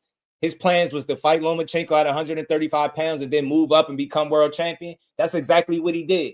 Did he have anywhere on that list of plans that y'all I'm a pit stop at 35 and fight Shakur or Tank Davis and then move? No. He did exactly what his plan said he was going to do. Beat Loma, fight Loma, gave Loma a fight, beat him in a very close competitive fight, and then he moved up.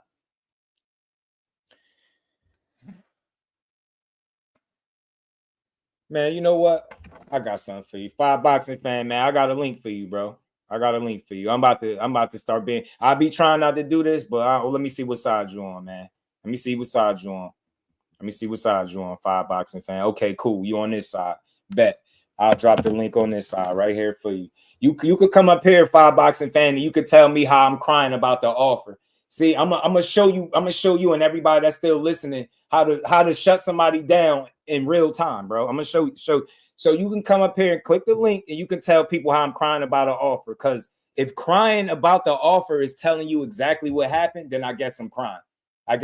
Shout out to my guy. That's Ghost. Shout out to my homie Ghost, man. What's good with it, bro? I almost ain't know that was you.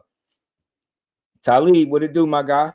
There go the link, bro. You could click the link and tell me how I'm crying about the offer. And see, you say stuff like this because you don't have no substance. You don't have no way to refute what I'm saying. So Five Boxing fan, you can either click the link, come up here and chop it up. And it's not an argument. It's always a discussion with me. You can come up here and chop it up with me. Tell these people how I'm crying about the offer. I'm not crying about it, but you not being real with yourself. You know offering somebody 25% is less than what the mandatory split would have been. You know that, but you won't acknowledge it because you're a fan of a fighter. I'm being real with it. He started negotiating bad faith right then and there, offering the most accomplished guy he would have fought to date the least amount of money. A take it or leave it offer. It should tell you everything you need to know. Come on, man. The same offer that Bob Arum said that had no substance. The same offer that when it was time for the WBC to make a decision, he vacated his titles and moved up. That offer, come on, man. You got to make it make sense, B. I don't do no complaining. I just talk with facts. I don't care. No, listen, let me make this clear. My favorite fighter is Shakur Stevenson. That's unapologetically. I don't give a fuck who don't like that. I'm from Jersey. I've been watching that kid since he was about 17 years old. It's not so much a dog in the race. I don't feel like Devin Haney's a better fighter than him. That's just my opinion. Do I think they make a great fight? Absolutely. Competitive and all that. But do I think Devin Haney is smarter and is disciplined and as good as Shakur is in the ring? No. No, I don't. No, I don't. You get what I'm saying? So do I think he'll win? Yes. But that's still, can you refute anything I'm saying? Fuck my dog in the race. Am I lying about anything I'm saying? Did he or did he not offer him less than a mandatory split? Did he or did he not offer a take it or leave it kind of deal?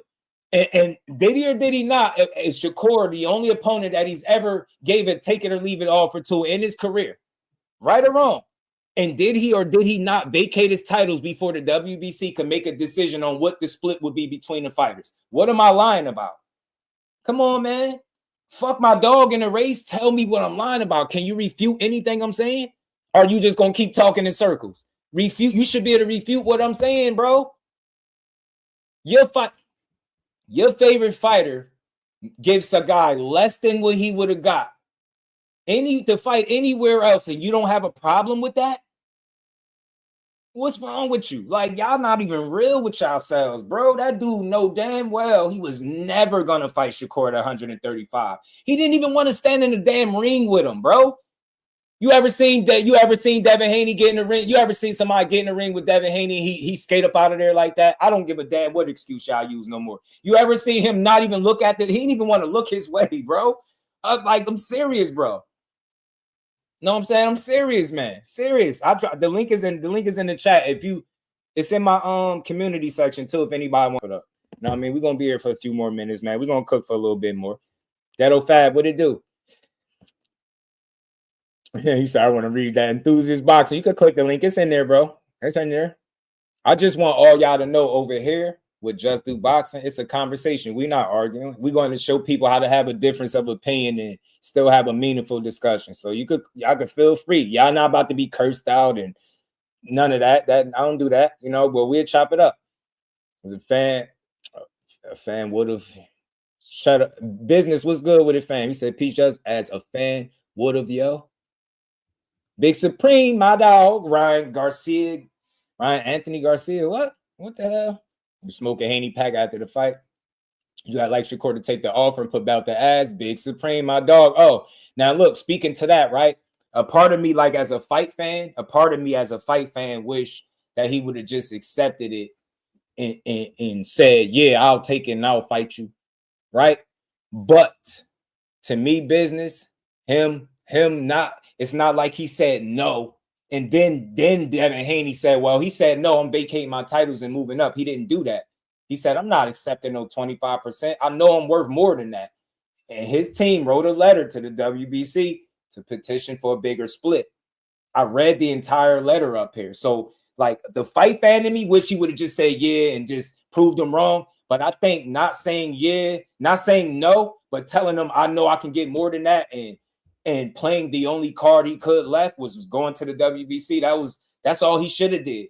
Now, I expect Devin Haney fans to be real enough with themselves and say from that point on, Devin Haney was supposed to sit still and let them make their decision and then fight him and beat him since you so bad. But he vacated his titles. So that told me everything I needed to know. It didn't tell me Devin Haney was scared or he was running or ducking. It told me his career at 135 was done. He just spent back-to-back fights being depleted on the scale. He wasn't about to give Shakur, somebody who he sparred with for years, who his dad said, out his dad's own mouth, if you got off any, it was considered a good day. You telling me the guy that your dad is on record saying if you got off any, it would be considered a good day. You think that's a guy that you trying to fight at less than 100%? And when I say less than 100%, I mean being depleted on the scale and then getting in there fighting Shakur. It's not a smart business move is why I know they wasn't going to do it. And I said this before, I'm more of a supporter of the Haneys than some of the Haney fans because they're too smart for something like that. They're not letting nobody trick them out of. They had back-to-back fights being sickly on the scale. The Lomachenko fight was a wake-up call. That was a very close fight. You think Devin Haney was trying to deplete himself again and fight at that weight class with somebody in Shakur that would have been 100% coming into that fight? Like, let's be real. Who the hell wanted to see that fight at 35 knowing that Devin Haney would have been depleted on the scale? I didn't want to see that shit. Not under them circumstances. So I'm just real, bro. Like, I see it for what it is. If Shakur would have said no to the offer completely and not got his team to write no letter or nothing, then I'm looking at it like, yo, you turned the fight down and you had an opportunity to call his bluff. But it was two ways he could have called his bluff. One, the ultimate way to say yeah to whatever, anything and accept anything. And we know business don't go like that. People ain't just saying yeah to anything. But the other way to call his bluff was the sanctioning body. And he did it. Called his bluff and he vacated and hauled ass. You get what I'm saying? He vacated and hauled ass. Weight drain, like, that's what I'm saying. That's what I'm saying, Damon. So the fight, I don't think the energy was truly behind making the fight at 135 pounds because of that. You understand what I'm saying? Not because of being scared and not wanting to fight. I know they're smarter than that. And they think about something, Damon. You sparred with a guy countless times, bro, and your father is told on record saying how he always got it off on you. You telling me you willing to get in the ring under the lights and let that dude be 100% versus you being depleted and you gonna fight him and feel confident that you can win? So it'll be a stupid move, bro. They're not that stupid, man. Team Haney is not stupid like that. They're smart, bro. Smart. They smart people, man. You got a smart team, bro. I believe so. I'm telling you. ETB, and you listen. I know you be in the cut. Hey, listen, everybody that's still in here listening, if you heard me speak a lie, call me out for it. If you heard me say something that's not true, call me out for it. Most people that have this conversation, they would have told you Devin Haney was scared and he was ducking. That shit is corny. That dude, he sparred Tank as a teenager. He sparring Shakur as a teenager. The dude been sparring world-class fighters all his life. I don't think he's scared to fight none of them. But when it's time to fight under the lights, I think they're a lot more strategic and careful. And when I say careful, I don't mean that as a slight. They're a lot smarter than what people give them credit for. They don't make a lot of stupid decisions, right? I think that in hindsight, looking back on it, dealing with Ryan Garcia under them circumstances was stupid. But every move that Bill and Devin has made as professionals has worked out in their favor. You get what I'm saying? Shit, even the Ryan shit, now it got overturned. So you get me? Those dudes are smart. The Haneys are smart, bro. And I've always maintained that them fighting Shakur Stevenson with as talented as he is at less than what you know is 100% is not a smart business move for career-wise. Yeah, you could do it with a Lomachenko Lomachenko was a tiny guy in there. You get what I'm saying? And that's a dude that you ain't sparred with a bunch of times that proved to you time and time again that he got the advantage over you. Come on, man. Telling you, bro, I ain't no dummy, bro. I know how to put 2 and 2 together, and 2 plus 2 is always gonna be 4. Tell you what it do, my guy. How you feeling? Been saying the Pistons was elite. Ford and Shane both said he shouldn't take it. Shane even called Devin the Duck for that. Now Payne's his law. I guess shout out to the boy. Nah, for real. It was a couple more people that spoke it. I forget one of the former world champions from back in the day. He said everybody that knows boxing know when you offer somebody less than something that they're worth, that's an indication that you don't really want to fight.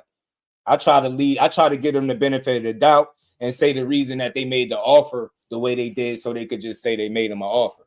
But it was never an offer with the intent to fight again at 135 pounds. And if y'all arguing against that, then y'all must calling y'all own fighter a liar. You know what I'm saying? Because Devin wrote his plans down and he posted it on Twitter. I'll never forget. So again, man, they 2 weight classes away, and now you're hearing about this fight again. And again, it's all about confidence. I think Devin Haney feel good at 47. I think they felt like he looked good, and now they're gonna start talking about the fight again. Snatched his ass. He started. You stupid. Dad was looking like hey, I Am Legends. Yeah. Y'all stupid. Said free Malik Pippin. Y'all crazy, man. Y'all crazy, man. Y'all crazy. Damn, not the I am Lee call. You crazy. Bro said he was looking like one of the I Am Legend zombies. That's why. Yeah, them I Am Legend zombies was wild, bro. Them dudes was hungry as hell, bro.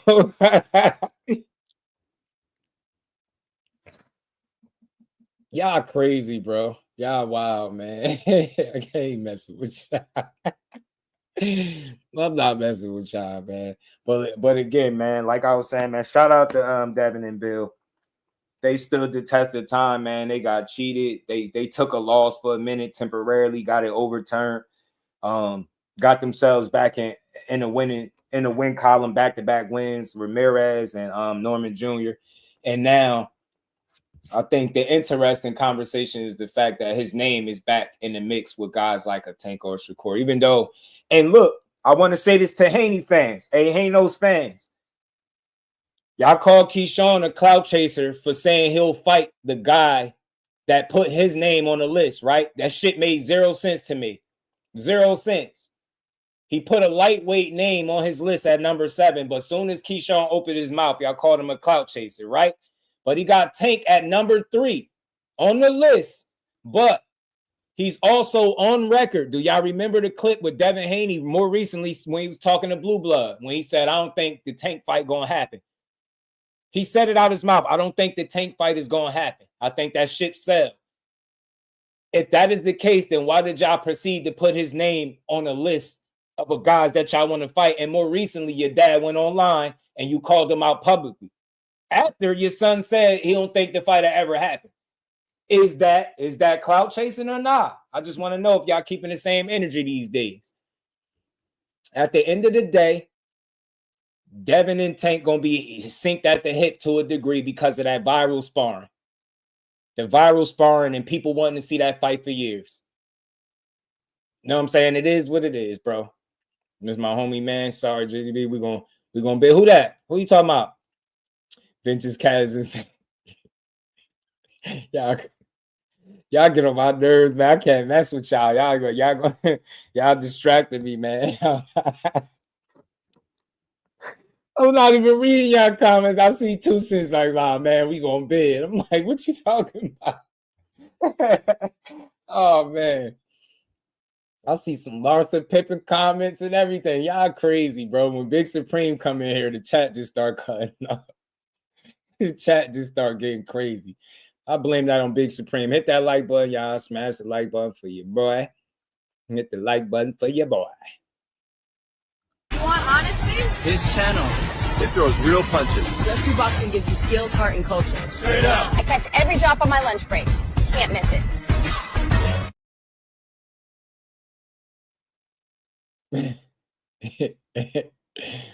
Bro, man, he's stupid, man. I Am Legend zombies. That's why I can't mess with Big Supreme, bro. Because I know how his voice sounds. Like, I've talked to him before. So when I see his comments, I read them in his voice. This man said, I Am Legend zombies versus Dawn. I'm done, yo. I'm not playing with you no more, yo. And I just watched 28, what is it called? 28 Years Later. I just watched that movie. They had some wild looking zombies in that too, but they was healthy in there. A Big Supreme at 147, dead, feeling like one of the zombies off 28 Years Later. The Alpha, he feeling like one of the Alphas. You know, the Alpha's strongest. Any of y'all seen that movie? 28 Years Later? Man, go watch that movie, man. Go see how them Alphas be acting in that movie. Them Alphas they something different, bro.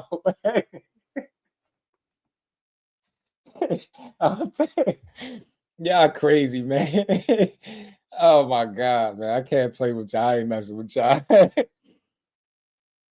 Rob, what's good with it, man? Shout out to you, man. I seen you grinding on that live, man, doing your thing. Shout out to my guy, Rob, man. Keep grinding. Keep doing your thing. Man, y'all crazy, man. But go watch that movie when y'all get a chance. 28 Years Later? Because they got a couple of them. It's 28 Days Then I think weeks and years, something. They got like 2, 3 of them. It's like there's 3 different movies, I think. Them joints crazy. Mind yours, what's good with it, family? How you feeling? What's good with it, bro? But yeah, man, shout out to the Haneys, man. Shout out to Team Haney, bro. They made themselves relevant through I think fighting. You know what I mean? I think everybody was paying attention for different reasons with the Jose Ramirez fight, and they had their different feelings. And I think they walked away from the Norman Jr. fight feeling different about Devin. That's good for him. That's good for boxing. Haney, I always said this, Haney winning was getting back on the winning side was great for boxing because his name is always going to be synced to multiple fighters in multiple weight classes. Like, think about it. Keyshawn, Shakur, Tank, he the only one that got all of them on the same list. He got Keyshawn, Shakur, and Tank on the same list, bro. You get me? With some other names. Yeah, Tio up there, like, yeah, the hell of a hit list. I ain't gonna lie, man. So you gotta kind of respect it. I wasn't too mad at it, yo. I didn't expect much from it, but I'm just talking about the alphas, Lance. The alphas, the damn zombies, man. They was on a different type of time, bro. They was on a different type of time, man. I'm trying to tell you, bro. The alphas was on a different type of time. He said his dad a goofball. Who? Haney? Who? Bill? You talking about Bill? Nah, Bill not no goofball, man. Listen. Bill is a guy, in my opinion, that came up in the street doing shit one way, and I think he learned the game of boxing on the go. I think him and his son learned the game together, and I think they've succeeded and made mistakes together, right? Succeeded and failed, if you will, as a team. I think Bill Haney has learned a lot of things on the fly, on the go, right? He learned it as he go. I think he's still learning. And think about something. For a guy that came into the game, you know, having to learn it, learning how to coach, all this different stuff. And I know this stuff based on things that he said out his own mouth. So think about, imagine not knowing the game, and you take your son over to Mexico and turning pro, and you know what I mean? You get some recognition there, then you start building yourself on YouTube, then you know, you eventually start fighting more recognizable names. Look how successful Bill and Devin is. That by far, y'all, is nothing clown shit about that.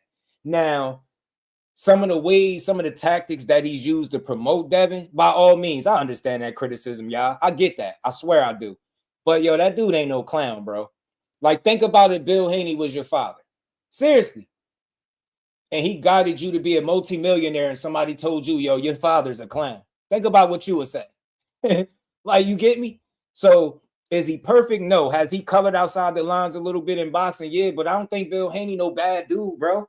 At all. I refuse to believe that. I got a chance to talk to him a little bit for a few minutes. I got to ask him some questions. I don't think he's a bad dude, bro. He seems solid to me, man. It's just he's done things that people don't like. And I think in this game of boxing, you're not going to be perfect, but I think anytime you can make mistakes on a large scale and correct them, I think it said a lot about you. Think about something, bro. They got their asses handed to them when people thought they lost to Ryan Garcia. Look how people wrote Bill off as a trainer. They started telling him he all bad for his son. He ruining his son's career. He got his son a 3-division, former undisputed world champion, bro, a current world champion, 3 divisions at 26, 27 years old. You get me? That ain't, you can't guide your son to that kind of success being a clown, bro. You can't. Has he done some things that's like shown some clown behavior at times? Absolutely, bro. I think we all have, bro. But think about it. Think about if all your decisions or some of your biggest decisions are put under the microscope, and when you fail, they're magnified. Think about that. Think about if somebody, you get what I'm saying, put a camera and microphone and follows your life around, and when you mess up, everybody know about it. Just think about that. They've been able to make it through that. They've been able to feel defeat from Ryan Garcia and bounce back from that shit. You know what I'm saying? So I mean this as a man. I'm not even talking about as a boxing fan. I'm talking about as a man. That's how you do right by your son, bro. I'm sorry. That's how you do right by your son. Bill Haney and Devin Haney is by far one of the most successful father-son duos in the history of the sport. And people try to overlook it because their little personal gripes with Bill Haney, and you never even met the man. I've never met him. And the time that I got to talk to him, he was respectful. He was straightforward. He answered the questions, and I was cool with that. I don't have no personal. Do I gotta like everything he do and everything he say? No, but I feel like he's brought a entertainment value to the sport of boxing, bro. That dude funny to me. I think if people stop taking what he say so personal, you will just have fun by it. Dude, ain't who else will get online with random fans and crack jokes outside of Bill Haney? That makes him very human, bro. To me, he got online and he was cracking on random fans. That shit was funny as hell. I don't care what nobody say. Now the calling Tank the monkey shit and referring to him as a monkey, I didn't like that shit. I don't like that corny stuff, right? But we all know that it's gonna get heated sometimes. But for the most part, he's brought an entertainment aspect to the sport of boxing. That shit be funny. Him and Oscar De La Hoya going back and forth like they gonna fight. That should be funny to me, man. I like Trail Bill, bro. I don't have a problem with what he's doing because through everything that you don't like, I'm still able to, like, from the outside looking in and say, man, they are a very, very successful father-son duo. Just think about it. Norman Sr., Norman Jr., very successful duo as well. Him and his son made it to be world champions, and Devin Haney and them beat him to become a 3-division world champion. You get me? The more they tell you what Haney is not, he continue to win, bro. You got to respect it. That kid know how to win. That young man know how to get in there and win, bro. Yeah, they had a good run. Yeah, he funny as hell. They had a hell of a run. Y'all like Devin versus Keyshawn? Randy, absolutely. Of course, you fight him at a catch weight, 143 and 144. You know, it's funny, mind yours, because he fought Ramirez. He fought Ramirez at a catch weight, but he won't fight Shakur at a catch weight. And people don't bring that up. They only talk about the rehydration shit, but they don't talk about how you was willing to fight one guy at a catch weight, but not the other guy. I just think it's a matter of knowing who you in there with. Shakur getting in there with Devin, he want to be 100%. Devin getting in there with Shakur, he want to be 100%. How they go about ensuring that they're 100% is up to them. So for Shakur, maybe he feel like a rehydration clause in place ensures that it'll be an even playing field. You get what I'm saying? And maybe Devin feels like fighting at 147 and then blowing up to X amount of weight on fight night is the best way for him to feel 100%. Different strokes for different folks. That's why I said ultimately, if they could come to an agreement, then we could see a fight. But yeah, we should big up Keyshawn fighting the guys like Devin Haney's of the world, right? Because you want to see world-class talent fight world-class talent. Last time we seen Keyshawn in the ring, he became a world champion, right?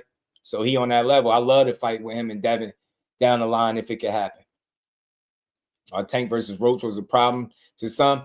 Randy, that's because, bro, some people just like to have shit to say about Tank. You know what I'm saying? Some people just, they miserable, bro, and they complain about anything. Tank and Roach, it was never nothing wrong with them fighting, just like it ain't nothing wrong with any of these other guys mixing it up, man. People just had a problem with Tank. They ain't really have a problem with the fight. You know what I'm saying?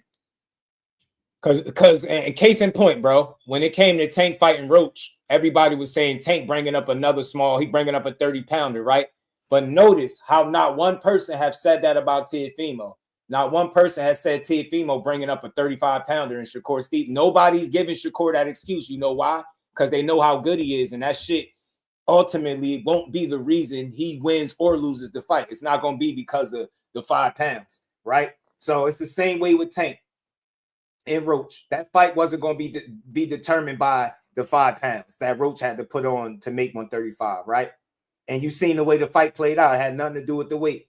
You get what I'm saying? So that's all, man. People just like to complain depending on which fighter they're doing the complaining against. Fighting in their weight classes, like everybody leaving smoke in their own respective divisions. I think what you're saying, Damon, is people trying to finesse and make the best decision for themselves. And I think some of the best decisions for these dudes is to chase fights in other weight classes. So now you might see certain fights that you thought you would see, they might not happen.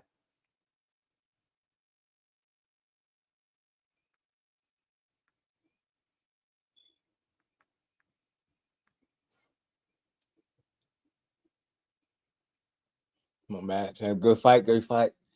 Actually, this fight with Jermaine just shows even more. Yeah, we're gonna find out some things about Keyshawn for sure. Yeah, I love the Jermaine Ortiz fight. I love it. Yeah, he's a good fighter, man. He got a lot of experience for real. That's what I mean. I was confused, man. Yeah, Randy, you got people that love boxing, and then you got people that love to complain about boxing. They two totally different types of people in this world, bro. I'm telling you, you got people that love it and people that say they love it and they don't really. You know what I'm saying? So.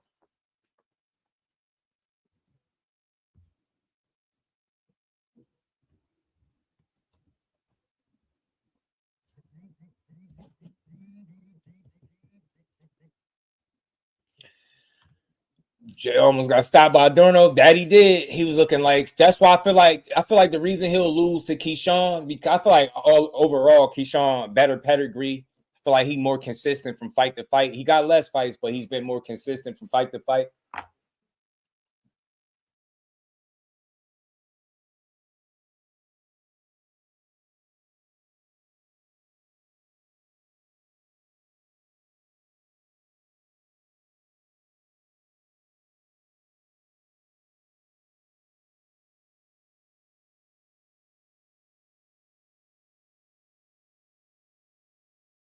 My bad, y'all. My bad. What time is it? 6:04. I came on a little early. Okay.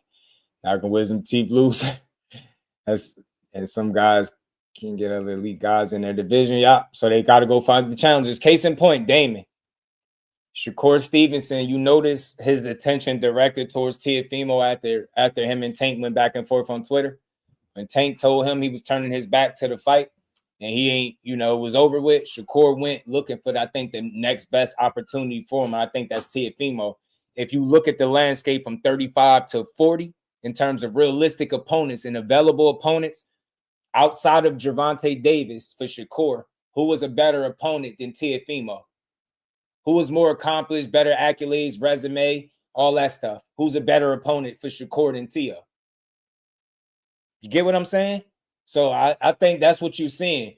We're going to see a lot of that. You're going to see guys that are just trying to fight the fight, bro. Live the fight another day, trying to make the best fight each time out. You know what I mean? The best opportunity for themselves. I think everybody is doing that. I really do. So, you know what I'm saying? Jermaine going to try to get busy with Keyshawn too. They're going to put on the show, man. That's going to make it interesting. Jermaine Ortiz's approach is going to be a big determining factor in that fight. It really is.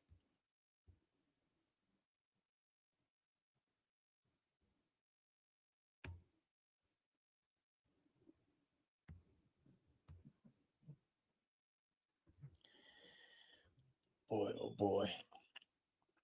Yeah. They say, they say they're retiring, man. Shout out to AJ and prayers to him and the individuals who lost, somebody in that crash, man. Yeah, if I'm AJ, I hang it up too. Ain't got shit else to prove. Nothing else. Ain't nothing left to prove, man. Nothing left to prove, man. If you Anthony Joshua.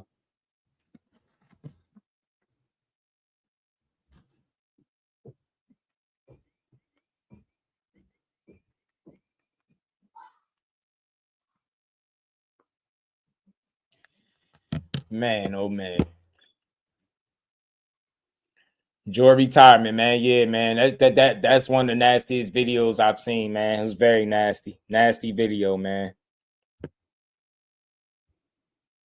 That was really, really rough, man. Really, really rough. Prayers to AJ, though, man. Jamel, what's good? Shakur BTO because Shakur reflexes are fast, but hand speed is slow. Nah, I don't think Shakur got slow hands, bro. There's a discussion if Teo's a bit faster, though. I wouldn't mind somebody saying I don't think nothing slow about him. I think Shakur got good speed, timing, accuracy, punch placement. It's a combination of things that make up, what he is offensively, I believe.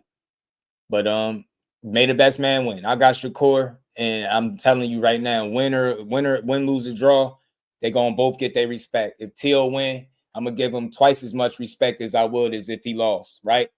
Even if he lose, he gonna get his just due. I'm gonna have much respect for Teal because he a hell of a talent, bro. And he helps he's helping boxing right now. Shakur and Tio using each other to get to where they're trying to get to is helping boxing because it's a 50-50 type fight that you said you wanted to see either of those guys in. It's a fight that both guys could win. You see one guy has been more consistent performing. One guy has consistently fought better opposition, right?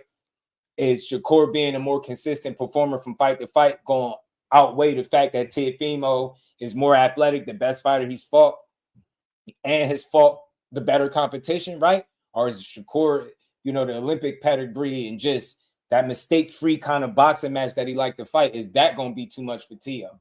Can't wait to see it. I ain't never gonna get tired of talking about this fight. Is every day you hear a different breakdown. Like you hear Andre Ward, Roy Jones, you hear Tim Bradley, Mike Kirkland, my brother. What's going on? How you feeling? So you hear a lot of different people. You know what I'm saying? Got fast hands in Tio. Tio might be all around more explosive. I think Tio is more athletic a bit. You can give him the explosive edge too. I just think Shakur got it where it matters, right?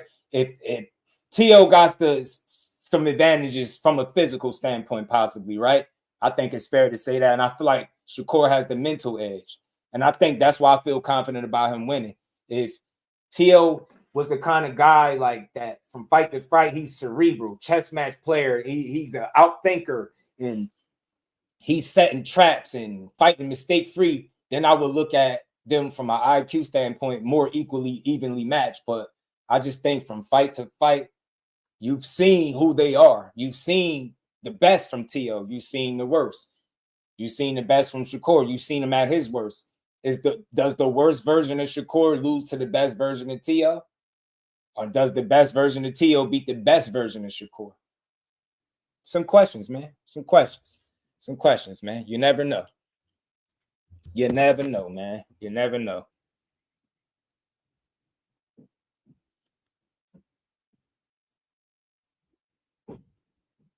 More consistent, always win, even when he looks bad. Absolutely, bro. Absolutely. Even when he having a bad night, he find a way to make it a good night.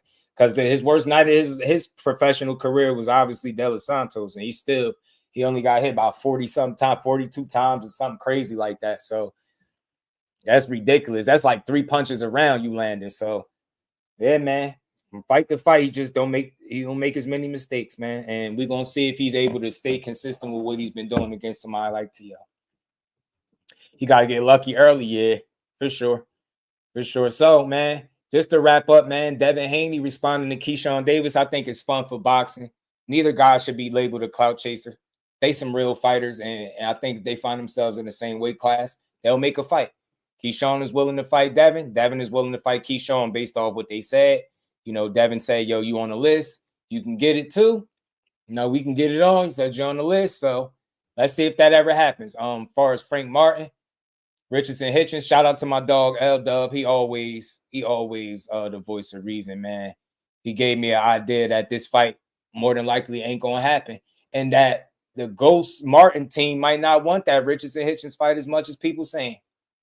He said he can't even get Spence. I mean, Spence can't get this man ranked in the IBF, which is nasty work. So he's less than likely to get that fight because of it, bro. He's less than likely to get that fight. Less than likely to get that fight. The building boxing, not just complaining about it. Shout out to my brother, man. Always supporting. Leave it to Mike Kirkland, always supporting.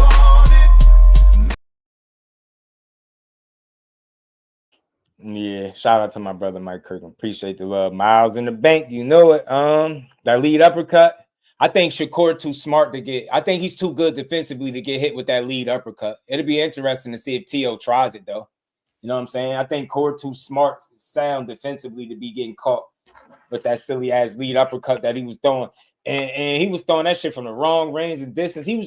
It got to a point with Josh Taylor where he was just playing with him. I don't think he'll be as comfortable against Shakur as he was against Josh Taylor. He was really, really comfortable against Josh Taylor. He was a super, super comfortable. Can't nobody sing like old Eddie Kane, bro. Y'all stupid, man. Y'all stupid. So we'll see, man. We'll see. We got some good action. We got some call outs. You got Tiger Johnson in the mix. He calling out Jack Catterall. And y'all, hey man, Hey, Haney fans, while y'all playing, man, hey, Tiger Johnson might got something to say at 47, bro. Huh? Been watching, but just cleaning and straightening up a bit. Shout out to Superman, my dog, man. Appreciate you, man. Don't work too hard over there. Don't clean too much. Africa got main character syndrome. You stupid, man. Hey, Tiger on that. Tiger on that. Y'all can't ignore him for long. Tiger out here sparking shit, man. Y'all seen what he did to Nicholas Flies? Man, y'all seen what he did to Nicholas Flies. Catterall just got to stop it. Did he? Hold on. Catterall, who Catterall just fight recently? Did he get it? Did he? I forgot the results to that fight, man. Tiger, Keyshawn, homie. He my homie. Oh, yeah, man. Shout out to Tiger. I like Tiger on Snack and Tiger, boy. Don't try to do that to a Big Supreme. Tiger gonna beat Tiger. Tiger coming. Tiger said he want that Haney smoke too, man. Said he'd beat Haney up, bro. How y'all feel about the Devin Haney and Tiger fight? Y'all like that fight for them or what, man? Y'all like the Devin Haney and Tiger fight? Shout out to everybody that's still rocking out with me. I appreciate y'all, man. Every last one of y'all. Hit the like button, y'all. Sub to the channel. Turn your notifications on. We got 40 people in here. Every last one of y'all needs y'all to hit that bell icon if y'all haven't. Hyped the live. When we ended, we had 4 hours and 20 minutes, man. We had a good build, as we always do. Tiger and Keyshawn smack Haney. I think Tiger is a really interesting fight for Devin Haney. I do. I think right now, obviously, Devin Haney got that experience advantage, but skill for skill, man, it's an interesting fight. But Devin Haney is obviously the more proven opposition, and he's more proven as a talent. So, you know what I mean? You can't. One thing about Devin, he know how to box. It's called boxing. He knows how to do that. He knows how to stick to a game plan. He knows how to be disciplined inside the boxing ring. Yeah, he make mistakes, but as you've seen through 30+ fights, people ain't been able to take advantage of them shits to the point where they can put a L on his record fair and square. He's a really, really high-level boxer that people, because of his father and maybe his style, that they tend not to give credit. But Devin Haney, when and if he officially loses, it's going to be a hell of a fighter. It's not going to be no poo putt that beat him. I guarantee you that. It's not going to be no sucker, no low tier fight. It's not going to be none of that. Somebody beat him. It's going to have to be one of them guys. I'm telling you, or somebody that knows him, like a Ryan. And you see, Ryan had to have the power pellets to do it, so it don't even count. Shout out to Lance. Appreciate you, man. All love. Shout out. Y'all already know I got much love for my chat, man, and everybody that rock with me, man. Crush the legend. What's good, Brody? And you can beat Shakur. Look, anytime you get a 50-50 fight, Jamel, 50-50 means there's ways both guys can win. So I don't think that Devin Haney is going to be in too many fights ever that he don't have a chance at winning, because he can box and box very well at a high level, and he can do it consistently for 12 rounds. Yes, he can do it. You know what I'm saying? You ain't got to be his biggest fan to keep it real. That man can box, and it's called boxing, so he can box. Is he a big puncher? Nah, but he's stronger than what people said. And the last 2 people that say he couldn't punch, he dropped them. So I ain't trying to hear that pillow-fisted shit no more. Devin Haney name is going to be around, bro. He's one of the top boxers in the world, period. Hands down. Nothing you could say. One of the most accomplished. He got a solid resume he building for himself. So look, anybody he get in the ring with, he's going to have a legit chance at beating. But does he beat Shakur, in my opinion? No. I think Shakur just fights a more mistake-free fight. I can't stress that enough. He make less mistakes. It's not that hard to understand. Devin Haney going to have to force him to make more mistakes than he's ever made in his career to beat him. I'm not saying he can't do it, but I think it's less likely to happen. If he meets Boots, nope. Because I think all his physical advantages are streets. I'm 18. I studied fights. Shout out to Jamel. Oh, man, shout out to you, fam. Randy, what it do, man? Y'all hit the like button. Yeah, everybody sub to the channel. Make sure y'all all turn y'all notifications on. We're going to be live tomorrow at 4 p.m. How we always do. Or we might come on early like we did today. It's 7 o'clock. We rocked out for almost 4.5 hours. Appreciate everybody staying to the end of the show. But yeah, look, you're going to always hear about Devin Haney and Shakur name together because They had that viral sparring, and they've been good competition, you know, as far as like they've been competitors with each other for years. You know what I'm saying? I ain't mad at that, Randy. You think Devin beat Shakur? Devin Haney can box, bro. He got ways. He got his ways, bro. He longer, he taller. I just don't think he do a lot of things better than Shakur in the ring, too. I could be wrong as hell. Maybe that's just me being a fan of the fighter, but I don't think so. Fighter A and fighter B, if Shakur is fighter A, I just feel like he can do more. He more efficient offensively and defensively. Devin Haney will have to change that from being the case when he fight. Not saying he can't, because telling you now, them dudes gonna compete with each other because they know each other. They spar for years. It ain't gonna be no easy fight for Shakur, Devin Haney. Devin Haney ain't easy for nobody, not even cheating ass Ryan. You see that? And that was what? A majority decision, and he cheated. So look, man, could Devin had the possibility? We had a chance to beat Shakur? Yes. Am I picking him to beat Shakur? No. I don't think he's sharper. I don't think he's smarter. I just don't think he's better. I think Shakur was a more proven amateur. And I feel like in the pros, it ain't going to be no different. In the pros, it ain't going to be no different. Yeah, I think he's a little sharper. And I think he's more physical. But Dev showed something at 147. The way he was fighting in them clinches was very impressive. So that kid is strong, man. The only people that's questioning Dev's strength is people that don't box for real, bro. That dude, you're not going to tell me somebody that get in that type of shape, that work out that hard. And you get what I'm saying? It got every muscle that you could have. Dev be damn near having an 8-pack on weigh-in, when he weigh in, bro. That dude be ripped up. You're not going to tell me he not strong at all. Like, and he be in tip-top shape, which is why he was able to keep getting up. He was able to keep getting up from Ryan.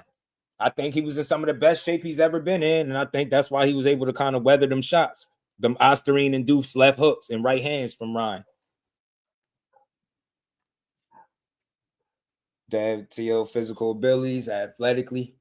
Yeah, Ryan took a lot of detector tests. Oh, yeah, and just to wrap the live up, lastly, I'll bring that up because that's a rematch that I hope Devin gets, and I hope he beats Ryan in a rematch because he did do this little stupid lie detector test shit, and they got asked him, did he cheat Devin, and this is what he said. No. True. Did you cheat during the Devin Haney fight? No. True. Okay.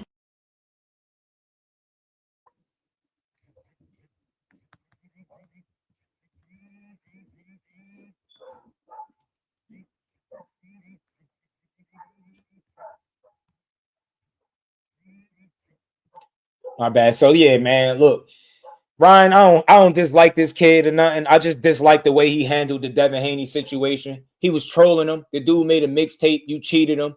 You just didn't do you didn't do your due diligence, man. You didn't probably get your supplements checked.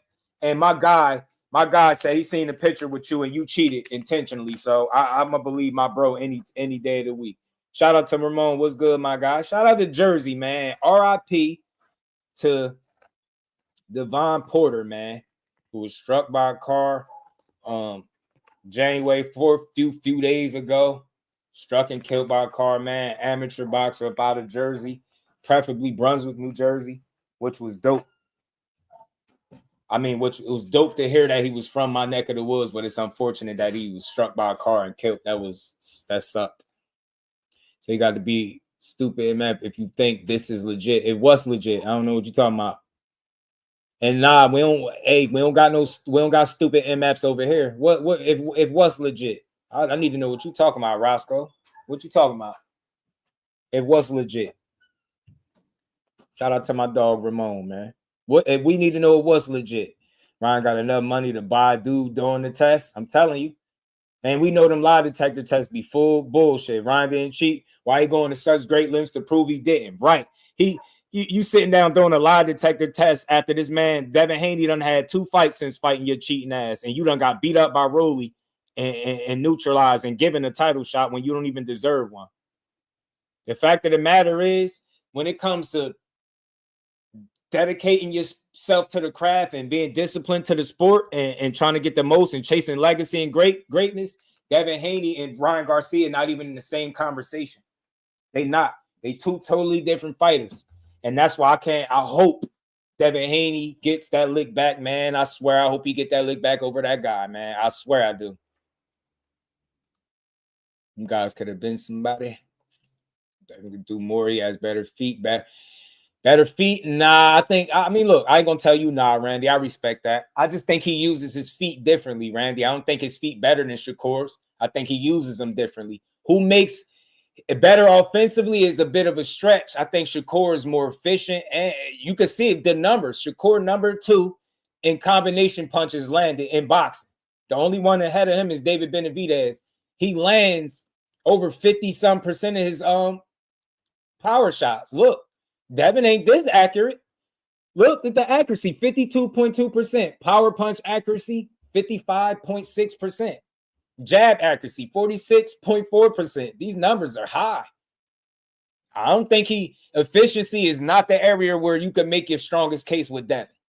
I'm telling you, he's not a more efficient fighter than Shakur, which is why, by the numbers, not just by what I think, by the numbers, which is why I don't have him.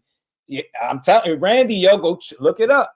Now, look, those numbers are not the end-all be-all, because, again, if you can't perform to that standard against a Devin Haney, then all those numbers you put up won't mean nothing. But if we going off of what they shown you, Shakur makes a better case at winning the fight on paper, in my opinion, based off mistakes made and limited in the ring. You know what I'm saying? Devin Haney know how to box, bro. Ain't nobody gonna beat him easy. I can guarantee you that. For his whole career, he'll have to be old and washed up. Nobody's gonna get in there and just beat that kid easy because he know what he's doing. And that's what people don't like to admit because they don't like him.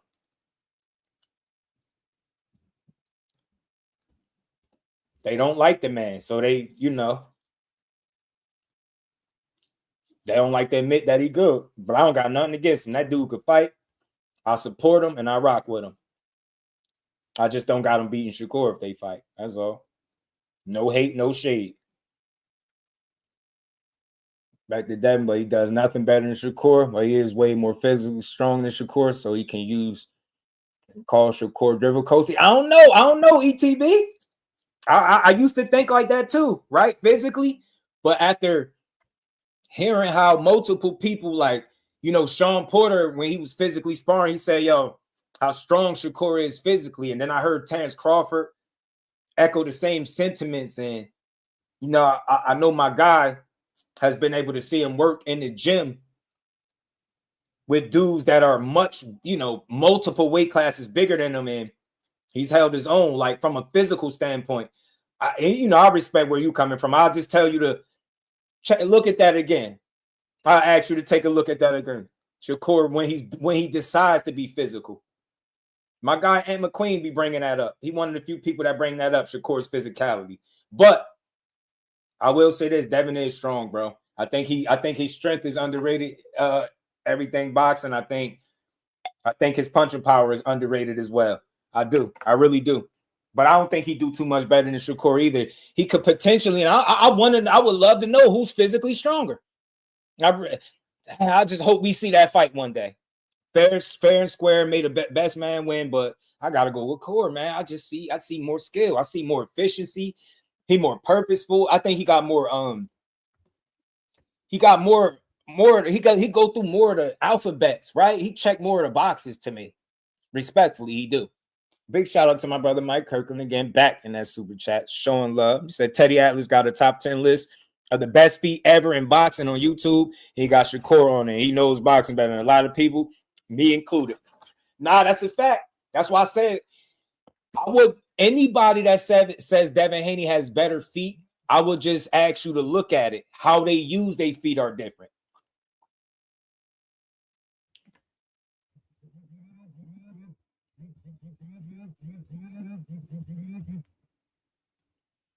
You know what I'm saying? I don't know. Hold on. I think I got that clip too, Mike Kirkland. Big shout out to my guy holding it down in the super chat, man. Appreciate the love. And shout out to anybody that hit the Cash App as well. Much love to y'all. And we ain't never got a box again. Well, right. well. I already been getting these back, but now it's time for you to get your just due. Yeah, I think I might have that still. Hold on, let me see. Y'all know I'm the clip king. I be snatching all these little clips up. I thought I had that clip with Teddy Atlas talking about that.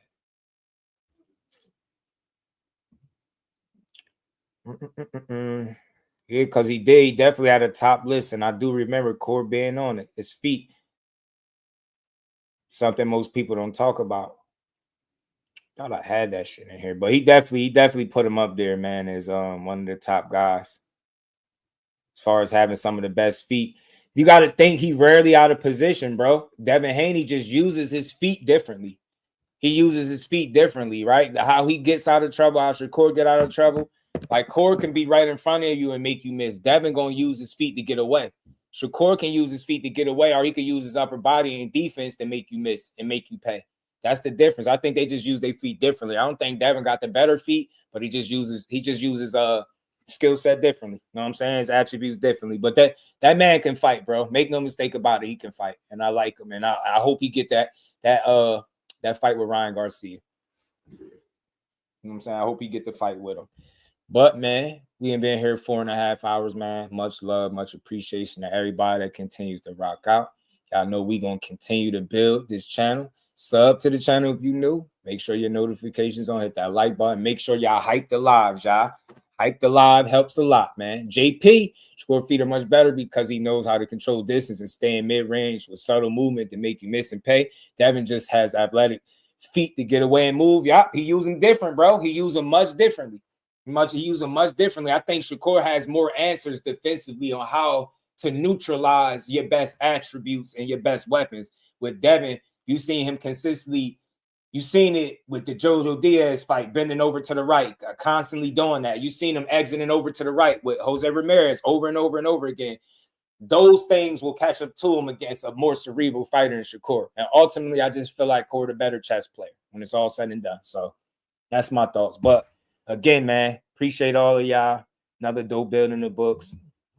We're going to keep building and doing our thing. We're going to do what we do. Shout out to Mike Kirkland, my guy, KB, ETB, Behind the Hands, Lance, JP, everybody in the building, man. I appreciate all y'all. It's been another dope build, and we're going to be back tomorrow to talk some more boxing. It's a lot more to talk about. I'm pretty sure we're going to revisit some of these conversations because it's just boxing, man, at the end of the day. So y'all all make sure y'all enjoy the rest of this good. What's today? Wednesday? Wednesday it is. And we're going to be back tomorrow, man. We're going to be back tomorrow to build on this boxing, y'all. So with that, peace to the fam. Representing Brick City, Shakur! Finding those levels, too. Look at that four-punch combination. It's a masterclass right now from Shakur Stevenson. That's what you're seeing, a masterclass. Right hand, Shakur meeting them with straight left hand. Oh, there's a knockdown scored with the left hand.